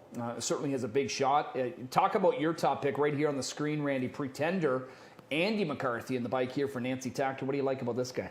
Well, I like him just because I do like him. He gets a good draw, and he's raced really good and against all these kinds of horses. You know, he's finished second to Temporal Hanover. You know, the race that he did, he win on New Jersey Classic. He beat Temporal Hanover, and he beat King of the North. So he's beat these horses before, and you know, it all basically boils down to who do I think's going to get the cleaner trip, and I think that Pretender with the rail can get a really clean trip out of this whole thing. I'm more worried about the trip that Todd's going to have to come out with Cool Papa Bell. Yeah. He doesn't show like phenomenal gate speed, and we all know how quickly they can get out of here, you know. So he could get down into that kind of dirty traffic where maybe Pretender will be able to, you know, get himself free and clear of it. And this might be the type of race where we've got 4 or 5 levers, and now suddenly Cool Papa Bell's, you know, maybe sitting next to last early on, right? Yeah. Tough trip to overcome. It is. I mean, I think Duly Resolved is going to come out of there. Yeah. I can't see him going back. I mean, I can't see Twinbee Archie coming out of there. Winner Takes It All. You never really know with Dougie. He's such a wild card that way, you know. I mean, he can get such huge speed out of gate or behind the gate on horses that he can change his mind and just come out of there with a horse. Yeah. You know, he's got that ability. Yeah. And he might leave tonight. I think he was more off the pace here because he just raced Monday. Yes. Right? Just raced on Monday. Was kind of just continuing to kind of get a race. They knew this is what they were going for with him. Fast as the Wind. He finally gets some post relief. Yes. Right? He's been dealing with some tough And another draws. horse that has a bit of gate speed. You know, he can also kind of get out of there or at least, you know, be close enough. This was a horse that was second last year in the Breeders' Crown Final from post 10, parked every step, 80-1. Wow. He was. You know, 8-1. He won the Good Times earlier this year. He's closing in on $1 million. I went to Gingras and Domenico Cecere's charge, branded by Lindy, from post position 6. We like this guy coming into the Canadian Trotting Classic, as did the majority of the public, because they made him the even money favorite in there, but he made a miscue kind of halfway through the race, took himself out of it. It was unfortunate. Futurity, he had a nice little trip. Wasn't beat a whole lot, but he's 10th in that race, right? I'm not sure there was, you know, really anywhere for him to go through, but if he could just kind of get back to what he was showing earlier in Lexington, this is a trotter I feel's got a big shot, and he was getting bet early, and he's still getting a little bit of support here at 5-1. So Yeah, to me, there's about 4 or 5 different horses I could see winning in this race. Oh, for sure. This is no giveaway. This one here. Yeah. You know, and I could see some serious racing happening here. I mean, I do not believe that Mark's going to sit last with King of the North out of the 9 I think he's got to show speed. I think he's right? going to come he out of there tends to too. do that anyway. You know, I mean, you know, Todd's going to come out of there probably floating, Periculum. You know, I mean, you know, Brian looks like he can kind of do the same thing with him, you know, maybe float, not a whole lot of gate speed. Branded by Lindy, lots of gate speed. Duly Resolved, lots of gate speed. I could see this race setting up, you know, to be a lot of movement going on here. No one's really going to want to maybe stick with where they settle. Yeah. You know, yeah. which would be good. Yep. You know, that's what exactly. we need, you know. No, I really just again think this is going to be such a wide open final. Regardless, excited to see what the draw will be for these guys. We will be drawing this one after race 10, I believe it is. You know, so looking forward to that. Rebuff, unfortunate with him because he'd look awfully good against this bunch, as we know, but sick and you know, they just weren't confident the mucus was going to be cleared up, and they don't know yet what the plans are going forward with him. Is he going to go to Stallion? Is he going to come back and race at 4? But he shut down for the year, so it's unfortunate. It is unfortunate, and it's unfortunate that you have such a small little space of time medication-wise to be able to treat them for that, try to get them over that. But if the medication is, say, a 5-6 day cutoff, you just don't have the time. Yeah. You know, you have 6 days to work on them. And you don't want to race an unhealthy horse, right? No, absolutely not. Fair to the horse. not. No, absolutely not. Yeah, no. Does you no good. Lining up, they are Hamiltonian champ, Cool Papa Bell here for Jim Campbell and Todd McCarthy. 2-1, slight choice, but others are getting bet. Another wide open looking division here, Kenny, for this 3-year-old Colt and gelding trot, Breeders' Crown Elim. It's about the time of night where we see an astronomical upset, isn't it? We've seen Favorite Parade so far tonight, and wouldn't it be ironic? One of the biggest upsets of the year was turned in by Cool Papa Bell and the Hamiltonian. So, just goes to show any one of these horses can win on any given night. 8-5 on Cool Papa Bell at 8-5, but a host of others in a wide open Breeders' Crown elimination tilt here. As the gate swings off the stretch, it's a field of 9, ready for a start. Here they come. Great looking start. They're often trotting from the outside. King of the North is called on for speed. Leaving in the center with him is Twin B Archie. The inside 3 also shows some good early hustle. Pretender from the rail, fast as the wind alongside. And now the winner take it all takes off in the early going. Branded by Lindy, floating out as well. 3 deep they drive into that first turn. Battling McDonald's to the quarter pole. At the inside, Twin B Archie. On the outside, King of the North. Pretender is right there third. Branded by Lindy will get seated up fourth inside. 26-4, that opening quarter, and they're into the backstretch, and they will chase long shot leader King of the North up front by 2. Twin B Archie sits a pocket. Pretender third. Branded by Liddy settles at the rail fourth now. 5th inside to Fast as the Wind. 6th inside to the winner take it all. Getting underway comes Periculum, then Duly Resolved, and trailing is Cool Papa Bell as the field nears the midway point. So halftime compliments a front stepping long shot King of the North as he's on top in 55-4 off that 26-4 first panel. Tempo solid going into the final turn. King of the North on top of length. Pressure from the first over Pretender. Twin B Archie in the pocket spot is third. Slightly gapped on cover, Branded by Lindy, fourth now. 5th inside as they trot that final turn as the winner take it all. Then overland comes Fast as the Wind. 3/4 bound. King of the North trying to give this field a slip as he's opened up by 4 at 3/4 in 1:23. Dazzling display of speed on the turn there for King of the North, who comes into the stretch. King of the North is on top by 3 lengths. Set down for the drive from the backfield now comes Branded by Lindy. Branded by Lindy. King of the North is trying to get there. It's King of the North. Mr. McDonald calls in him for some final 16th toughness. King of the North at 28-1. It's King of the North, and we have an upset. King of the North did it in 1:51-1. King of the North. Kenny called it. He said this is about the time of night we're looking for a big upset. We got it from a horse that's had some pretty good memories here. You know, last season winning the William Wellwood Memorial, he got an unlucky trip in the Million. Still recovered to be 5th, I believe it was. But back here, and we knew he was too good to remain, you know, defeated through all his starts this year. Yeah. Down the road, I thought he was going to come back to them. He didn't really. No, he didn't, but I never really expected him to be able to last like that on the front end. That's what kind of got me, you know. I mean, getting there is one thing. I just didn't think that he'd be able to last the way that he did, and he did. He raced lights out tonight. I thought I had a winner. But, you know, I mean, hey, you know, we get Mark back there, and I mean, Yep. Mark, when it comes to taking a horse down the road there, he can get a lot out of them. He can, you know, by the time you look up and realize where he is and where you are, you kind of realize, uh-oh, I think Mark just stole away from me, and there he goes again, Mr. Marcus. 51-1 too. That's a track record. Yeah, wow, another track record here. 51-3 was shared by Trixton, Kenepa, Hanover, and Don't Let 'Em. 51-1, a new track record here for King of the North. And he will not have the 9-hole next week. No, he won't. He won't, and he's suddenly going to have some followers again. Yeah, and you know the funny part about it too, again, when we go back to luck, how close was he to losing him leaving the gate? Huh? Yeah, that's You know going what to I have mean? to be What's the talked about, difference? obviously. What's the difference? You know, he runs, he's nowhere. Yeah. He stays at it, he wins. He Like, was you leaving know. 100. Yeah. He gathered him up. Yeah. And he got him home. And Yeah. remember, this guy used to dominate these parts, and Yeah. he's Yeah. got himself a ticket to the Breeders' Crown Final, Ken, with King of the North. You pegged it. You said we were due for a long shot. Well, we got one. We certainly did. King of the North at 28-1. He was a smoke show off the gate with big speed, and he carried the mail tonight through big fractions here. Sharp final quarter kick. Back to the Winback Farm Winners Circle is the bottom line here for 9 King of the North. 3-year-old trotting son of Wallner out of the Donato Hanover mare, Check Me Out. Bred by Steve Jones and Ray Schnitker. Schnitker trains. His Schnitker Ward stable shares ownership with the Arden Homestead stable, Nola Mora Racing, and Stephen Arnold. Mark McDonald back to his native land tonight, clicking with King of the North. Hard to believe, 6 wins from 10 starts last year. This is the first win of the season for King of the North, though he's hinted at it here in recent weeks. He's had some tough trips. He's had some good finishes. Bit of a snake-bitten individual, if you will, maybe this season.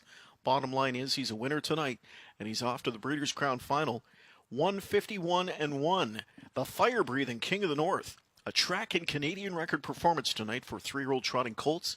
Check out this price, $59.20. $2 exacta paid $436.50. $2 daily double $72.90. The dollar trifecta $1,852.30. Dollar superfecta $8,706. And the $1 pick 3 combination paid $160 even.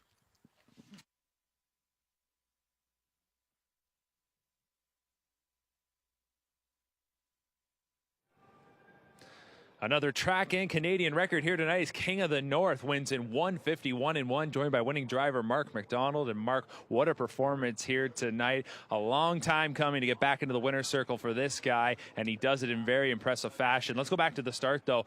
Looked like you put in a step, looked like you almost lost him, but got him back together and just kept rolling.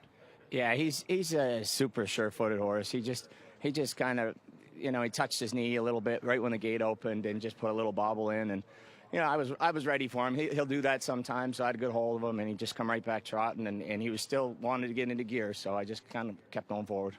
So you hit the hammer there in the opening quarter, and then again in the third quarter, turning for home. What did you think you had left, and did you think you were going to be able to go all the way? I did. You know, he's a good horse. I mean, I think I read his obituary in August on the USTA, but you know, like he's this horse like was.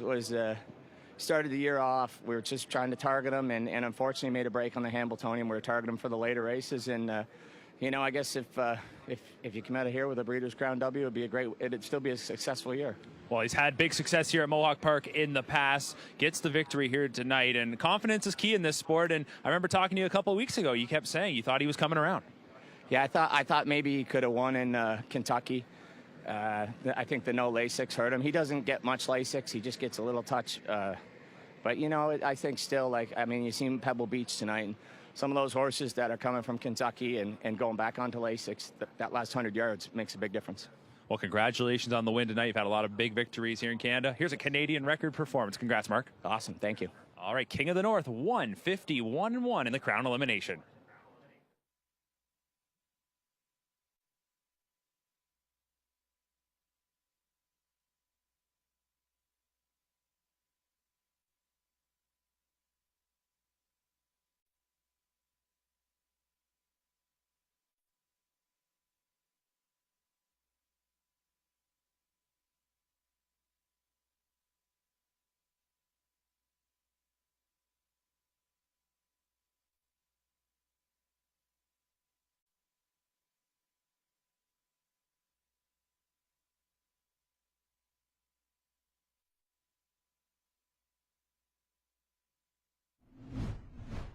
Knight 8-5 on Cool Papa Bell at 8-5, but a host of others in a wide open Breeders' Crown elimination tilt here.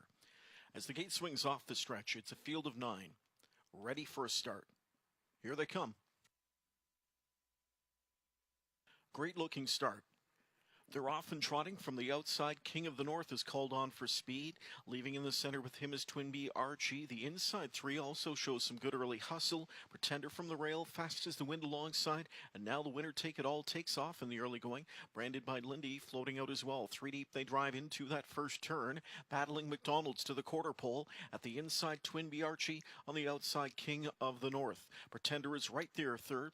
Branded by Lindy will get seated up fourth inside. 26-4, that opening quarter, and they're into the backstretch, and they will chase long shot leader King of the North up front by 2. Twin B Archie sits a pocket. Pretender third. Branded by Lindy settles at the rail fourth now. 15 side to Fast as the Wind. 16 side to the winner Take It All. Getting underway comes Periculum, then Duly Resolved, and trailing is Cool Papa Bell as the field nears the midway point. So halftime compliments a front stepping long shot King of the North as he's on top in 55-4 off that 26-4 first panel. Tempo solid going into the final turn. King of the North on top of length. Pressure from the first over Pretender. Twin B Archie in the pocket spot is third. Slightly gapped on cover, Branded by Lindy, fourth now. Fifth inside as they trot that final turn as the winner Take It All. Then overland comes Fast as the Wind. 3/4 bound. King of the North trying to give this field the slip as he's opened up by 4 at 3/4 in 1:23. Dazzling display of speed on the turn there for King of the North, who comes into the stretch. King of the North is on top by 3 lengths. Set down for the drive from the backfield now comes Branded by Lindy. Branded by Lindy. King of the North is trying to get there. It's King of the North. Mr. McDonald calls on him for some final 16th toughness. King of the North at 28-1. It's King of the North, and we have an upset. King of the North did it in 1:51-1. King of the North.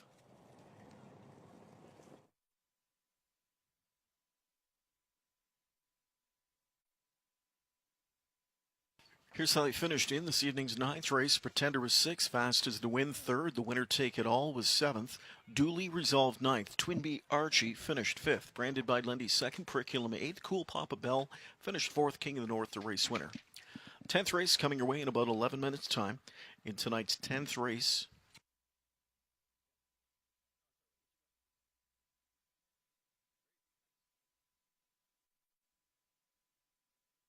10th race starts the late pick 4 wager. We have no program changes in race 10. I can give you a hot off the press driver update for tonight's 13th race. In race 13, number 3, that'll be Sporty. Make the driver Mark McDonald.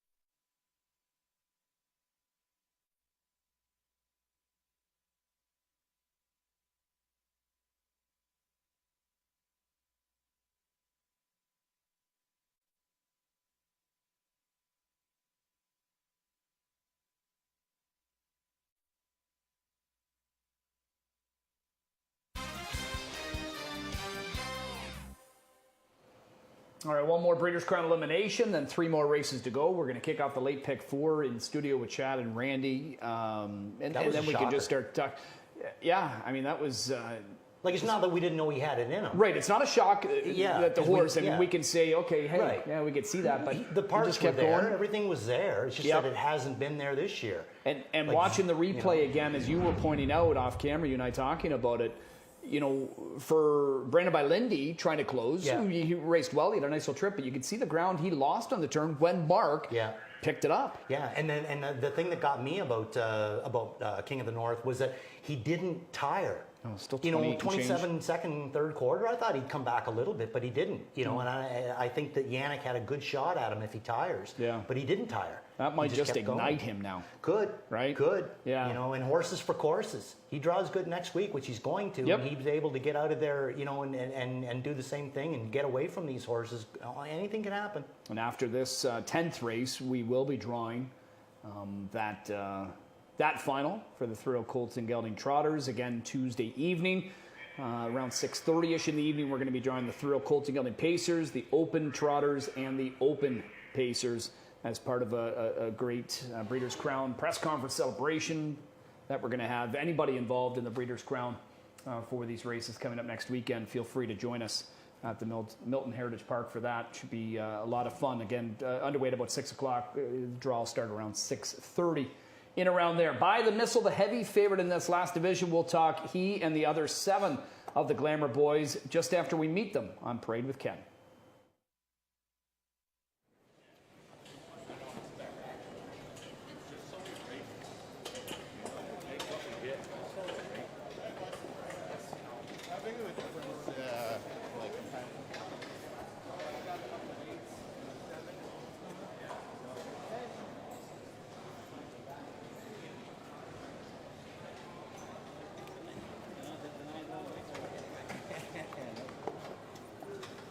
So Ray, I said, you know what? He might be fucking 30 or 40 to 1 tonight, but we're going down playing.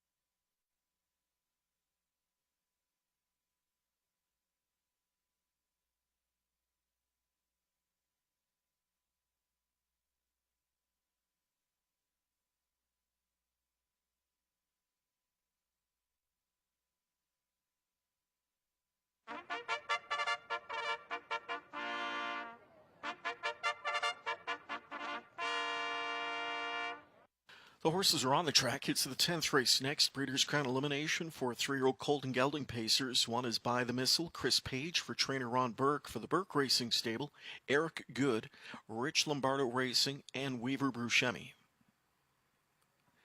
The 2 Mad Max Hanover gets Tim Tetrick for trainer Jake Lemon. The owner is Marvin Raunick. Nighthawk is 3, Dave Miller with the Brian Brown trainee for Acadia Farms Incorporated, Joe Sobraco, In the Gym Partners, and Lehman Lombardo Stable.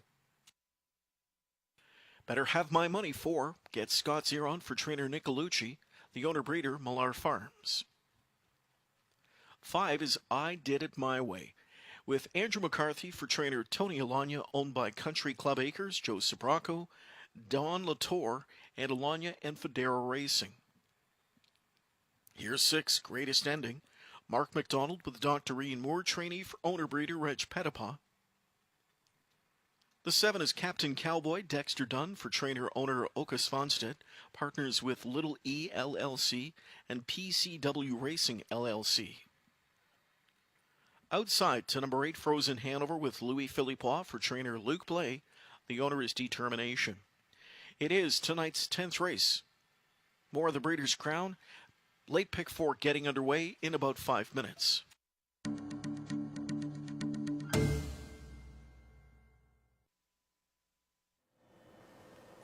All right, Randy, most of us going the direction of By the Missile. You as well, as we get our first look at him here in Canada. We've certainly been able to tune in and see him race, and he's been a lot of fun to watch. Again, in talking to Ron Burke, the Hall of Famer, for him to say he thinks this could be the best 3-year-old he's ever trained. That's that's certainly speaking volumes. Yeah, for sure. Yeah. When you see some of the horses that has come out of his barn over the last 10 years or something like that, to sit there and say that. But hey, he might be right now. By the Missile's showing that he's pretty well one of the best horses that have ever stepped foot on the track. The way that he's racing, definitely the top 3-year-old this year, in my opinion. Anyway, yeah. Especially at the later part of the year, 13 starts, 11 wins. 2 seconds. He just really hasn't done a whole lot wrong. No. And he comes in here with the rail.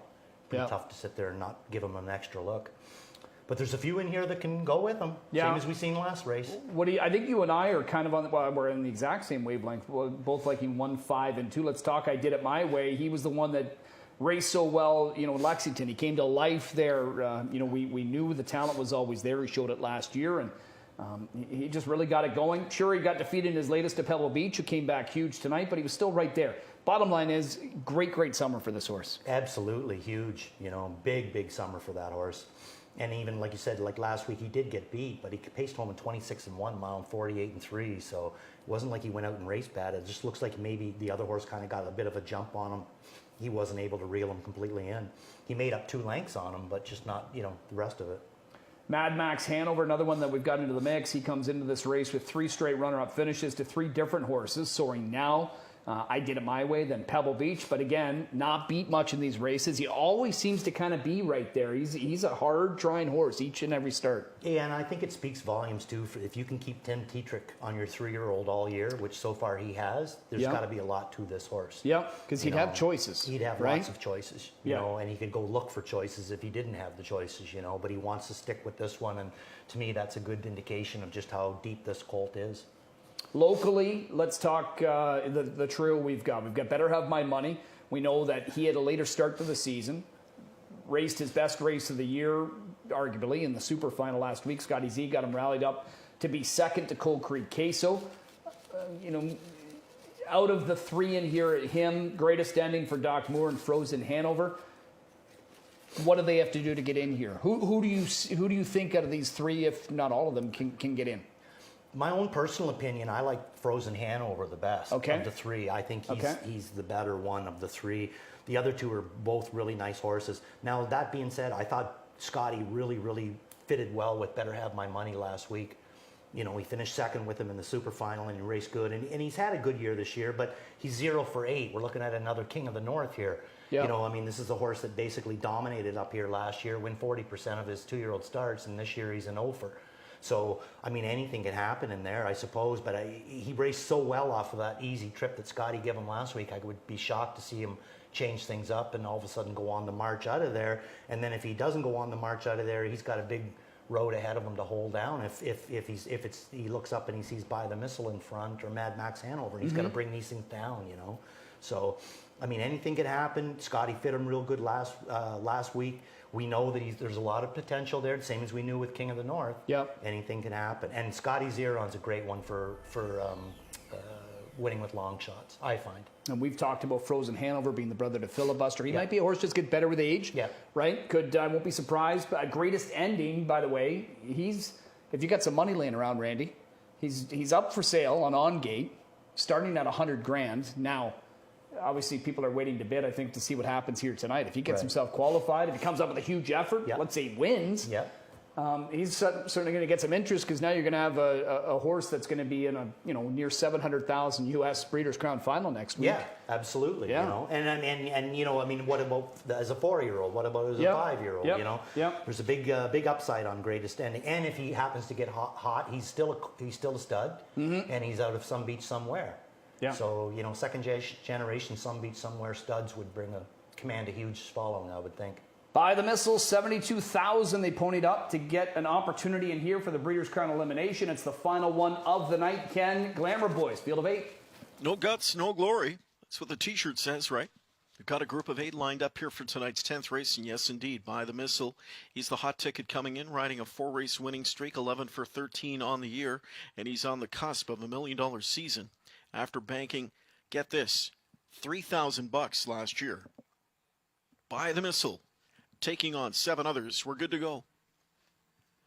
They're often pacing. Greatest Ending got a snap of the wheel discus. McDonald barks orders at him to sprint off the gate, and Greatest Ending did just that. He powers his way to the front.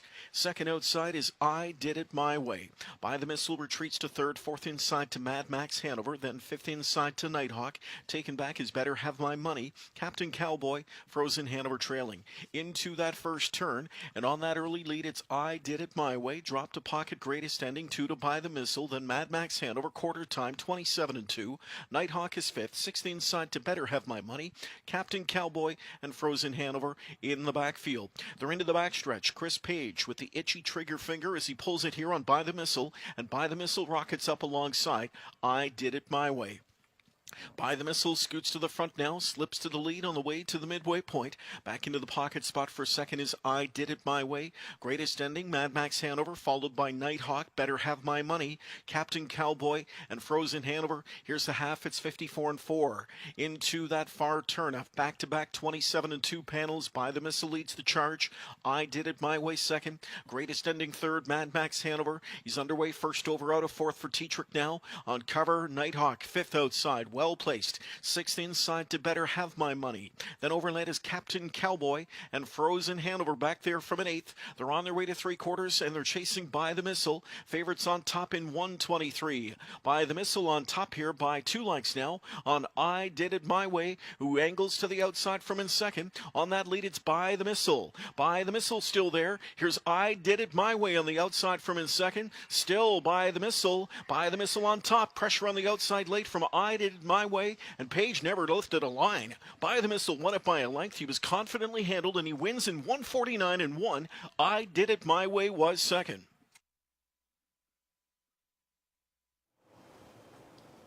$54-4 to the half, but then, fairly soft going to three-quarters, 23. Knew this horse would have lots. He had a good one on his back, and I Did It My Way, but By the Missile, Chris Page, I don't think he was too worried there at all. Didn't seem like it. No. I think when Andrew first brought that horse off his back, he might have spoke to him and pulled the plugs there, thinking that he was going to give him a big rush. But he knew three-quarters of the way down the lane, the horse was only going to get to his wheel, and he shut him right back down again. Yeah, and we saw 23, and I think we were both thinking we're going to see a 26-second final quarter here, and that's basically what we saw. Yeah, for sure. He got a nice little easy trip. It was more or less a training mile for him, so I'm sure the connections of By the Missile will be real happy with him. I was real happy with the way Doc Moore's colt raced. I thought he raced really well. I mean, he hung in there? Yeah, for sure. He did. He raced really, really well. He got tortured the week before, and Mark found him a nice, easy kind of a trip. He lasted good, and he raced good. He raced very well. That's certainly, if he's on the for sale board, he just helped his purchase price. Yeah, we'll see what happens. Will he continue to race for these connections in the final next week, or will it be somebody else taking a shot on him? We'll see. He's now got a date with I think it's going to be around $675,000, something like that, because I believe the supplemental fee kind of goes into that final, if I'm not mistaken, the one paid by the Missile. He earned a bit of it back here, but he'll be certainly one of the favorites going forward next week. Looking forward to By the Missile, his showdown with Pebble Beach and others as we wrap things up here for our Breeders' Crown eliminations, Ken. Yes, and we do with one of the most exciting glamour boys this season, By the Missile. That outstanding product of the Ohio Sire Stakes program. But he's danced outside of that program, and he's won convincingly when asked to do so. Good buddy Kirby McGinnis giving us some good scoopage here. First Canadian victory for driver Chris Page. He's won a bunch of races, but this is the first on Canadian soil. Ron Burke trains this 3-year-old son of Down by the Seaside out of the Western Terra Mare. Dismissal, owned by Burke Racing Stable, Eric Good, Rich Lombardo Racing, and Weaver Buscemi. Make it 5 in a row. Make it 12 for 14 on the year. 13 lifetime tallies for By the Missile, who has made his way back now to that Winback Farm winner's circle.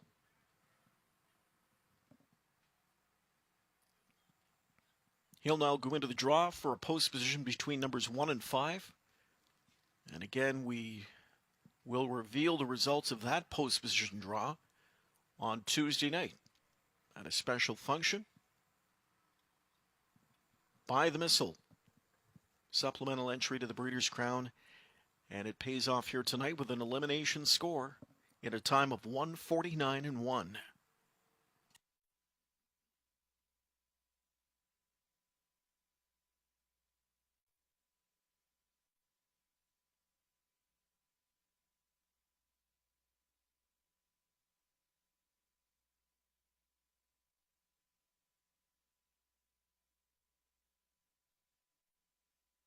By the Missile paid $3.50 to win, $2 exact to $6.40, $2 daily double $185, dollar trifecta $27.40, dollar superfecta $58.95. The $1 pick 3, $102.60, and the $1 late pick 5, $3,850.60.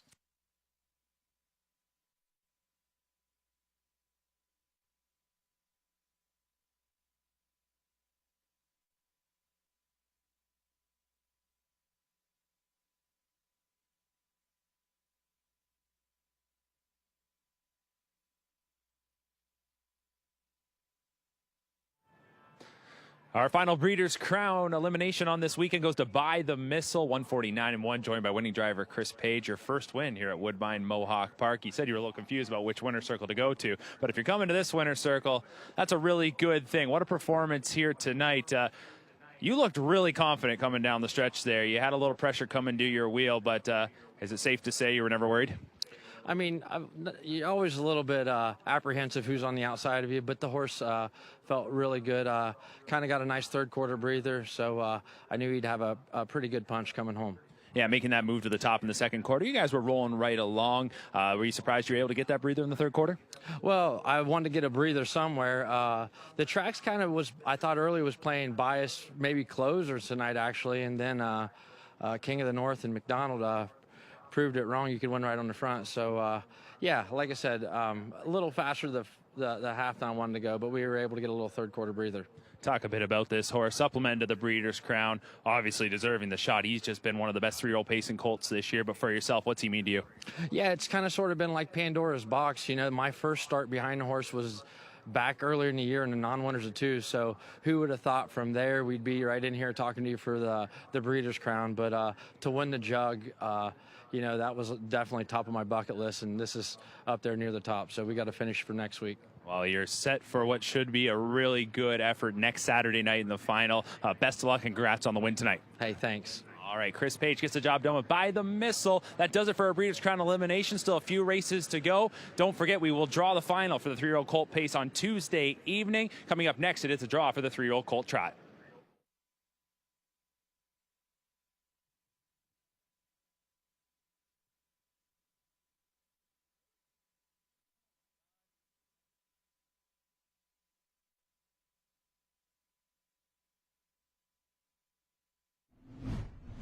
By the Missile, taking on 7 others. We're good to go. They're often pacing. Greatest Ending got a snap of the wheel disc as McDonald barks orders at him to sprint off the gate, and Greatest Ending did just that. He powers his way to the front. Second outside is I Did It My Way. By the Missile retreats to third, fourth inside to Mad Max Hanover, then fifth inside to Nighthawk. Taken back is Better Have My Money. Captain Cowboy, Frozen Hanover trailing.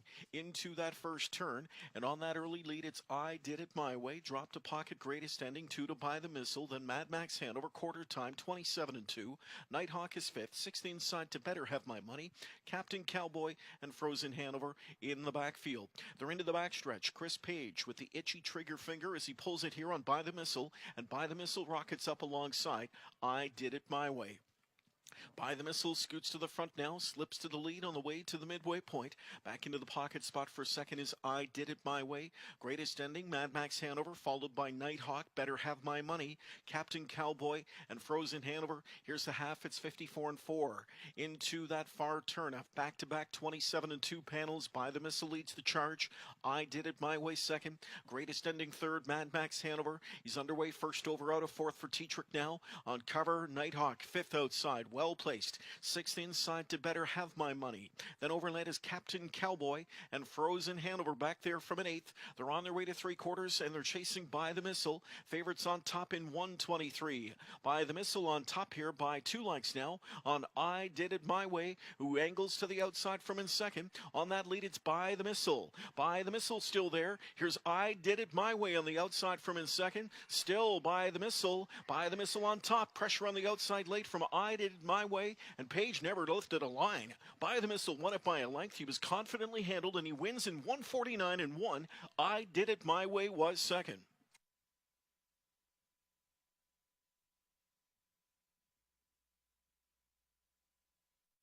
Tenth race rundown. By the Missile, the winner. Mad Max Hanover fourth. Nighthawk eighth. Better Have My Money seventh. I Did It My Way second, Greatest Ending third, Captain Cowboy fifth, Frozen Hanover sixth. Moving on, we go to the 11th race now. Final pick 3 wagering opportunity offered on the card. Note the 2 My Mother Pearl make the driver Trevor Henry. The 9 Twinbee Sun Kiss, couple of notes, remove Swedish blinds, add a right side Murphy blind.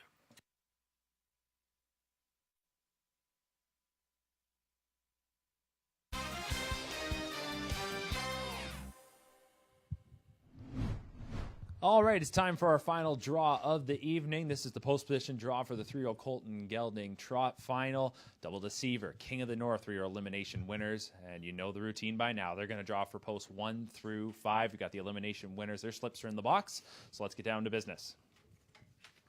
King of the North. It's going to be the rail for King of the North. Started from the far outside in his elimination. What a performance. Canadian record 151-1. And Double Deceiver. Post position number 4 for Double Deceiver. Dave Miller had a lot of room up that inside. Interesting that way that trip worked out. Just being able to scoot up the inside there, passing all the rivals for the victory. So our elimination winners know their spots. 8 other horses about to learn their fate and where they'll start next Saturday. Cool Papa Bell. Post position number 9 for the Hambletonian champion, Cool Papa Bell for Jim Campbell. Sleigh. Post position number 3 for the Canadian Trotting Classic champion, Sleigh, who finished second in his elimination. Golden Wall AS. Post position number 10 for Golden Wall AS. That one will start from the far outside. Just 1 second there, Tony. Post position number 10. We'll let the folks in the control room get that up there. Go ahead. Twinbee Archie. Post position number 8 for Twinbee Archie for trainer Scott McEnany. It's been a long, successful year for one of the local standouts. Post position number 8. World at War Dio. Post position number 6 for World at War Deo for the Burke Stable now. Post position number 6. Branded by Lindy.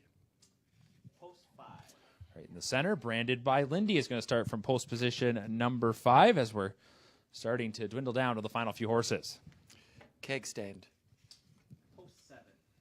Keg Stand for Nancy Tactor is going to start from post position number 7. 1 slip remaining. Fast as the Wind. And the Tony Alanya trainee, Fast as the Wind, is going to start from post position number 2. All right, there is the field for the 3-year-old Colt and gelding trot final. They'll go for a purse of $600,000. Fast as the Wind for the gentleman in the control room there. That's who gets post position number 2.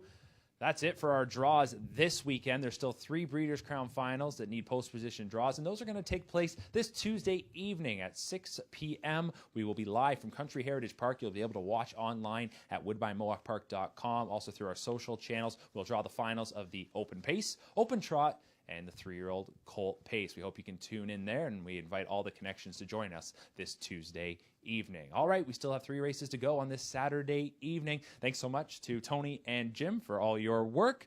Enjoy the final 3 on this Saturday night from Mohawk Park.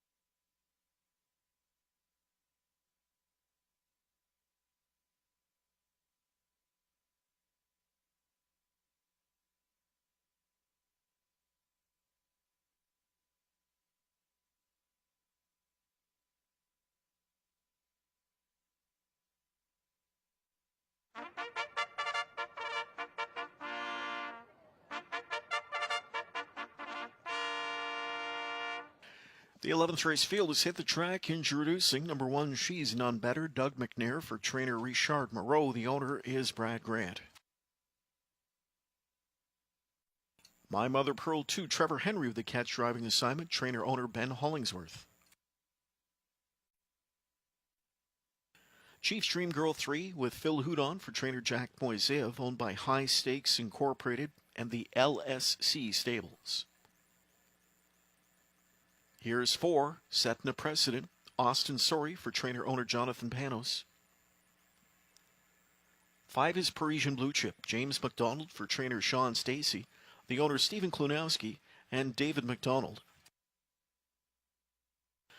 Nightlife Seals through the 6, Bob McClure for trainer Sean Stacy, owned by the Hudson Standardwood Stable. 7 is Heaven Showgirl, Louis Philippois for trainer owner Don Lindsay, partners Paul Kleinpaste, Will Alampievich, and Garth Bechtel. Number 8, Exotic Dragon, Travis Cullen with Jody Cullen trainee, Travis and Ron Cullen own with Paul Sanders. And Outside to the 9, Twin Bees Sunkissed, owned by Acurie CSL, along with 9174, 7998 Quebec Incorporated, trainer Francis Dumichel in the bike seal they have filly on. 5 minutes away from tonight's 11th race, this starts the final pick 3.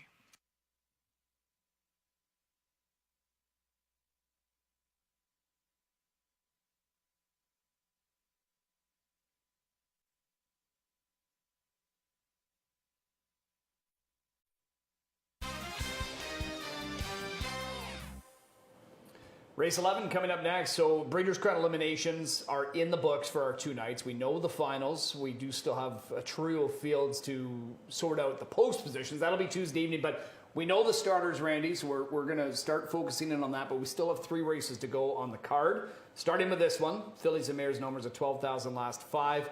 5-2 favoritism on the 7, Heaven's Showgirl. You didn't put this one into the mix. We'll talk more about her in a moment. You do like She's None Better, and dropping down here from the rail, this is, I think, just a likable spot for her. Yeah, I completely agree. And the other thing is, too, is in her last 6 starts, she's been beaten 3 times by So Much More. She was beat by De Barn Dogs Watchin'. She was beat by Vole's Delight. And she was beaten nose by Awesome Hill. Yeah. All those horses other than Awesome Hill are all in the Breeders' Crown tonight. If any one of those horses was in this class, I would say that they'd be standout jock favorites. Yeah. So I'm a little surprised, actually, that because to me, she doesn't have to face that bunch. Mm-hmm. And if she doesn't have to face them with the rail, I think that she's going to be pretty live in here. I expected her to be the favorite. She might still end up being the post-time favorite, but one of the main reasons why I decided to go Heaven Showgirl is because I thought, due to the time missed, a bit of a stale date because sickness. Mm-hmm. I'm hoping it hasn't derailed her form because she's in pretty good shape right now. Don Lindsay's got her on track, but if this hasn't derailed her, I think she can be a major player. But I thought because of the time away, she's going to get overlooked a little and be a bit more of an inflated price. But that's not the case right now, at least. I mean, she's 5-2 in here. Did you opt not to use her just because of the stale date? Mostly, yeah. I did, choose to use her. That I mean, she's really overachieved since she's came here from Grand River. And like her last start at Grand River, she finished second to Beach Moment or whatever, and come first over doing it. And then her first start here, she was in non-winners of 6,000, and she finished 4th. And then her next start, when she did win, she went off at 29-1. Now, following start, then she was a big favorite, and she got beat. Then all of a sudden, she goes into a little bit of a hiatus. So, although her lines to me look great, I'm not 100% sure if she's seen the depth of a horse that's been racing against the best mares that we have to offer. Yeah, I mean, when he got her from south of the border, she was facing some pretty good mares down there. And he brought her here, I think, to be a top class mare. Another Gia Cerrillo. Yeah, but she ended up, she got some sickness a couple of times that, it was tough. She wasn't on a regular schedule. No. And, finally it seemed like she started to come around there, and maybe it did just take some starts at Grand River to kind of get that back, then come here and be good. And I'm just hopeful that, again, the recent sickness here, that, the latest bout of it hasn't really taken her away from what she's been showing lately, because we'll see. I think I'll know kind of early on, because if she's put into play right away, I think that's going to be a good indication that she's still pretty sharp. at this point. So we'll see. But let's touch on some others. And technically, she should be put into play because there's not a whole lot of gate speed in here. Nope. You know, so really, she should be going forward. Chief's Dream Girl probably to be going forward. She's racing well. I know, because she's been racing so well, she had to go up to the top class last time. And although she was fifth, she got a check. She was only beat 3 lengths against the best mares around. Didn't disgrace herself. No. No. And she's been good. And we talked about Phil having a lot of luck the last couple of weeks. And, for Moiseev and company, I mean, this is a mare that she's making her way to 100,000 in earnings this year. Yeah, I mean, I'm sure that they're very, very happy with her, and she's out of a Western Ideal mare. So You that love those. So that usually means that she's just going to get better and better and better as the older she gets, in my opinion, anyway. But regardless of it, that Western Ideal they just seem like they stay sound and they're able to race and race and race. Randy likes 1, 3, 5. I like that trio as well, but I'm going to put a 7 in front of them. 7, 1, 3, 5 for me. Right now, lining up, she is co-favored. That's Heaven Showgirl with She's None Better, both at 5-2, as we kick off our final pick 3 of the night. Good betting board here to do it, too. 5-2, the Lukewarm Chase, and 7, Heaven Showgirl. Now up to 3-1. Late money drives down the odds on She's None Better, who's finding herself now in the role of favorite at 5-2. 7-2 and 3, Chief's Dream Girl, 4-1, and now 3-1 on the 5, Parisian Blue Chip. Money spread around as it circles all over this betting board here late in the cycle. We're set for a start. Often pacing, Nightlife Sealster hammered down early on her as she'll power her way from the outside. Some early speed tonight from Setting a Precedent. She's no one-trick pony. She'll drop to pocket. Third outside goes Parisian Blue Chip. Fourth in at the rail is She's None Better. Crossed in fifth, My Mother Pearl. Sixth tucked behind her, Chief's Dream Girl. Down to the inside, seventh now goes Heaven's Showgirl. And the final 3, 2 in the group now in the backfield as they make their way to the quarter marker. Exotic Dragon and Twinbee Sunkissed can see them all. First panel just 28 flat, a tepid first quarter for Parisian Blue Chip, who leads them to the backstretch. Second to the inside, there is her stablemate Nightlife Sealster. Quickly rushing out of fourth, now third, now second. Here drives She's None Better. Back into fourth is Setting a Precedent. Then My Mother Pearl is fifth. Sixth, tip to the outside comes Chief's Dream Girl. Scooting up the inside, Heaven Showgirl. She'll swing outside now to catch cover. Also up on the move, Exotic Dragon. Trailing at the rail is Twinbee Sunkissed. 56 and 3 1/2. Still not a lot of early speed up front. They move into the far turn. So a tactical advantage at this point has got to be for She's None Better. She's on top of length. Parisian Blue Chip pocket sitting. Chief's Dream Girl first up third. In at the rail, Nightlife Sealster fourth. Cover fifth for Heaven Showgirl. Sixth trapped in, Setting a Precedent. Seventh up on the move, Exotic Dragon. Then in at the rail, My Mother Pearl. And winding up from last now comes Twinbee Sunkissed. 3 quarters in 124 and 4, and that was a 28 and 1/3 quarter. Into the stretch drive, She's None Better as she goes into acceleration mode. Chief's Dream Girl's been out a long time. First over, she is outside second. Kicked off her cover comes Heaven Showgirl with an explosively kick now, and Heaven Showgirl is coming on and coming by. Heaven Showgirl, the 2-1 favorite, does deliver. It's Heaven Showgirl who catapulted off cover to win in 151 and 4.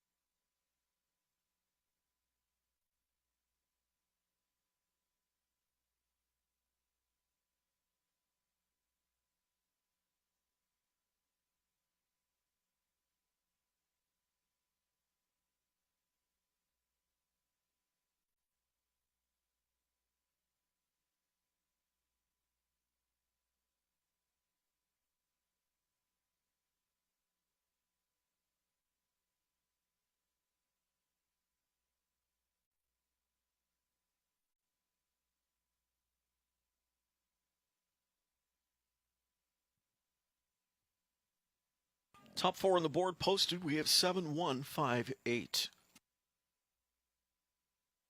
Coming back to Victory Lane, 7, Heaven Showgirl. A 7-year-old daughter of rock and roll Heaven out of the D.M. Dillinger mare, Miss DeVille. Don Lindsay owns and trains. Partners are Paul Kleinpaste, Will Alampievich, and Garth Bechtel. Louis Philippois mapped out the winning trip. For Heaven Showgirl, her 6th win this year, career win 18, mile 151 and 4.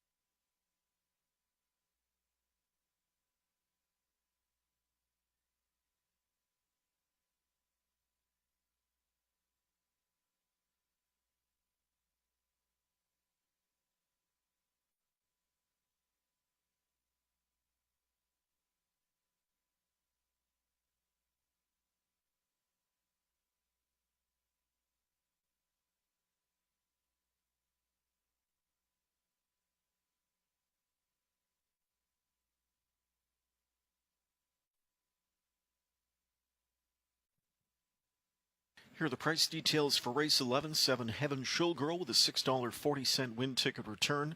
$2 exact to $34.30, $2 daily double $21.30, the dollar trifecta $48.60, dollar superfecta $572.60, and the $1 pick 3 combination good for $518.45.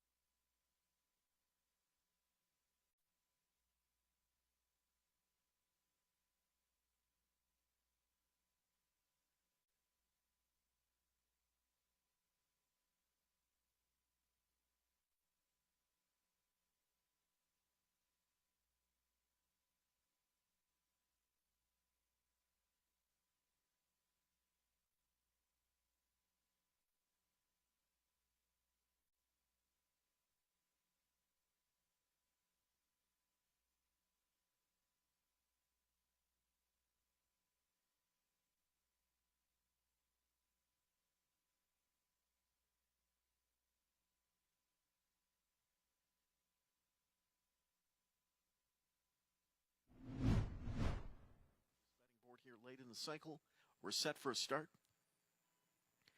Often pacing, Nightlife Sealster hammered down early on her as she'll power her way from the outside. Some early speed tonight from Setting the Precedent. She's no one-trick pony. She'll drop to pocket. Third outside goes Parisian Blue Chip. Fourth in at the rail as She's None Better. Crossed in fifth, My Mother Pearl. Sixth tucked behind her, Chief Stream Girl. Down to the inside, seventh now goes Heaven's Showgirl. And the final three, 2 in the group now in the backfield as they make their way to the quarter marker. Exotic Dragon and Twinbee Sunkissed can see them all. First panel just 28 flat. A tepid first quarter for Parisian Blue Chip, who leads them to the backstretch. Second to the inside, there is her stablemate Nightlife Sealster. Quickly rushing out of fourth, now third, now second. Here Drive She's None Better. Back into fourth is Setting a Precedent. Then My Mother Pearl is fifth. Sixth, tip to the outside comes Chief Stream Girl. Scooting up the inside, Heaven Showgirl. She'll swing outside now to catch cover. Also up on the move, Exotic Dragon. Trailing at the rail is Twinbee Sunkissed. 56 and 3 1/2. Still not a lot of early speed up front. They move into the far turn. So a tactical advantage at this point has got to be for She's None Better. She's on top of length. Parisian Blue Chip pocket sitting. Chief Stream Girl first up third. In at the rail, Nightlife Sealster fourth. Cover fifth for Heaven Showgirl. Sixth trapped in, Setting the Precedent. Seventh up on the move, Exotic Dragon. Then in at the rail, My Mother Pearl. And winding up from last now comes Twinbee Sunkissed. 3 quarters in 124 and 4, and that was a 28 and 1 third quarter. Into the stretch, Drive She's None Better as she goes into acceleration mode. Chief Stream Girl's been out a long time. First over, she is outside second. Kicked off her cover comes Heaven Showgirl with an explosively kick now, and Heaven Showgirl is coming on and coming by. Heaven Showgirl, the 2-1 favorite, does deliver. It's Heaven Showgirl who catapulted off cover to win in 151 and 4.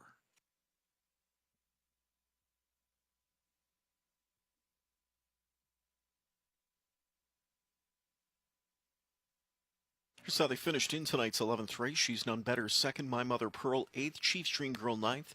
Setting a Precedent, 6th. Parisian Blue Chip, 3rd. Nightlife Sealster, 5th. Heaven Showgirl, your winner. Exotic Dragon, 4th. And Twin Bee Sunkissed was 7th. 12th race, it kicks off late double wagering. Travis Cullen on 3, Woodmere Steel Deer here in the 12th race. Reminder, Mark McDonald drives 3. That'll be Sporty on the back end of that late double wager in race 13.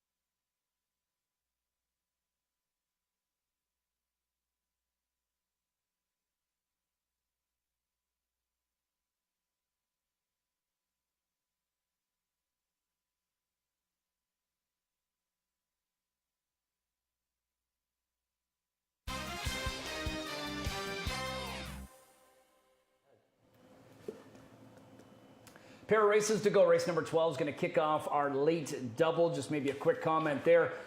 Again, I was talking about Heaven Showgirl. When I saw Louis taking her off the pace, I didn't have high hopes for a chance. I thought, you know what? I think it looks like a race where she needs it. Right.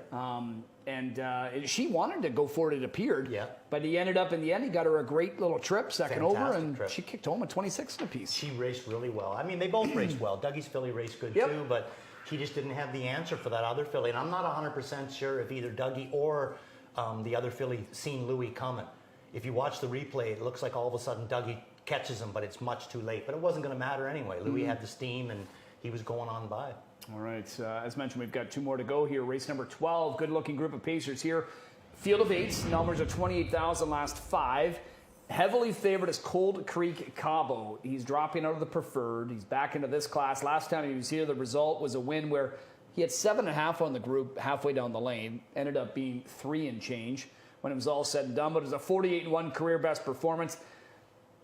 Drop's going to help. I'm not sure he's been racing poorly at the top level. He's just been at the top level, and it just hasn't worked out for him. No, I mean, been too tough right now. Well, that, and I mean, he's not really being put into the play either. Especially last pair. Yeah, he's just been taken back, and they get up high in class, and it's hard to race a horse that hard. You're a Cold Creek Cobble. He's just starting to get better. He's just starting to get like into that kind of a swing for Murray. He's already had 30 starts this year, or close to it, and all of a sudden you find yourself in against Tattoo Artist. Do you really want to, all that hard work for nothing, So, I mean, I can see why they're doing what they're doing. Now he's dropped back down into the non-winners of 25,000 class. The last time he was down in this class, Sylvain went down the road with him right out of the 9-hole, winning 48-1. I can see the same thing kind of happening tonight. Yeah. This winter, I won't be surprised if he's a top preferred horse around here. Me neither. When the winter racing comes and you get into the preferred and you don't have the Tattoo Artist. And that's right. Still some other really good horses. We know Wheels on Fire, ones like that will be in there. But this guy he'll be there to mix it up. Years ago, they used to call a horse like him a Saturday night special. That's what he'll be. He'll be doing all of his racing probably Saturday nights. Yeah, that's what he'll be doing. Which will keep Murray out of trouble, which is all works out good. Works out good for win-win, everybody. isn't it? Win-win. Win-win. Woodmere Steel Deal. Travis Cullen picks up a drive behind this fast son of Steelhead Hanover. Since coming back after a bit of a break, he's been pretty consistent. He's steadily hitting the board lately, and he's got a slew of sub 150 performances for him. And with the right trip, you got to figure he's going to be right there hitting the ticket again. Absolutely, I mean, and he's fresh. He's ready to rock and roll, and this will be the first time that Travis gets to sit up behind him. And he has been racing real good. How about not that I used him in my top 3. I know where you're going. Yeah, Lyle. Yeah. How good is this horse right now? Yeah. And Dougie seemed to have the keys to him. Yeah. He had been real well. Dougie, he went to a Brad Grant horse in the most recent Silva and picked up the drive, and he was still able to, kind of keep it going 3 in a row. And completely changed his style of racing. Yeah. That's what I was very impressed about him, was that how much pace this horse had halfway down the lane. We'll get a good gauge on him here tonight, I think. Right? Yeah, These waters are pretty deep. And he is the horse right now, to me, that shows the form that's going the way you want it to go. Yeah. Yeah, that it is. Many of us on to Colt Creek Cabo. He's the heavy favorite. We expected it. Let's see if he can drop and pop to kick off tonight's late double.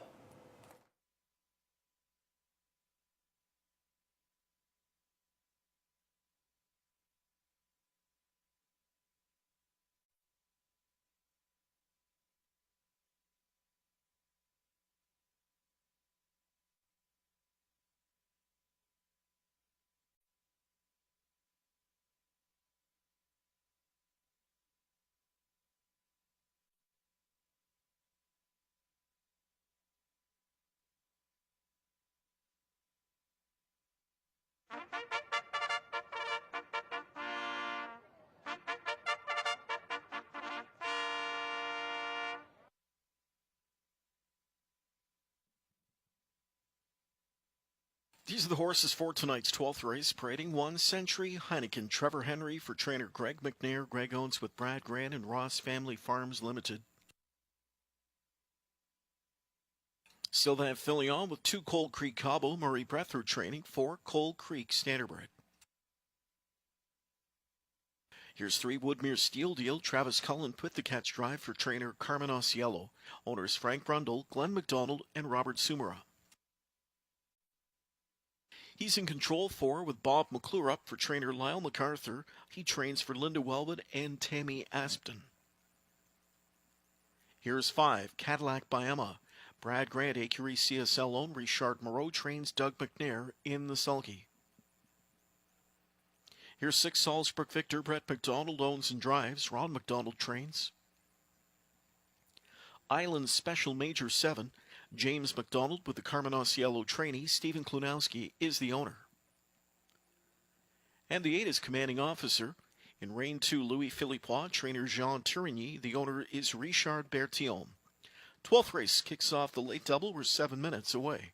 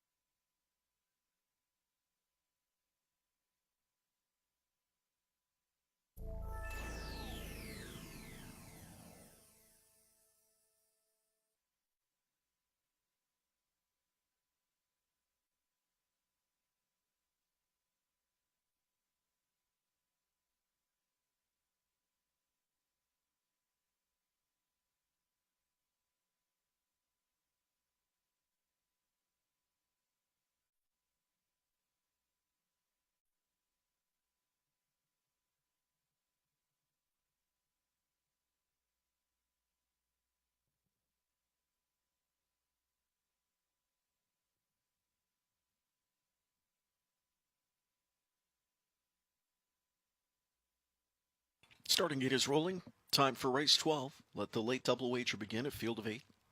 3 to 5 on the 2, Colt Creek Cabo. He finds himself in a comfy spot tonight class-wise. Met his match in his last couple of outings. Non-factor both times. Look for him to be a major threat here tonight, though. Good post to work from. Filling on aboard that Murray Brethard trainee. Here they come. They're often pacing Cadillac Biama, charging out down the center. Far outside, commanding officer now is driving out as well. They're a third away is Cold Creek Cabo in the early going. Century Heineken led it fourth. Gap of 2 back to Woodmere Steel Deal. A length and a half to He's in Control. Retreating Salzburg Victor and Island Special Major a limbed out last. Into that first turn now, and up front to take the lead, it's Cadillac Biama. Cold Creek Cabo emerged the pocket sitter. Century Heineken is up close third. Commanding officer ducked fourth. 27-2 the opening quarter. 15 side to Woodmere Steel Deal. Then He's in Control. 2 to Salzburg Victor. Behind him Island Special Major. They remain single file on the way to 3/8. Cadillac Biama takes the field past that post now, and he continues to go on. Back into second is Cold Creek Cabo tripping out behind the speed. Third in at the rail, Century Heineken. It's 2 lengths back now. Commanding officer fourth. Fifth in at the rail, Woodmere Steel Deal. Hot half here, 54-4, as they go 27 2/4 back to back. Cadillac Biama to the final turn. Right there second is Cold Creek Cabo, a menacing pocket presence. Right there third is Century Heineken. 2 to commanding officer. Then Woodmere Steel Deal. He's in control. 2 more to Salzburg Victor and Island Special Major back in last. 3/4 bound Cadillac Biama. He's had the pedal press since the word go. He's at 3/4 in 1:21-2, and he swings them into the stretch. Cadillac Biama, pressed late by Cold Creek Cabo. Century Heineken is blasting up. 4 wide out of the final turn is Woodmere Steel Deal, and scooting up the inside late comes Commanding Officer. Here's Century Heineken to the front now. Commanding Officer coming through. In the center, Cold Creek Cabo. Century Heineken to win. Henry clicking with Century Heineken. Second best up the rail, Commanding Officer. Way out wide, Salzburg Victor, and then Cold Creek Cabo in 1:48-4.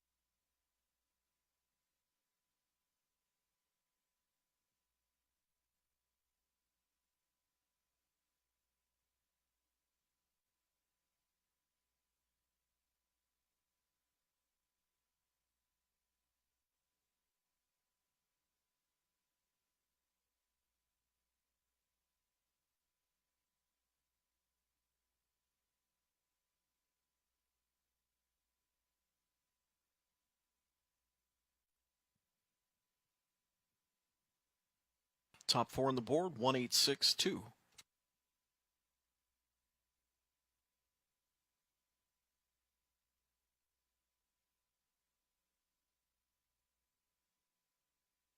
Twelfth race goes to 1 Century Heineken, a 4-year-old Bettor's Delight gelding out of the Real Artist Mare Brushstrokes. Greg McNair co-owns and trains, partners Brad Grant and Ross Family Farms Limited. Trevor Henry winning reinsman. 6 wins on the year, career win number 10 for Century Heineken, pacing in 1:48-4.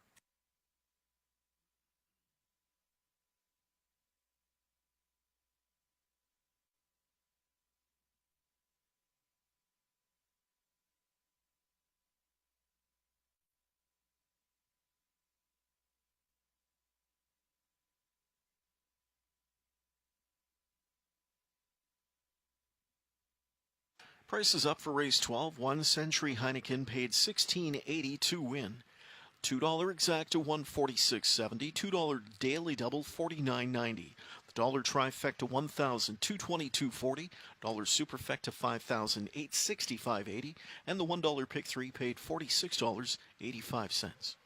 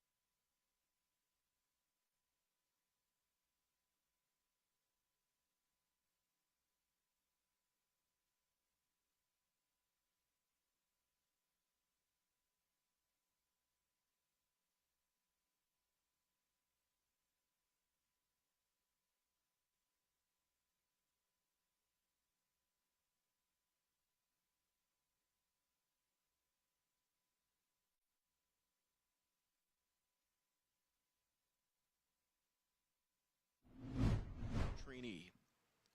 Here they come. They're often pacing Cadillac Biama, charging out down the center. Far outside, commanding officer now is driving out as well. They're a third away is Cold Creek Cabo in the early going. Century Heineken led it fourth. Gap of 2 back to Woodmere Steel Deal. A length and a half to He's in Control. Retreating Salzburg Victor and Island Special Major a limbed out last. Into that first turn now, and up front to take the lead, it's Cadillac Biama. Cold Creek Cabo emerged the pocket sitter. Century Heineken is up close third. Commanding officer ducked fourth. 27-2 the opening quarter. 5th inside to Woodmere Steel Deal. Then He's in Control. 2 to Salzburg Victor. Behind him Island Special Major. They remain single file on the way to 3/8. Cadillac Biama takes the field past that post now, and he continues to go on. Back into second is Cold Creek Cabo tripping out behind the speed. Third in at the rail, Century Heineken. It's 2 lengths back now. Commanding officer fourth. 5th in at the rail, Woodmere Steel Deal. Hot half here, 54-4, as they go 27 2/4 back to back. Cadillac Biama to the final turn. Right there, second is Cold Creek Cabo, a menacing pocket presence. Right there, third is Century Heineken. 2 to commanding officer. Then Woodmere Steel Deal. He's in control. 2 more to Salzburg Victor and Island Special Major back in last. 3/4 bound Cadillac Biama. He's had the pedal press since the word go. He's at 3/4 in 1:21-2, and he swings them into the stretch. Cadillac Biama, pressed late by Cold Creek Cabo. Century Heineken is blasting up. 4 wide out of the final turn is Woodmere Steel Deal, and scooting up the inside late comes Commanding Officer. Here's Century Heineken to the front now. Commanding Officer coming through. In the center, Cold Creek Cabo. Century Heineken to win. Henry clicking with Century Heineken. Second best up the rail, Commanding Officer. Way out wide, Salzburg Victor, and then Cold Creek Cabo in 1:48-4.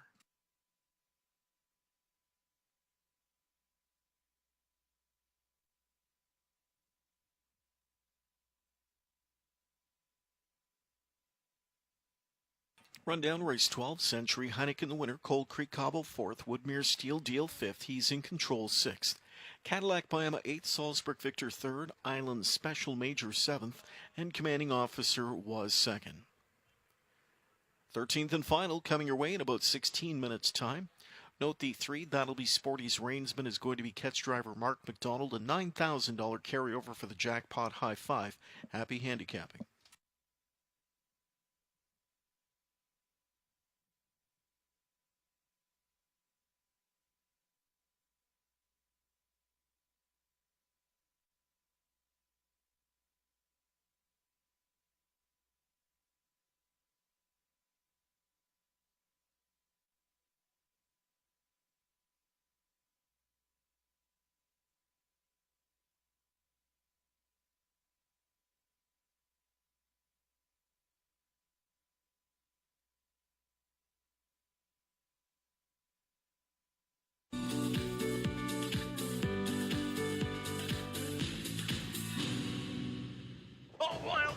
It's a Breeders' Crown showdown at Woodbine Mohawk Park. 2 nights of incredible racing, 12 divisional championships, over $6.5 million in prize money. Join us on October 28th and 29th for harness racing's richest, most prestigious year-end fight to the finish. From the long shots to the sure shots, it all comes down to the Breeders' Crown. It all begins right here in Ontario. From owning your next Ontario Sire Stakes champion 149 and 2 to winning coveted Grand Circuit races, Ontario sired yearlings have what it takes to put you in the winner's circle. 151 and 4. Logan Park from the pocket spot coming on. Purchase your next Ontario Sired Stakes winner this fall. Passion frenzy to take the good time. The one and only choice, Ontario Sired. This is the tale of Father Patrick, the standard bearer of a proud lineage, with a legacy of victory and glory all his own. His legend continues to grow. Father Patrick in control. He does it again. He wins by 2.5 lengths. Father Patrick with a Breeders' Crown. Be a part of the legend of Father Patrick, now at Diamond Creek Farm.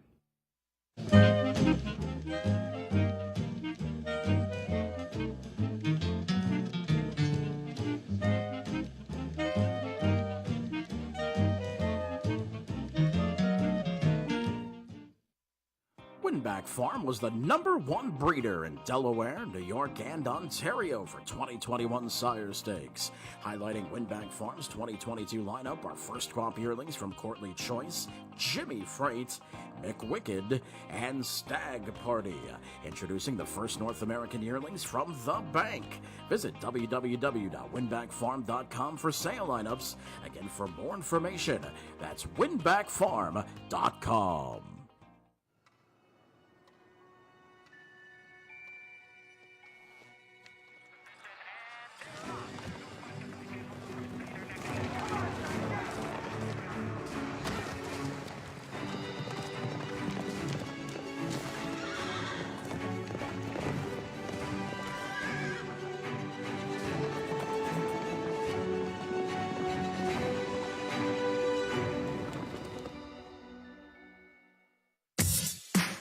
Take a walk on the wild side.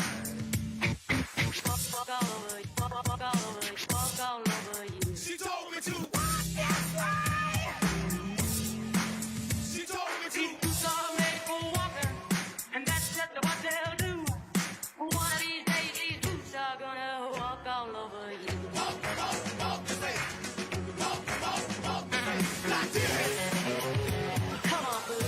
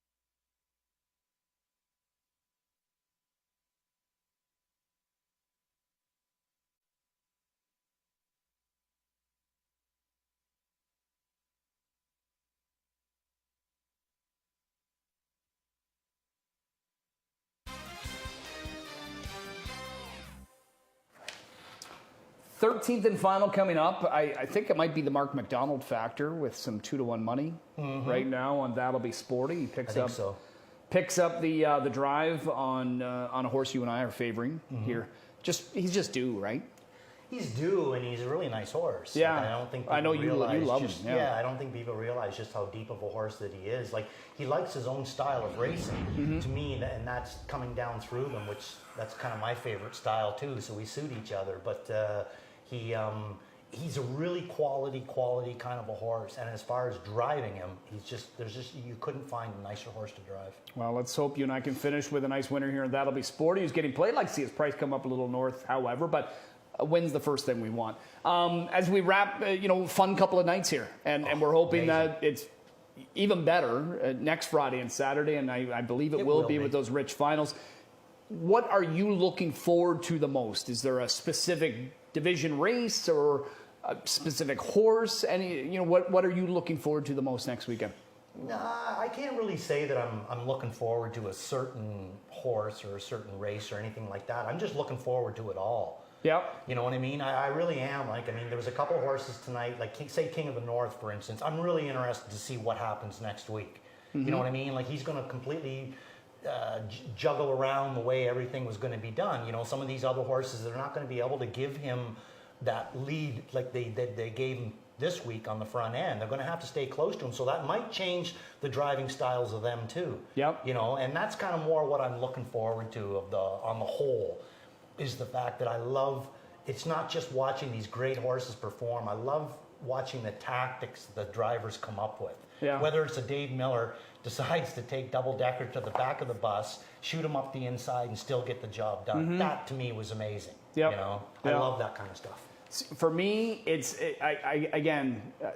no shortage of storylines, and that's what I love on these big nights. We've got first-time people in Breeders' Crown finals looking for their first that have legitimate shots. We've got horses like Atlanta and Bulldog Hanover with their amazing racing careers coming to a close very shortly. A couple of races left, and to just appreciate those, and the matchup of 2-year-olds, and we can start talking about NA Cup next year. It's just going to be a lot of fun. I can't wait for it. Let's just hope Mother Nature is in our corner. But appreciate everybody hanging out. Appreciate you, Randy, and the crew behind the scenes. Look forward to working with you next week again on Friday and Saturday. Join us Tuesday night, Tuesday evening, 6 o'clock. We'll get things underway for the post-draw. We'll be drawing 3 different races. Should be a lot of fun. You can tune in live stream as well. To take us home, it'll be Ken Middleton. Enjoy the rest of your weekend, everybody.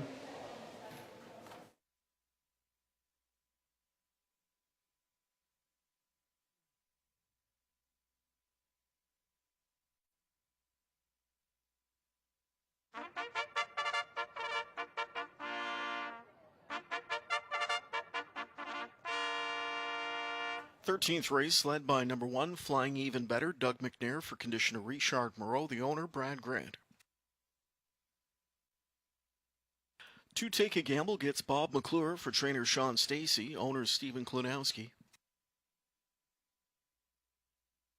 3, That'll Be Sporty with Mark McDonald catch driving for trainer Kenneth Gowan, owners Michelle McMullen and Audrey Crawford. Alex Having Fun 4 with Sylvain Filion for conditioner Richard Moreau, owners Acurie CSL, along with Gaston Bibo. Travis Cullen with a 5, Respect Our Flag. He shares ownership with Ron Cullen and Paul Sanders, Jody Cullen training. Rockin' and Talkin' 6, Tyler Jones for trainer Herb Holland, owners Carolyn McIsaac and Laura Toscani. The 7 is Forefather, Phil Houdon with the Dwayne Marfisi trainee for Aaron Waxman, David Jarvis, and Gary Volpe. 8 is Point to My Grandson, Louis Philippois for conditioner Chantel Mitchell, owned by Gold Standard Equine. 9 is Grand Poobah, Austin Sorry for trainer Carmen Osiello, the owner Stephen Klunowski. And outside 2, the 10, Rock Me Roll Me, James McDonald with the Anthony Montini trainee for Albina Montini, Kwang Sam Lo, Vincent Albanese, and Joe Rogers. 13th dash in 6 minutes.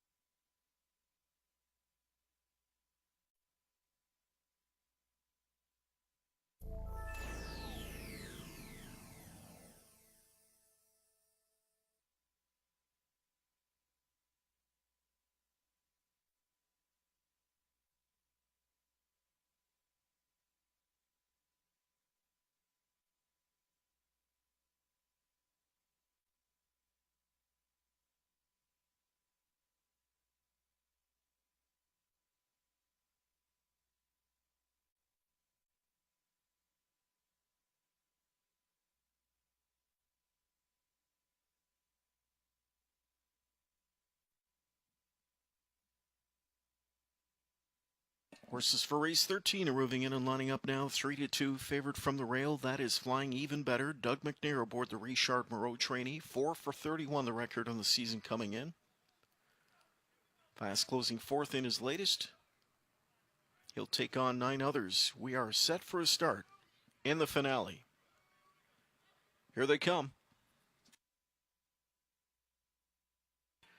And they're off. Good even start. Leaving speed at the inside for Take a Gamble. Powering up on the outside now. Rockin' and Talkin' even wider. Rock Me, Roll Me.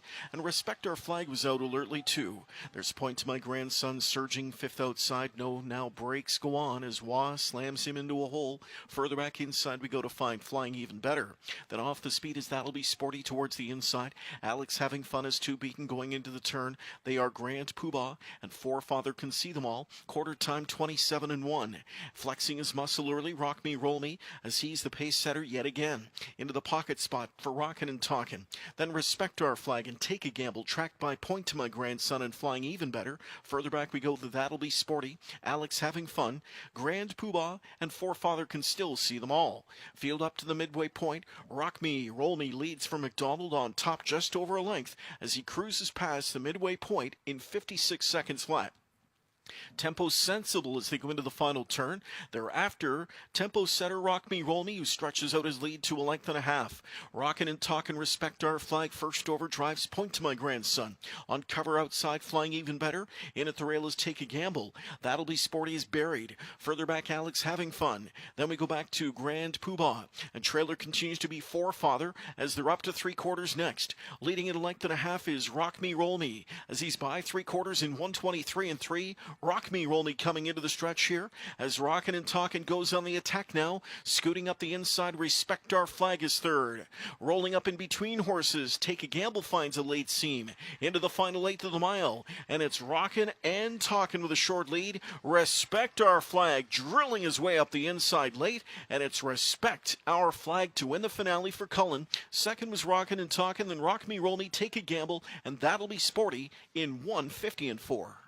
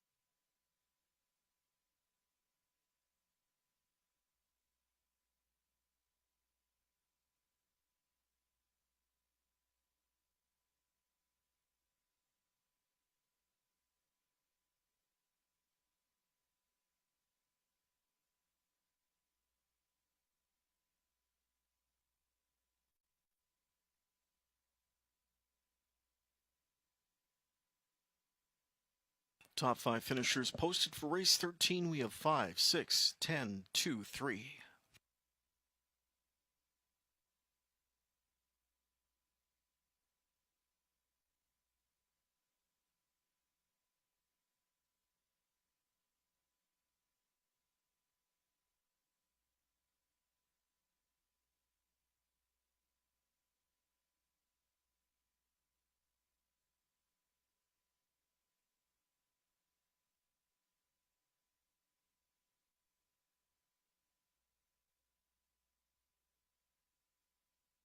Six to one upset in the finale for the 5 Respect Our Flag. He's a 6-year-old roll with Joe Gelding out of the Real Desire Mare Gyration. Scores the win for Travis and Ron Cullen along with Paul Sanders. Jody Cullen the trainer, Travis Cullen in the bike for the winning drive.